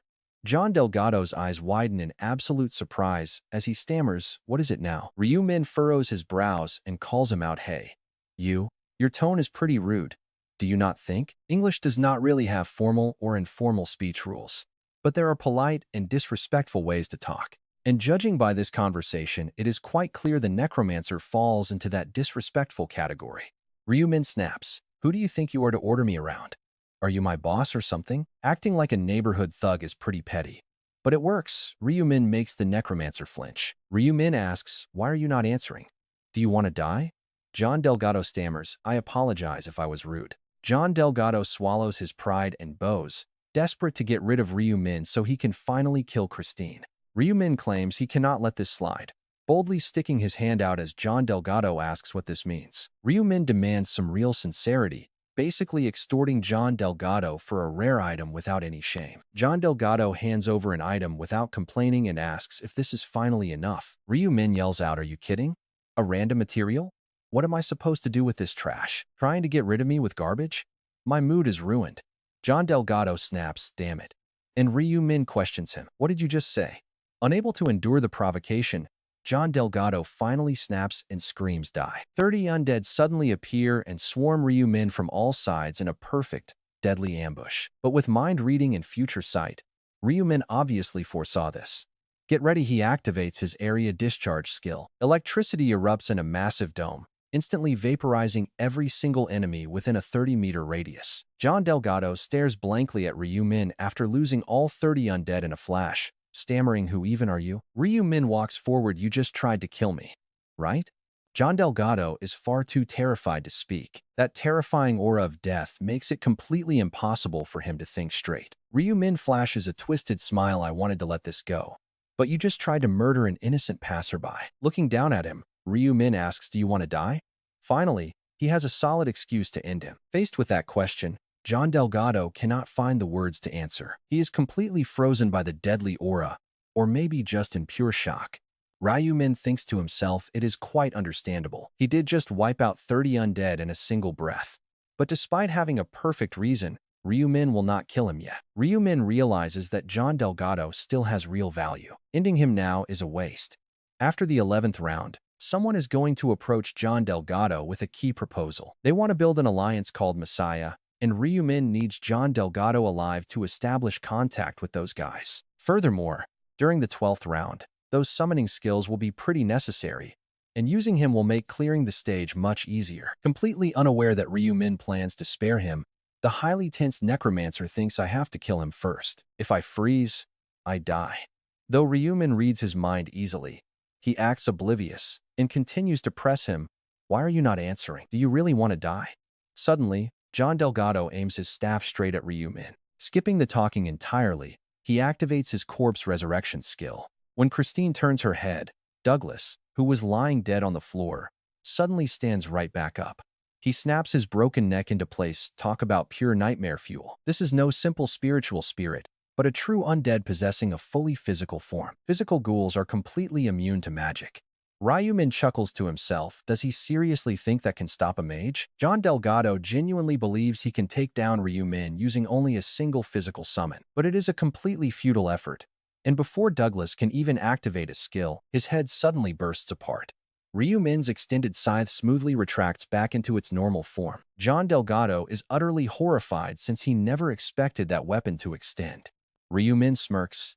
"Did you really think that would work? Summon dozens more of those ghouls, and the result remains the exact same." John Delgado screams out, asking who he is, as Ryu Min ruthlessly slices off one arm, teasing him for being off balance. Before John Delgado can speak, Ryu Min cleanly severs the other arm as well, next targeting his left leg. Ryu Min laughs off balance again, and then swiftly hacks off the right leg to match. Limbless and bleeding out, John Delgado is on the verge of death.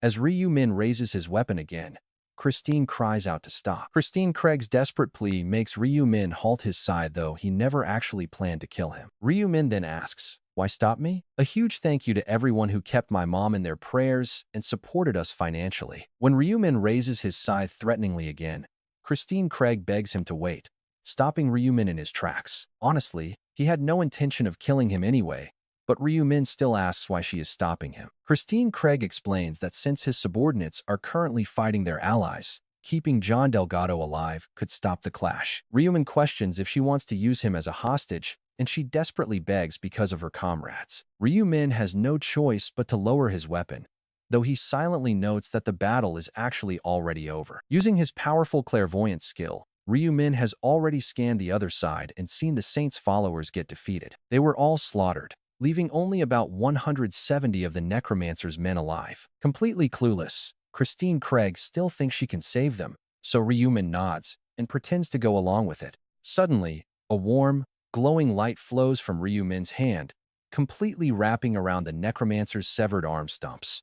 The heavy bleeding instantly halts, and the pale complexion of John Delgado, who was literally dying, begins to return to normal. This treatment saves John Delgado, as Ryu Min casually decides to spare his miserable life. He warns him to watch his mouth next time, because he might run into another complete psycho like him. Though conscious, John Delgado keeps his mouth shut, secretly plotting how to reattach his severed limbs. the very first chance he gets. Talk about ruthless. Ryumin straight up burns those severed limbs to ash right in front of him. Seeing his last hope go up in flames, John Delgado turns completely pale. Failing to score any points, he can only pray for his team to win, knowing his body will heal if he survives. Ryumin asks if this is enough, reminding her that he kept the guy alive. Christine Craig politely bows her head in thanks, then glares fiercely at John Delgado, declaring she is dragging him back to his cult. She orders him to make his followers stop fighting, prompting John Delgado to ask why he should do that. She flatly tells him she will end him if he refuses,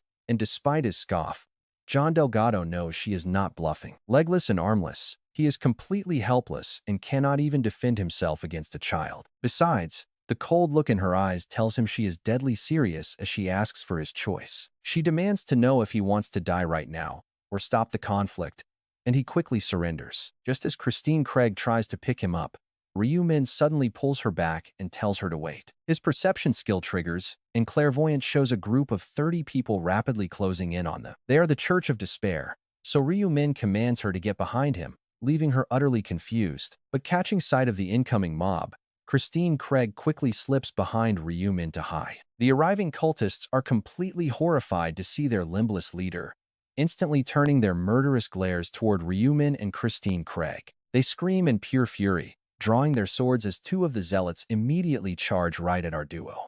Seeing them rush him without hesitation, Ryumin swings his scythe once, instantly decapitating both attackers. The remaining 28 cultists instantly freeze in raw terror. Ryumin dares them to come at him if they want to die, and honestly, can you blame them for backing down? John Delgado screams at them to stop, warning his idiot followers that they are looking at the legendary Black Scythe. At those words, the followers gasp, looking back at Ryumin in total shock. There he stands, weapon in hand, radiating a menacing level 90 aura that suffocates the entire room. Breaking into a cold sweat, they realize their mistake, while John Delgado orders someone to come carry him. As a follower gently picks up his armless torso, John Delgado asks why they even came in the first place. The cultist explains that the fight is over, leaving Christine Craig completely shocked by the sudden news. John Delgado coldly breaks the news to her, explaining that all her comrades have already been wiped out. Over 100 of her allies were slaughtered by his cult, and John Delgado immediately asks about his own losses. The underling reports about 45 injured and 30 dead, which is surprisingly low considering the massive numbers they faced. Though proud of his men, John Delgado keeps his mouth shut to be safe. If he accidentally annoys Ryumin, one wrong word could mean instant death for him right here. Gulping hard, John Delgado cautiously watches Ryumin's reaction, quietly muttering that the battle is finally over. There is nothing more I can do here, so please just get lost already, Ryumin says coldly. Turning his head slightly, Ryumin spots the Saintess Christine looking totally devastated by the loss of her allies. Meanwhile, the necromancer silently rejoices over successfully tearing her faction apart. With his goal accomplished, the necromancer is satisfied and simply orders his people to move out. Obeying the necromancer's command, they retreat without hesitation, as no one is foolish enough to mention revenge. Seeing their strong master reduced to such a pitiful state, how could they even dream of taking revenge? They all know they stand no chance against the Black Scythe. Once they finally scatter, a heavy silence falls between Ryumin and Christine. Traumatized by the brutal loss of her companions, Christine cannot shake off the guilt, whispering that everyone died solely because of her. Even though they followed her lead, she never once treated them like mere underlings.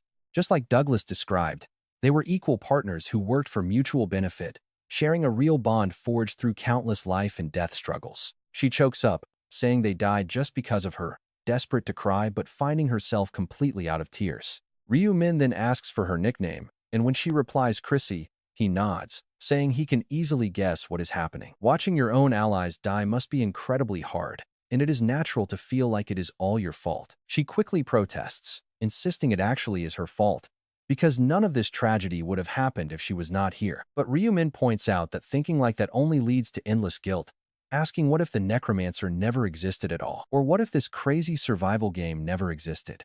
As she listens closely to his calm voice, you can see her start to waver before asking if it really wasn't her fault. Ryumin agrees, asking if she ever forced those people to follow her, and Christine silently shakes her head. He points out that they approached her first, meaning that from any logical perspective, She holds none of the blame for their choices. They chose their own path when they decided to follow her, so there is no reason to be overly emotional or blame herself. Nothing is more foolish than trapping yourself in a corner by obsessing over the past, and Ryu Min pauses briefly before continuing. He tells her to stop blaming herself and just drop the heavy burdens from her shoulders. She is not obligated to carry the weight of everyone's survival alone.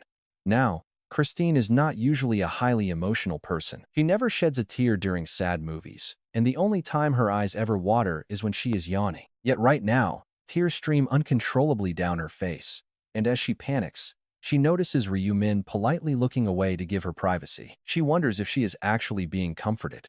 For so long, Christine had been leading others without ever having someone to lean on. With no one to share her heavy burdens, finding this mysterious man who genuinely understands and comforts her feels incredibly foreign. It is both shocking and reassuring to find someone who truly understands her feelings. Ryu Min asks if he stepped out of line by meddling, but she quickly reassures him that is not it. Apologizing for letting him see her in such an embarrassing state, Christine wipes away her tears, forces a smile, and thanks him for saving her. Introducing herself as Christine, she asks if he is the Black Scythe, and Ryu Min simply asks if she actually believes that. She replies that she certainly does, asking how she could ever doubt it. Think about it, this guy just wiped out 30 spiritual undead with a single spell. No way anyone would believe he is only at level 40. Only a legendary ranker at level 90 like the Black Scythe could pull that off. She wonders how he can use magic when his class is supposed to be a Reaper, but with no knowledge of Reaper skills, one thing remains certain. This man is her lifesaver, and right now, he is the only person she can truly rely on in this dangerous world. Thanking him again for saving her, she asks how she can ever repay him, but Ryu Min simply asks when he ever saved her life. Stunned, she can only gasp, but Ryu Min says he merely corrected the attitude of a disrespectful person. Despite his cold words, Christine can tell he purposely stepped in to save her, showing that deep down, the fearsome Black Scythe actually has a kind heart. Staring at him, she becomes completely certain about this man. The Black Scythe is the savior she is destined to follow, exactly as the prophecy predicted. Clutching onto her new lifeline, she calls out to him, and Ryu Min replies, "What is it?" Blushing with embarrassment, Christine lowers her head and musters up the courage to ask if she can stay by his side. But Ryu Min asks why. She explains that she wants to repay him for saving her life, but Ryu Min instantly refuses, leaving her utterly speechless. Left completely stunned by his blunt rejection, Christine tells herself that she never expected to get shot down so fast. After all, the prophet warned her that she must cling to whoever saves her life during this 11th round. Failing to do so means she won't survive past the 15th round, leaving her to frantically wonder how she can possibly survive now. Christine desperately tries to prove her worth, pleading that she's far more useful than he actually thinks. She can heal him, cast defensive buffs, and block any annoying status ailments or debuffs, but Rio coldly cuts her off. None of that is necessary for me. A massive thank you to everyone who kept my mom in their prayers and supported us financially. Christine Craig panics internally, wondering how she will survive, before desperately pitching her immense value to him. She frantically tries to convince him by listing off her direct heals, various supportive buffs, and debuff cleansing, but Ryu Min cuts her off with a freezing stare. Ryu Min tells her flat out that none of those skills are necessary for his style. He practically never gets hurt, and his natural resistance is already through the roof. Traveling with a priest is just pointless. Sure, priests are great for long-term survival, and active healing completely beats basic first aid, especially since later rounds make debuffs and status ailments a total nightmare to deal with. Even Ryu Min knows healers are vital, but only in the endgame. After all, priests do not even unlock resurrection until level 60. Only then does a healer become viable insurance. Right now, she is just dead weight, nothing but baggage. Realizing this, Christine Craig quietly hangs her head in defeat, but she cannot give up just yet. Desperately searching for another way, she remembers the prophecy that she must stay near the Black Scythe to survive. Ryu Min actually wants to keep her around, since the final boss battle's difficulty is completely unknown. Having a priest who can revive him is crucial. Now, watch how easily he makes an excuse here. Ryu Min tells her this is a team battle where points are earned by killing. Since they are competitors from different zones, cooperating right now is basically impossible. When she mentions that he saved her life, Ryu Min jokingly asks if she is going to propose if he rescues her again. He asks if she really trusts him that easily, but her faith is rooted in the prophecy itself. She has to cling to the black scythe because the vision promised survival if she did. But hearing his sound advice changes her mind. She realizes she genuinely wants to place her trust in him. He completely understood her situation and offered guidance despite just meeting. This guy is strong, sharp, and totally reliable. He is the perfect lifeline. Looking up, Christine Craig firmly insists that she truly trusts him. Ryumin sighs internally at her desperation. Having her cling to him like this is becoming a real headache. Having a pocket priest is great, but right now she is completely unneeded.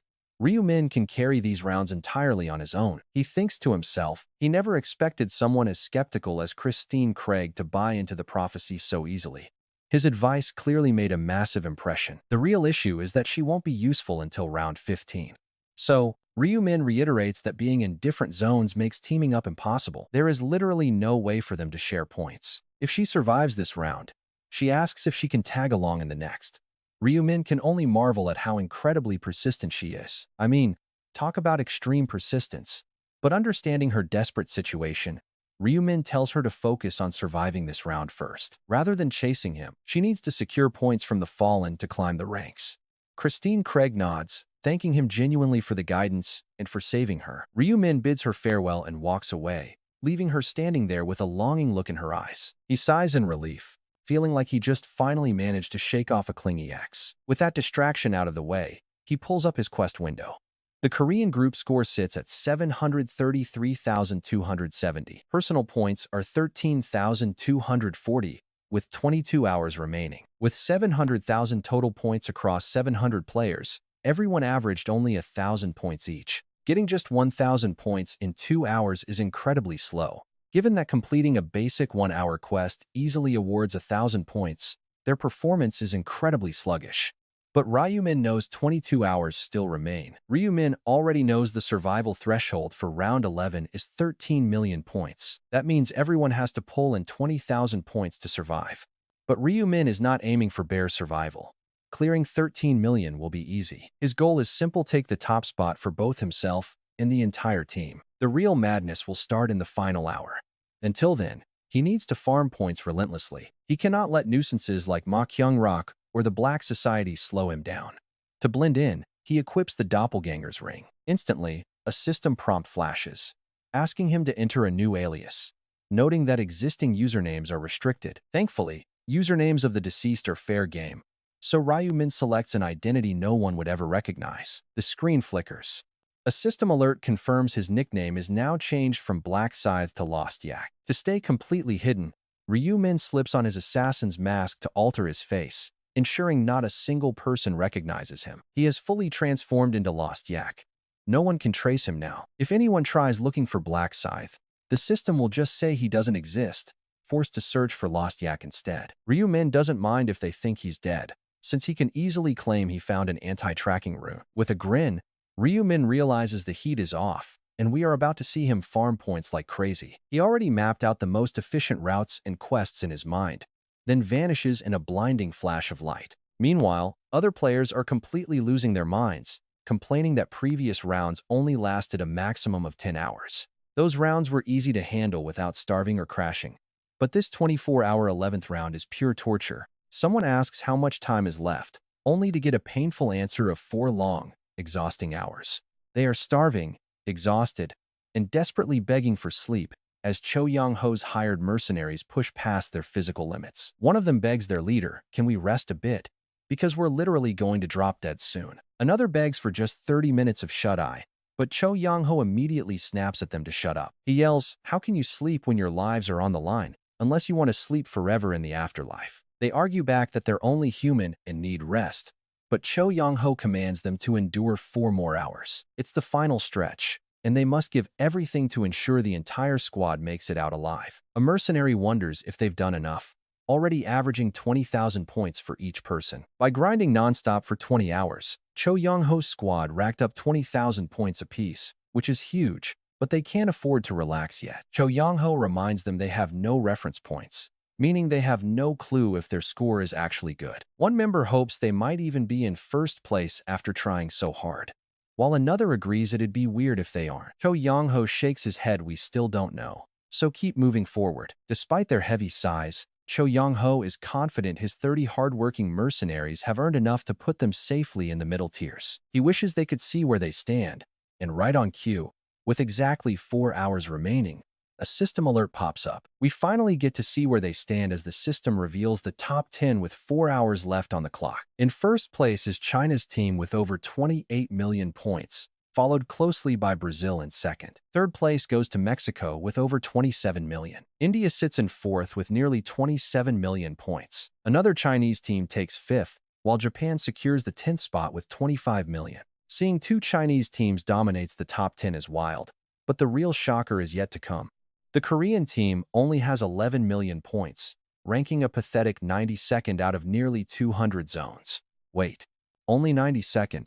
They need to stay in the top 95 just to avoid instant elimination. They complain that this makes no sense after all their hard work. Someone must have been slacking off, because their total score is way lower than anyone expected. They wonder why China and Japan are scoring so high when everyone's team size is roughly 700 players. Then it clicks. Those top teams are likely hunting other players, because slaughtering opponents is way faster than questing. A score of 28 million means every member averaged 40,000 points, which is mathematically impossible. They must have ditched the quests entirely and slaughtered everyone, since player hunting yields way more points. Though the tired mercenaries feel totally defeated, Cho Yong-ho tries to rally them, pushing them to keep moving forward. He tells them that survival is still within reach, but if they stop grinding now, they are falling below the cutoff. If we fail to get points, everyone here, even Black Scythe, will end up dead. With a grim determination, Cho Yong-ho's desperate squad starts moving again,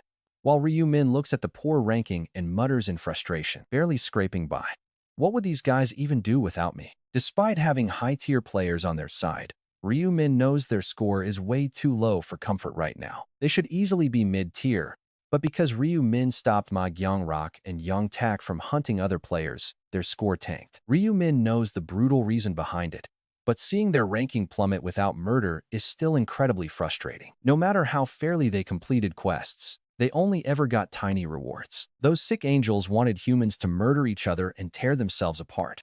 But there is a way to get points without killing. A last-second comeback is still possible. Ryu Min declared he would secure first place in a single move, dominant in both solo and group rankings.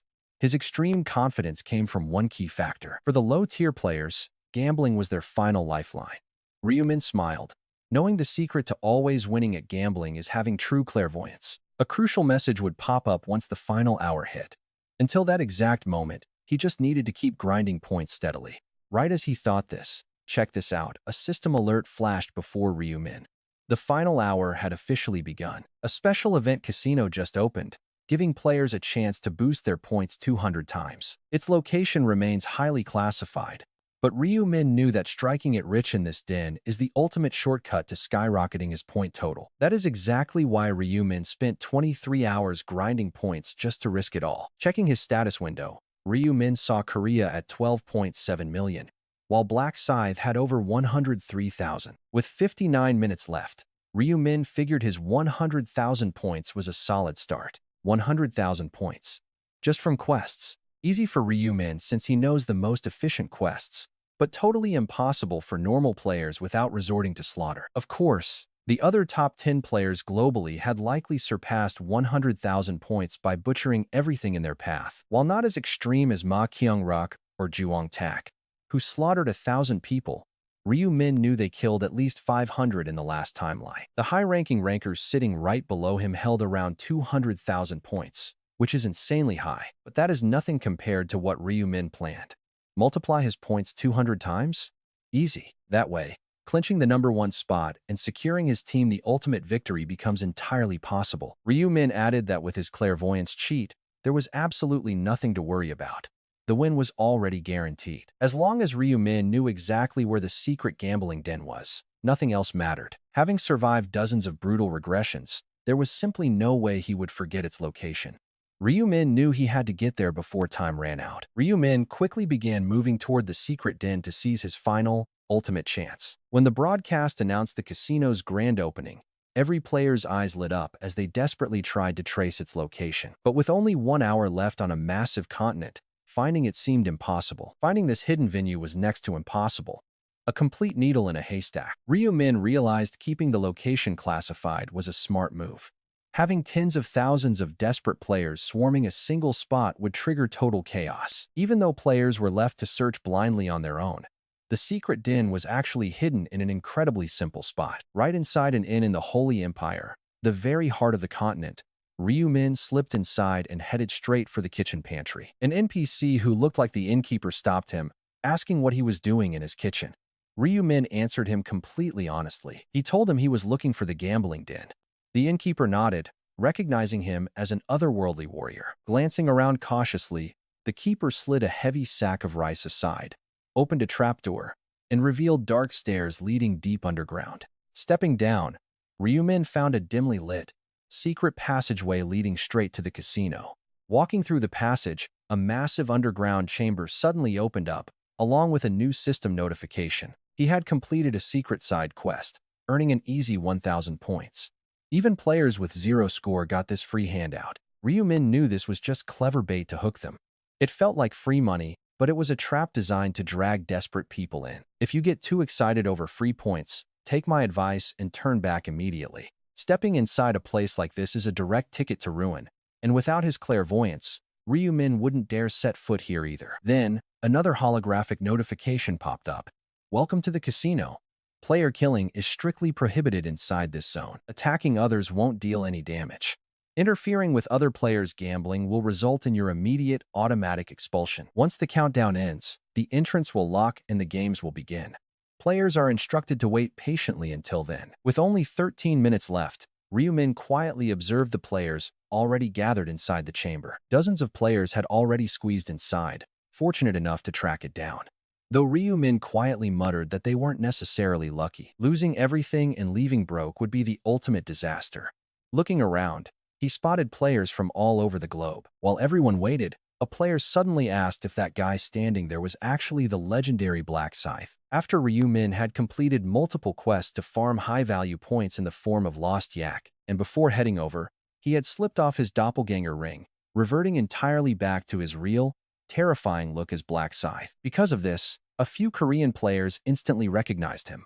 Ryu Min thought to himself that with so little time left, hiding his face was pointless anyway. Besides, even if he wins big here, his real identity will be exposed during the final score tally anyway. Ryu notes that everyone is just staring at each other in silence because player killing is completely banned here. With 0 damage possible, they can only glare at one another. Ryu realizes that if combat were legal, they would be tearing each other apart for cash, but messing with anyone else's bet is strictly forbidden. Luckily, using his clairvoyance skill does not count as interfering. Peeking ahead to get the right answer works perfectly, a trick he already proved over several trial rounds. A system notification pops up, showing the countdown timer finally hitting all zeros. The moment the clock strikes 0, a massive iron door slams shut, locking everyone inside the room. Just as the exit seal, a brilliant beam of light shines down from above. All eyes turn to the angel appearing in the light, who casually welcomes the aspiring gamblers. She introduces herself as Gabby, the guide of this casino. But despite her upbeat tone, the players look completely miserable.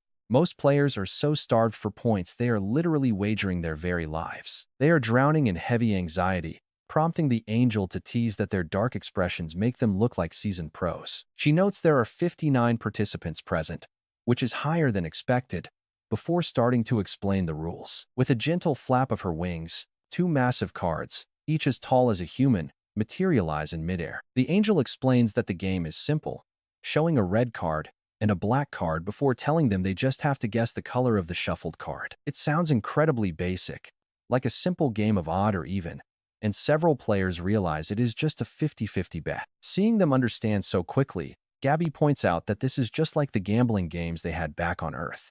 Whether it is roulette or coin flips, the odds are 50-50, allowing them to wager any amount of points to double their stash with a correct guess. But get it wrong, and you lose everything, which makes it sound like a perfectly fair gamble. Here is the catch though, they only get 6 attempts, and winning every single round is the only way to walk away rich. If you go all in every single time and keep doubling up, you can multiply your starting points by 64. Think about that.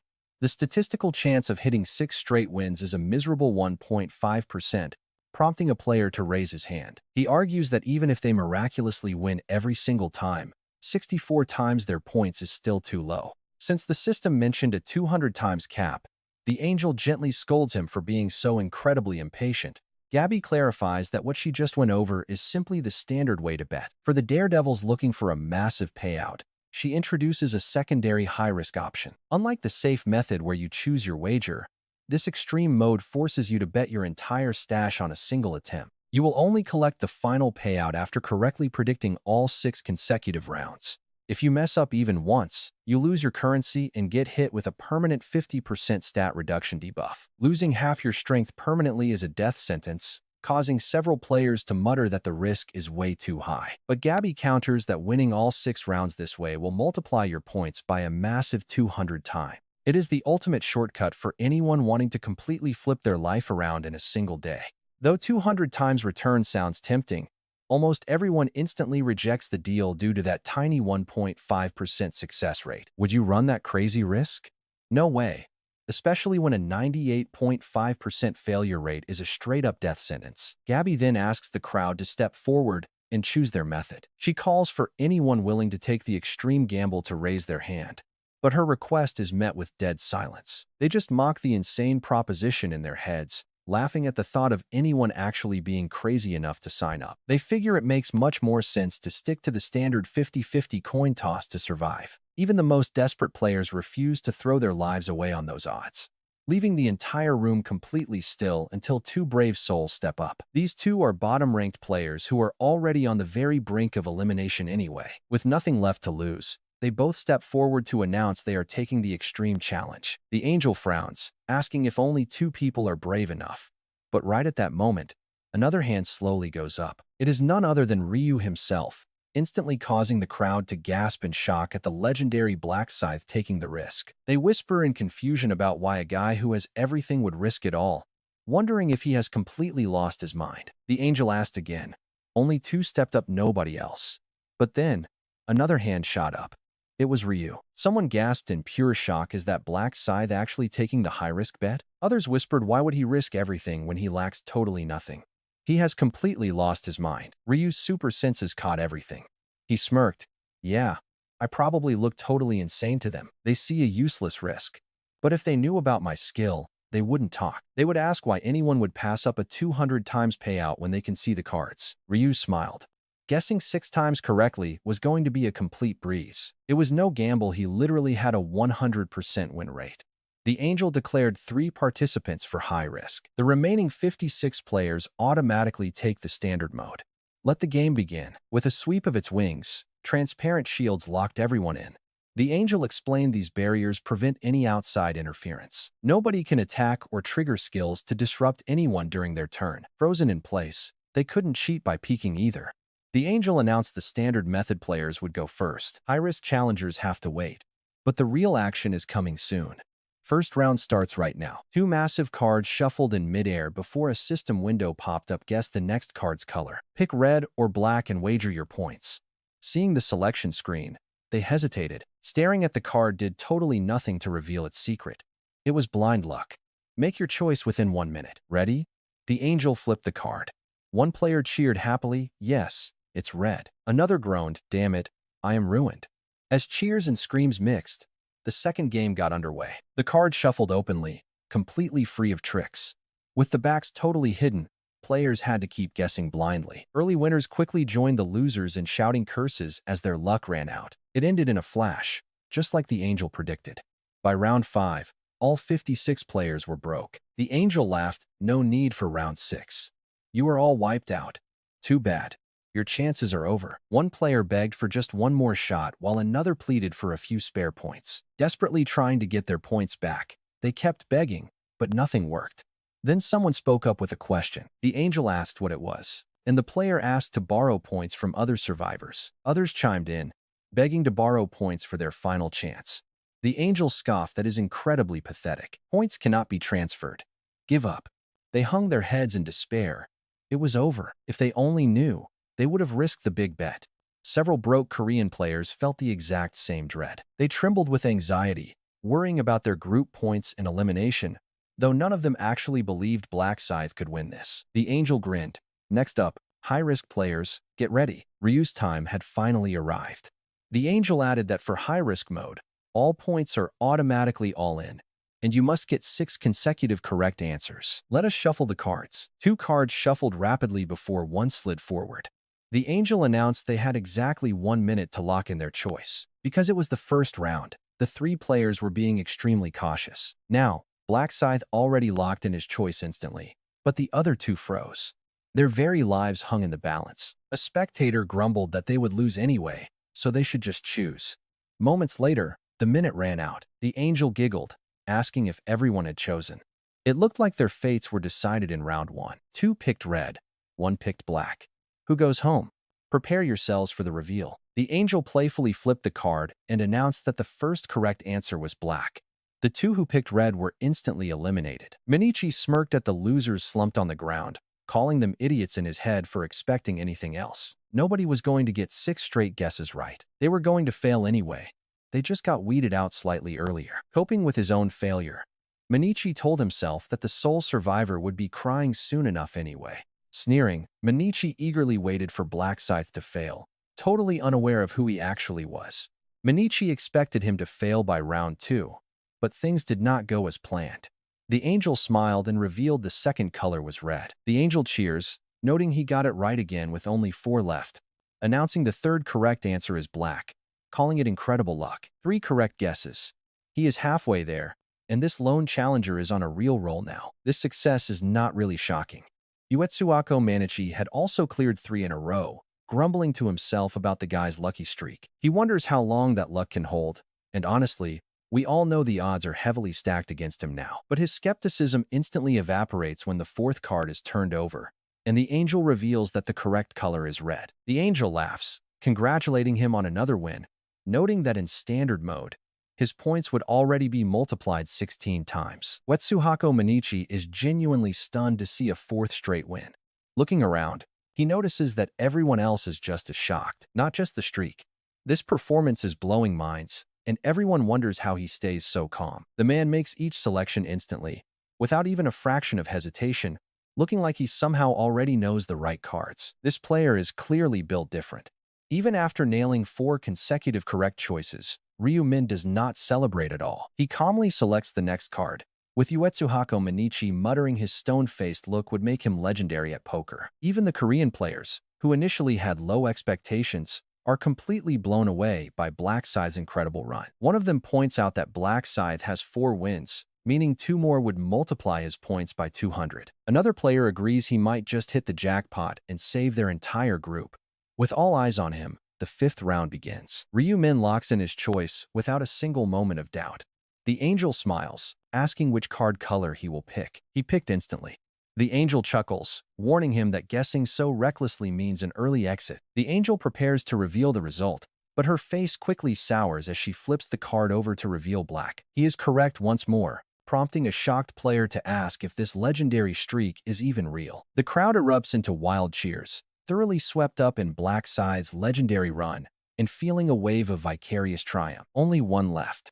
They live through his victory after facing their own brutal defeats in this trial. Nailing this final card means winning 200 times the points, making the onlookers shout for Black Scythe to win. Players locked behind the barrier cheer for Black Scythe in multiple languages, though some jealous souls secretly curse him, praying for failure. Ryu Min thinks to himself that there are always miserable losers who hate watching someone else win. With a smirk, Ryu Min locks in his final choice, completely ignoring their silent curses.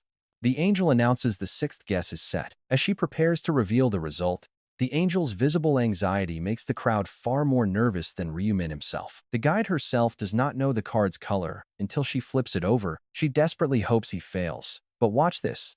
Ryu Min's flawless run continues as she reveals the correct card is black. 6 perfect guesses.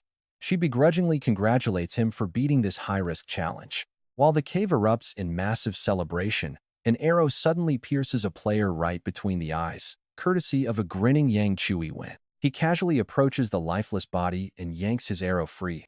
Licking the dark blood from the tip, he mutters that even in this digital arena, the blood tastes incredibly real. Being the top-ranking member of the feared Black Society, he started hunting down players the moment round 11th began. No reason to stop. As a ruthless hunter, slaughtering players directly translates to points, so he demands his current kill count, answering Yang Chu-win immediately.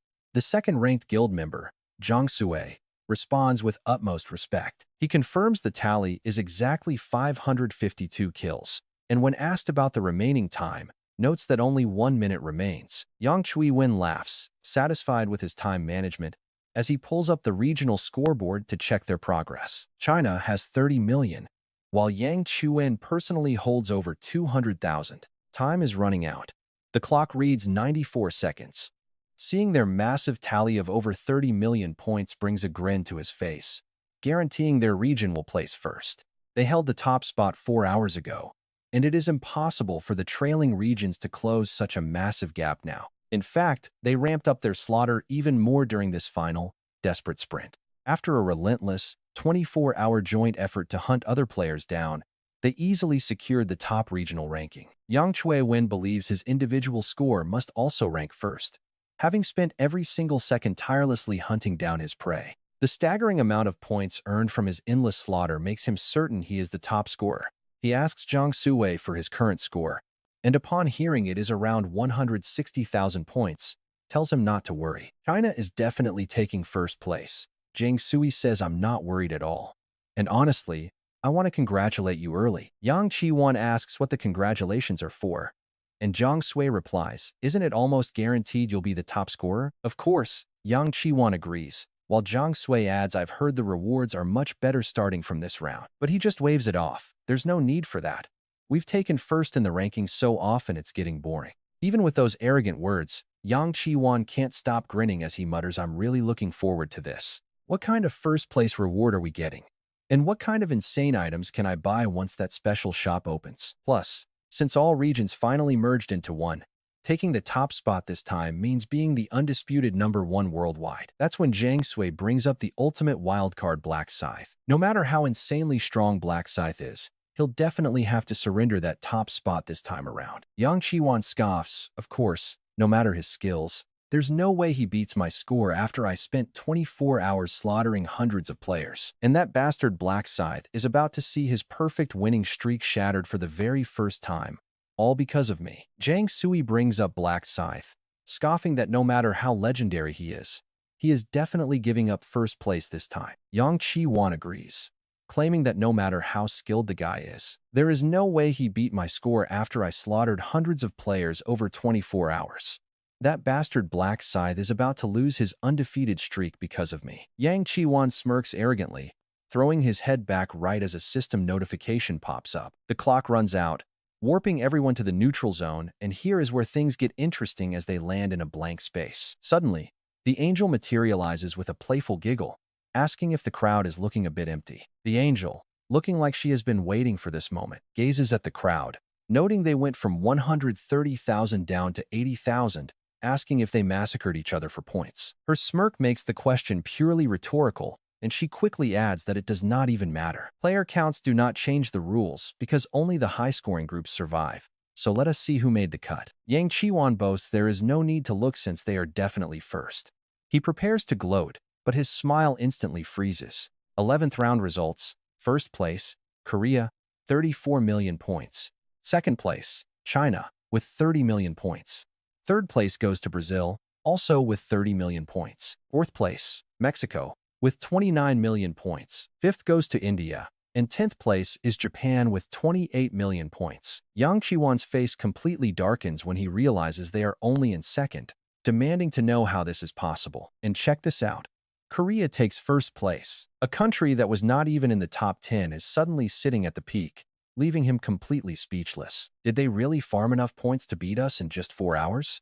It is unreal. But the next reveal is even wilder. The angel then announces that with group rankings settled, it is time to check out the individual scores. With a flutter of her wings, a new board appears, showing Black Scythe at first place with 20 million points. Second is Yang Chi-won, level 50. Third is Dark Soul, a level 50 sniper. Swingman takes fourth, followed by First Warrior in 5th place. 10th place belongs to Zhang Sui, a level 48 assassin. Yang Chi-won's jaw hits the floor as he stares at the screen, completely speechless. The score gap between first and second place is literally 100-fold. Meanwhile, Zhou Yongho stares at the screen with his mouth wide open, rubbing his eyes in disbelief and asking if they are actually in first. But the screen does not lie. South Korea is sitting comfortably at the top with 34 million points, but the individual rankings are the real shocker. Jo Young-ho gasps, wondering how Black Scythe managed to pull off over 20 million points completely on his own. Is that even humanly possible, or is the system glitching? In all this confusion, only one thing is crystal clear. Their country only claimed first place because of Black Scythe's insane carry. No one can argue with Jo Young-ho's words, and the nearby mercenaries nod in silent agreement. Korea would have been stuck in 90th place with only 13 million points, but he single-handedly dragged them to the top with 20 million. Even without an immediate bonus reward, this massive victory completely elevates their nation's overall prestige. Another player mutters in awe, marveling at the 20 million points and asking if Black Scythe is actually Korean. Someone else calls him legendary, admitting they suddenly want to visit Korea. Foreign players can only shake their heads in disbelief, and even the divine angels are stunned, which really says it all. The angel gasps, asking him how on earth he managed to secure 20 million points all alone. She admits she has never seen anything like this before, questioning if he actually won that risky gambling game. Ryumin does not bother denying it, calmly confirming her suspicion. Even the angel is clearly impressed, noting it is not easy to bet everything on a 1.5% chance. She wonders if this is what makes a true gambler, calling him an incredibly remarkable human. While several jealous players shake with rage, glaring at him with pure hatred, the angel continues. She announces that, as promised, the title of Unified Zone Representative will be officially granted to our first-place winner, Black Scythe. She warns everyone that all other regional representatives will have their powers revoked immediately, just as a new notification pops up. Black Scythe is now the official representative of CAEA-01. Ryu Min smirks as the system notification pops up. He has finally become the only representative of this zone. No more chaotic mergers. The constant shift in leaders is finally over. Now that the zones have merged into a single territory, he stands alone with the exclusive power of absolute dominance. He realizes he can now order the players around whenever he wants. But Ryu Min decides to hold back for the perfect climax. With limited chances, we can see he is playing his cards incredibly close to his chest here. Suddenly, the angel announces that the results are in. It is time to eliminate every team below 95th place. With a snap of her fingers, the purge begins. Half of the remaining players scream in terror as their bodies crumble into ash. Exactly 40,021 survivors remain. A massive crowd. Only 30% of the original players actually survived. Still, the guide happily congratulates the 95 surviving groups who managed to pull through this absolute meat grinder. She announces that rewards will be handed out to the top 3 individuals. Instantly, system notifications start flooding the screen. A message congratulates him for finishing the quest in first place. Currently, Black Scythe holds the #1 rank here. Because he secured first place, the system grants him a special high-grade material package. To match his incredible first-place achievement, the system delivers a powerful rune package. Additionally, he receives a highly coveted special reward selection box to customize his next power-up. No joke. These rewards are incredibly generous. 3 rare items are granted. Ryu Min smiles as he opens the rune package first, triggering a new system message. The system congratulates an extra slot. The expansion rune lets him wear another ring. Ryu Min murmurs that this is pretty useful. Normally players can only wear 1 ring, but now he can equip 2. He notes that since gear is so critical, having an extra ring slot gives Ryu Min a massive advantage. Highly satisfied with his new passive, Ryu Min opens up his material package next, prompting a second system notification. Incredible drops. The system awards him black iron, powder, and magic liquid. He also receives a shiny horsetail and some highly valuable new material leather. Finally, he pulls a blueprint for God-tier gloves. Top-tier crafting materials instantly flood his inventory space. The system is basically begging him to craft God-tier armor. Ryumin mutters that he does not even need the blueprint. He already knows every recipe by heart, but selling this on the market later will make him incredibly rich. After all, a legendary blueprint is worth a fortune. The only ingredient Ryumin is currently missing is condensed ether. But that is no issue, since Ryumin already took condensed ether from the body of Archangel Rem, a legendary build. This lets him craft his third god-tier item much faster than expected. He never expected that slaying the Archangel would drop that material. Ryumin decides to craft those god-tier gloves later. Ryumin finally opens his last prize, the special reward selection box, prompting the system to present three options. First option is a double experience point buff, which is limited strictly to the upcoming 12th round. Option 2 adds 50% stats, while Option 3 reveals round 12 info. Without any hesitation, Ryu Min locks in the second option, noting that raw stat boosts beat simple experience points. Levels can wait. Those suspicious angels definitely are not going to sit on their hands forever. To survive an unexpected ambush, boosting his stats is the absolute best move. Suddenly, the angel asks if everyone is done. She announces the opening of the special shop, and a system notification pops up the very next second. The special store is now active in their interfaces, allowing players to purchase extremely rare items using their hard-earned points. Good news is that this store stays open even after the round wraps up, allowing players to browse slowly, though points are now capped. Nobody is listening. Everyone is way too busy checking out the shop. Even Ryumin takes a quick glance at the shop, but he decides to wait, and honestly, that is a smart play. With a sweet smile, the guide congratulates them all and bids them farewell, just as the round-end notification flashes. Round 11 is officially over, leaving 40,021 survivors. The system begins transferring their souls back to their original bodies. The 12th stage begins at midnight on December 1st, 2022. Congratulations on surviving. With round 11 finished, Angel Mi, who had been managing the players, she sighs deeply upon returning to the heavenly realm, muttering that Ryu Min is truly insane for running such a dangerous, high-risk strategy. At the end of the 11th round, Mylan, who served as the guide, sighs upon returning to the celestial world that human is actually insane for pulling off such a high-risk gamble. She remembers the avatar created in another world, the human known as Black Scythe. He radiated a pretty lethal aura, leaving her wondering if he truly killed the Archangel like the rumors say. Think about how wild this is. Remiel's death is not officially confirmed, but every angel knows he went to face a human and vanished. It is basically a done deal. An Archangel slain by a mere human. Hard to believe, but if it is true, there is only one suspect, Black Scythe, who stands out at level 90. It has to be him. Yet despite identifying their suspect, the higher-ups have not taken any action. He should have been executed immediately. Yet, they wait.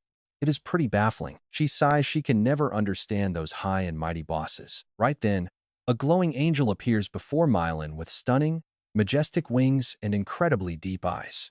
Mylan freezes, completely overwhelmed by his aura. Trembling, she bows in greeting, terrified he might have overheard her grumbling just now. She squeaks out a greeting to the Archangel of Archangels, Lord Michael. Michael looks down at Mylan and asks in his deep voice if she was the guide for the 11th round, and she nervously confirms it. Taking pity on the shaking guide, Michael smiles gently and tells her not to be afraid since he is just here for an early report. Stuttering, Mylan replies she was just on her way to log the results. Michael asks how the 11th round turned out. She hands over the recorded screen for him to view, and Michael carefully reviews the data she presents. He notes that Black Scythe took first place once again, and by a pretty massive margin too. Mylan explains he won big by taking a high-risk gamble in the game, and Michael orders her to take it to the Hall of Records. She bows and takes her leave immediately. Once she leaves, Michael falls into deep thought while others barely scrape together 200,000 points. This guy hoarded 20 million. Since this round was meant for the special shop, it was quite important. After this point, getting more would be impossible. As if he knew, the guy gathered an enormous amount of points, opening an insurmountable gap. The man is a true monopolist. It is dangerous. If Black Scythe is left unchecked, not only will the game balance break, and get this, Ryu Min is already a certified angel slayer, having taken down dozens of battle angels and one archangel. Yet Michael is forced to just stand by and watch. He recalls a recent conversation with Luvaya. Michael had suggested targeting him when the 11th round started, but Luvaya advised waiting a bit longer. He claimed it would greatly benefit Michael's grand cause, prompting a sharp, demanding question from the Archangel. Luvaya calmly repeated that keeping Black Scythe alive is the key to achieving Lord Michael's ultimate ambition. Michael sneered, asking how an observer locked in a room could know his grand cause, but Luvaya confidently agreed. An observer holding all the world's knowledge easily reads your inner thoughts, my lord. To put it bluntly, Lord Michael wants to become a god. When Luvaya asked if he knew what was needed to achieve that, Michael guessed he was suggesting using Black Scythe. Luvaya confirmed it looking at his actions. Black Scythe walks a path no one else has ever trodden. He is the only one who can make Michael's dream a reality.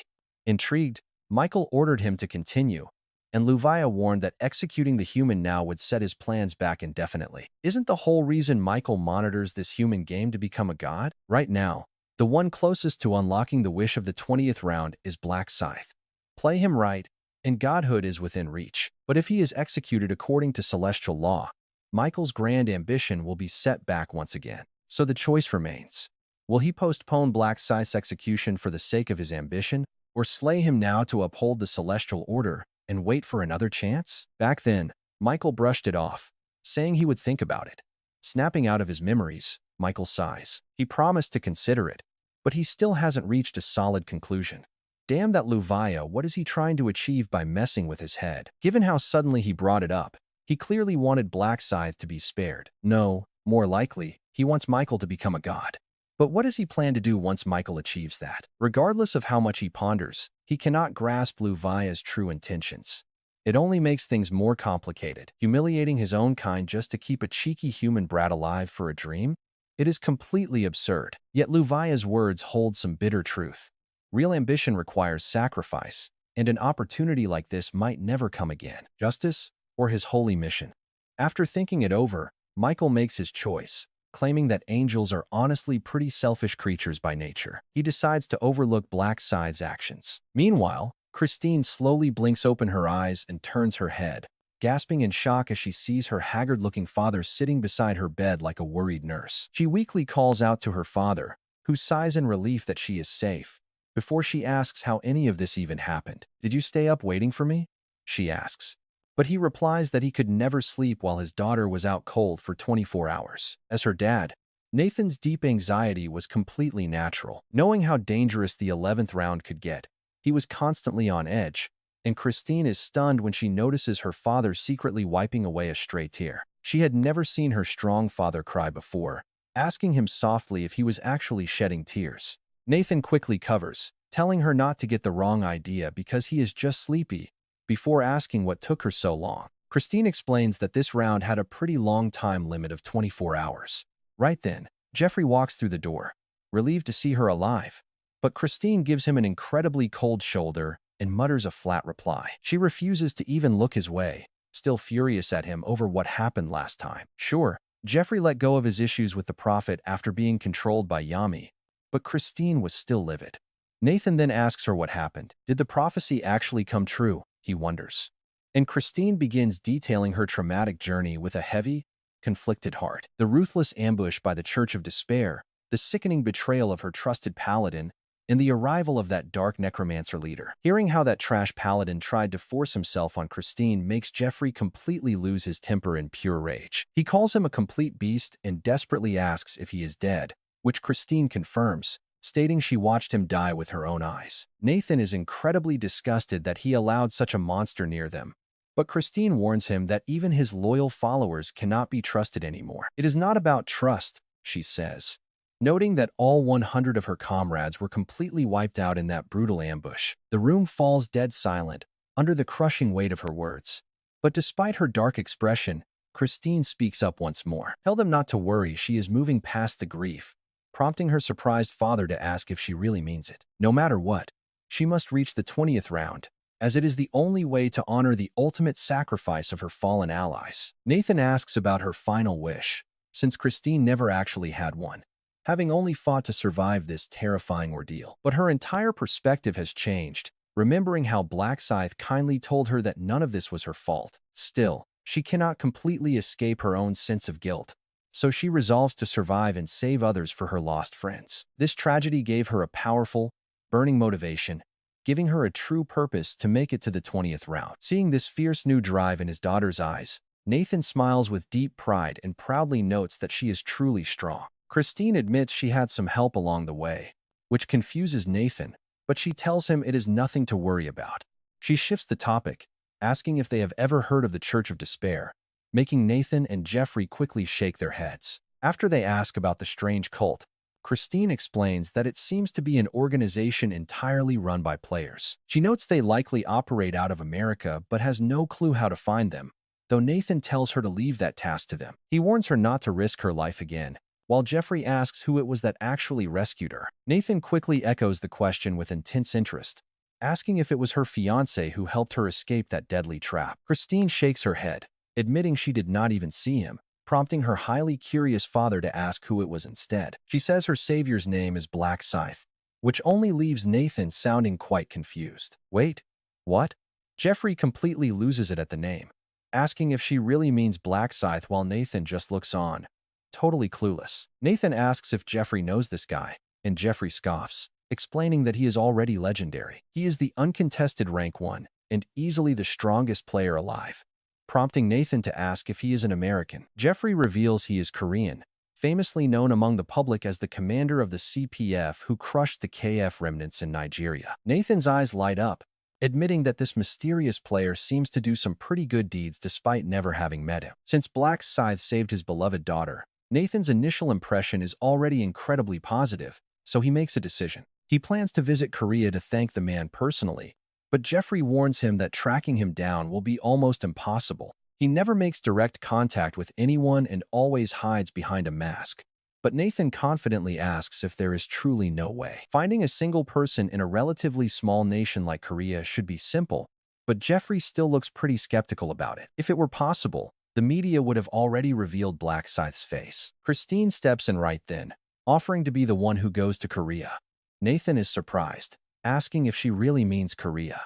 She nods, explaining she will go meet the prophet. He might actually know where Black Scythe is, she says. Nathan asks if they even exchanged phone numbers. Can't you just ask over a call? He wonders. But she replies that discussing such massive secrets over the phone is pretty rude. She must show true sincerity by visiting him in person.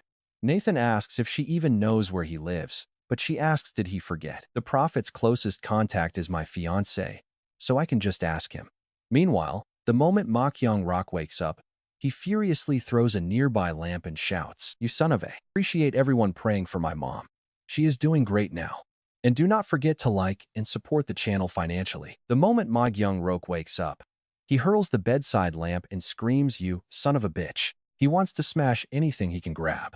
But unfortunately, because he is so neat, there is almost nothing around. Ma Kyung-rok snorts like an angry bull. He is incredibly furious. His points for the 11th round are flat 0 because he failed to escape the labyrinth forest within 24 hours. He grunts that, and Song Cheol must be yelling right now, too. His hunger for power is even greater than mine. Sure, thanks to Black Scythe, the Korean team grabbed first place and avoided getting wiped out, but that is it. Without any points, he cannot even use the special shop when it opens. It is a complete and total waste. Ma Kyung-rok groans to think a guy born with a silver spoon is forced to just watch because he does not have a single point. It feels like turning into a penniless beggar in a split second. Even with billions sitting in his bank account, all he feels is a massive void. He spent so long looking forward to the special shop that the disappointment is crushing. It is just crazy, right? He got totally ruined trying to chase Black Scythe, but survived because of him. It is still hard to believe. How did that guy gather 20 million points all by himself? No. Even wilder, how did he escape that cursed forest? After getting knocked out by Hwang Young-min, Ma Kyung-rok woke up way too late. He only had 3 hours left. Wandering the labyrinth forest all day left him with 0 points. He can only gasp unbelievable. 0 points. I am a top 3 player, and I ended up with nothing. Just as his anger fades into a hollow emptiness, the door beeps open, and Sang Cheol walks in. He freezes at the mess, but quickly regains his composure, reading the room instantly. He asks, "Boss, are you done throwing a tantrum?" Ma Kyung-rok sighs that he is mostly done, then asks about him. His assistant admits he also smashed some things out of pure frustration. Ma Kyung-rok snaps, "Does this make any sense? We got 0 points. Who do you think is responsible for this?" And Sang Cheol hesitates to reply. Honestly, it is because Ma Kyung-rok was the genius who insisted on tailing Black Scythe. But nobody wants to get fired, so he cannot openly blame his boss. Instead, he blames Black Scythe for leading them into that freakish forest. He adds that Hwang Young-min is also to blame. But Ma Kyung-rok cuts him off, saying that is not quite right. And Sung Cheol sighs, "Oh, right. Hwang Young-min is just a puppet corpse, so the real target is the necromancer pulling his strings." Ma Kyung-rok frowns. Something here is still very off. How could a simple zombie have combat skills like that? Hwang Young-min completely clowned on them. His power was too crazy for a basic summon. Plus, he looked way too normal to be an undead corpse. Honestly, if the prophet had not confirmed his death, He would have sworn the guy was just another player. He asks if the prophet was 100% sure that Huang Yongmin was dead. And Sang Chiel nods yes. He heard those exact words. The prophet also said a necromancer was controlling him, which means the seer definitely knows who is pulling the strings. And Song Chul asks if he plans to get even. Ma Gyongrok snarls obviously, "I am going to track down that bastard, rip him apart, and feed him to the dogs." And Sang Chiol asks if he should summon the prophet. Ma Gyongrok decides to dial the seer himself to make sure the guy actually survived. Right then, Ma Gyongrok's phone starts ringing. The caller ID displays Christine. He gasps, "Christine?" She greets him softly, and he immediately cuts in, "You are safe." That is a massive relief. I was losing my mind. The line goes quiet for a second as she processes his ecstatic reaction. Christine thanks him for caring, but he insists, "How could I not? We are engaged, and this round had a terrible prophecy hanging over it." She quietly agrees, and he quickly asks what happened and if the nightmare prediction actually came true. To ease Ma Gyongrok's massive curiosity, Christine calmly explains what went down. Remaining calm is completely out of the question. He gasps, "You almost got killed by the leader of the Church of Despair?" Christine confirms it was an American who controls the dead. A literal necromancer. Ma Gyongrok echoes the word in shock, "A necromancer?" And here is the kicker that zombie power instantly clicks. This has to be the bastard he is hunting. Ma Gyongrok demands to know his name. She reveals it is the leader of the Church of Despair, John Delgado, and asks if he knows him. He admits he does not know the guy, but vows to find him. How dare he touch his fiancée? The bastard is going to pay. Christine tells him he does not need to push it that far, but he insists he could not protect her inside the game, so he must protect her out here. While Ma Gyongrok seems to be showing off, this is actually a highly personal mission of revenge. He mutters to himself that this John Delgado is definitely the shadow necromancer who controlled Huang Yongmin. The timeline perfectly matches the bastard toyed with them in the labyrinth, then ran off to assassinate Christine. But then a chilling question hits him. Why did he let us live? He tried to eliminate Christine on the spot. No hesitation. He would murder anyone in his way. So why did he leave Ma Gyongrok and An Sang Chiol tied to a tree and breathing? It made no sense, so he decided to ask him himself. He was going to track down John Delgado of the Church of Despair. But as Ma Gyongrok made up his mind, a forgotten question popped into his head. He asked who saved her, and Christine simply replied, asking Ma Gyongrok if he happened to know him too. She said she did, explaining that the Korean player named Black Scythe was the one who rescued her. Ma Gyongrok's face darkened instantly. His fiancé's savior? Black Scythe himself. He muttered that it was all because of him that he ended up ruined. It wasn't actually his fault, but he needed a scapegoat for his boiling rage. Then Christine spoke up again. A favor? It immediately made Ma Gyongrok highly curious. She hesitated slightly, explaining her father wanted to meet Black Scythe and asking if he could introduce her to the prophet. Since the prophet might know where he is, he agreed. Easy enough. She quickly thanked him. She promised to call once she landed in Korea. But even after hanging up, Ma Gyongrok looked incredibly annoyed. When Ryu Min finally woke up, the first sight greeting him was his brother, Ryu Won. Ryu Won cried out in relief that he was finally back, but Ryu Min just chuckled, saying the round only ran a bit long. In reality, this round was nothing compared to the future rounds that would definitely drag on for even longer. He told his brother to stop waiting up. No more. Nobody knows when he'll wake up, but how could Ryu Won not worry? Ryu Min jokingly told him to just check his breathing and not stress, which he reluctantly accepted. Even though he was still pretty anxious, Ryu Won really had no choice but to listen to his big brother. Ryu Min smiled walking into his room, realizing that if his little brother actually knew his real identity, he wouldn't be sweating it like this. To the world, he wasn't the legendary Grim Reaper, just a fragile prophet. But now, it was time to check the special shop. Relaxing on his bed, Ryu Min summoned his interface. There it was. A brand new button. He tapped it, opening up a whole new screen filled with top-tier gear, from heavy weapons to magical rings. Seriously, these items are on a whole different level compared to the standard store. While the regular shop capped out at epic gear if you got incredibly lucky, this special store started at epic tier, allowing wealthy players to buy high-end unique items. The catch? Gold was completely useless here. You needed points, and the point costs were incredibly massive. Just a single unique piece of high-level gear cost a whopping 100,000 points. Ryu Min knew most players would go completely broke after buying just one unique item. Yet, Getting gear that usually required complex crafting was a huge deal, and the shop offered way more than weapons. The shop also sold crafting materials. There weren't any god-tier resources, but he noted they still had legendary-grade items. Anyone could craft insane gear with the recipe. The only issue? That massive price tag. Each item costs 100,000 points, meaning a single legendary would set you back 500,000. A single ingredient cost as much as finished unique gear, so nobody dared buy them. Most would just wonder why it was so pricey. But once players realized these were legendary-grade materials, their minds would blow. And it didn't stop at materials. The shop had potions, scrolls, and even experience packs. Truly everything. But those experience packs were the real treasure. These items immediately boosted your experience upon purchase, with zero limit on how many you could buy. Basically, convert points. Get experience. Just like that. If Ryumin wanted, he could easily buy his way to level 99. It would cost 5 million, leaving him with 15 million points. He could max his level right now, in an instant, but he had zero intention of doing that. Honestly, there was no need. He was already so ridiculously overpowered that hitting level 99 felt kind of pointless, thanks to a massive demon blessing. His base stats alone were over 1,000, and with active buffs, he easily cleared 10,000. He knew drawing attention by rushing to max level was a bad idea, so saving it as a backup was smarter. Hitting level 99 fully restores your health and grants a brief moment of total invincibility. To exploit that broken mechanic, he'd wait. Save the level up for a life or death scenario. A moment would definitely come when he'd need that clutch invincibility.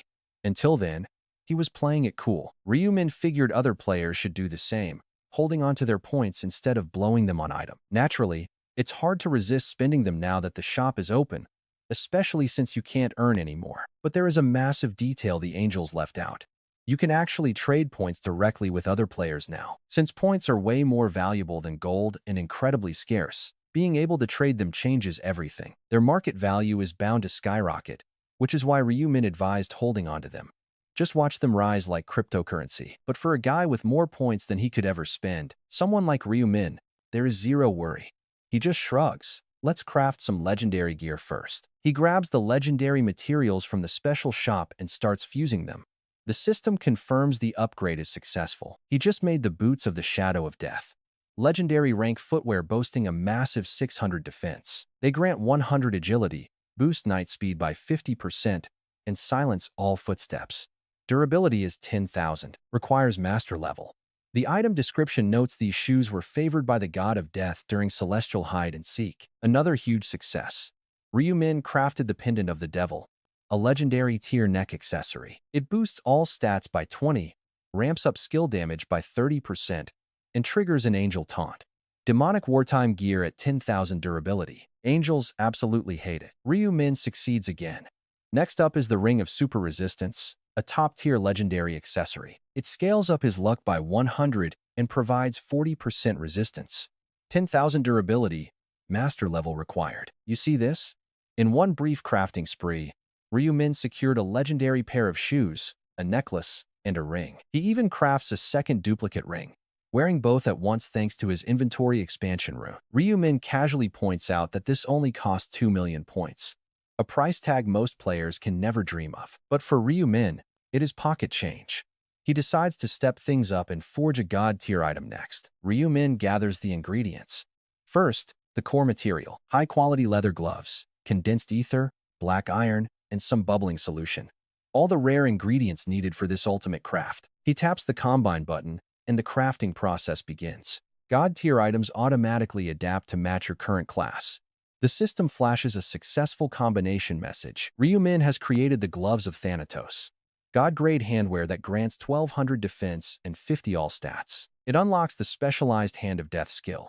Durability sits at 20,000, master level only. Infused with the raw divine spark of the death god Thanatos, these gloves trigger incredible set bonuses. Equipping the Thanatos set gives a 20% resistance boost. A 3-piece set bonus increases skill damage by 10%. Crafting these gloves activates that crucial third piece. Imagine having that extra boost. Pretty sweet, right? Ryumin originally planned to secure 3 god-tier items by round 15, but thanks to his victory over the Archangel, he reached it way faster. Slipping on the gloves also grants him an active skill. The Hand of Death skill lets him use telekinesis to shove or yank targets within 30 meters. High-rank foes can resist, but Ryu-min just smiles, knowing he can pull down those annoying flying angels now. Best of all, it has absolutely zero cooldown for unlimited use, though he has to extend his hand, and opponents might resist based on tier. Now, Ryu-min only has one major task left for his massive points hoard hitting level 99. But he holds off, planning to trigger that level 99 status when he desperately needs the invincibility effect. With his power sealed in, Ryu-min finally drifts off to sleep, only to be jolted awake by a call from Jeffrey Bishop.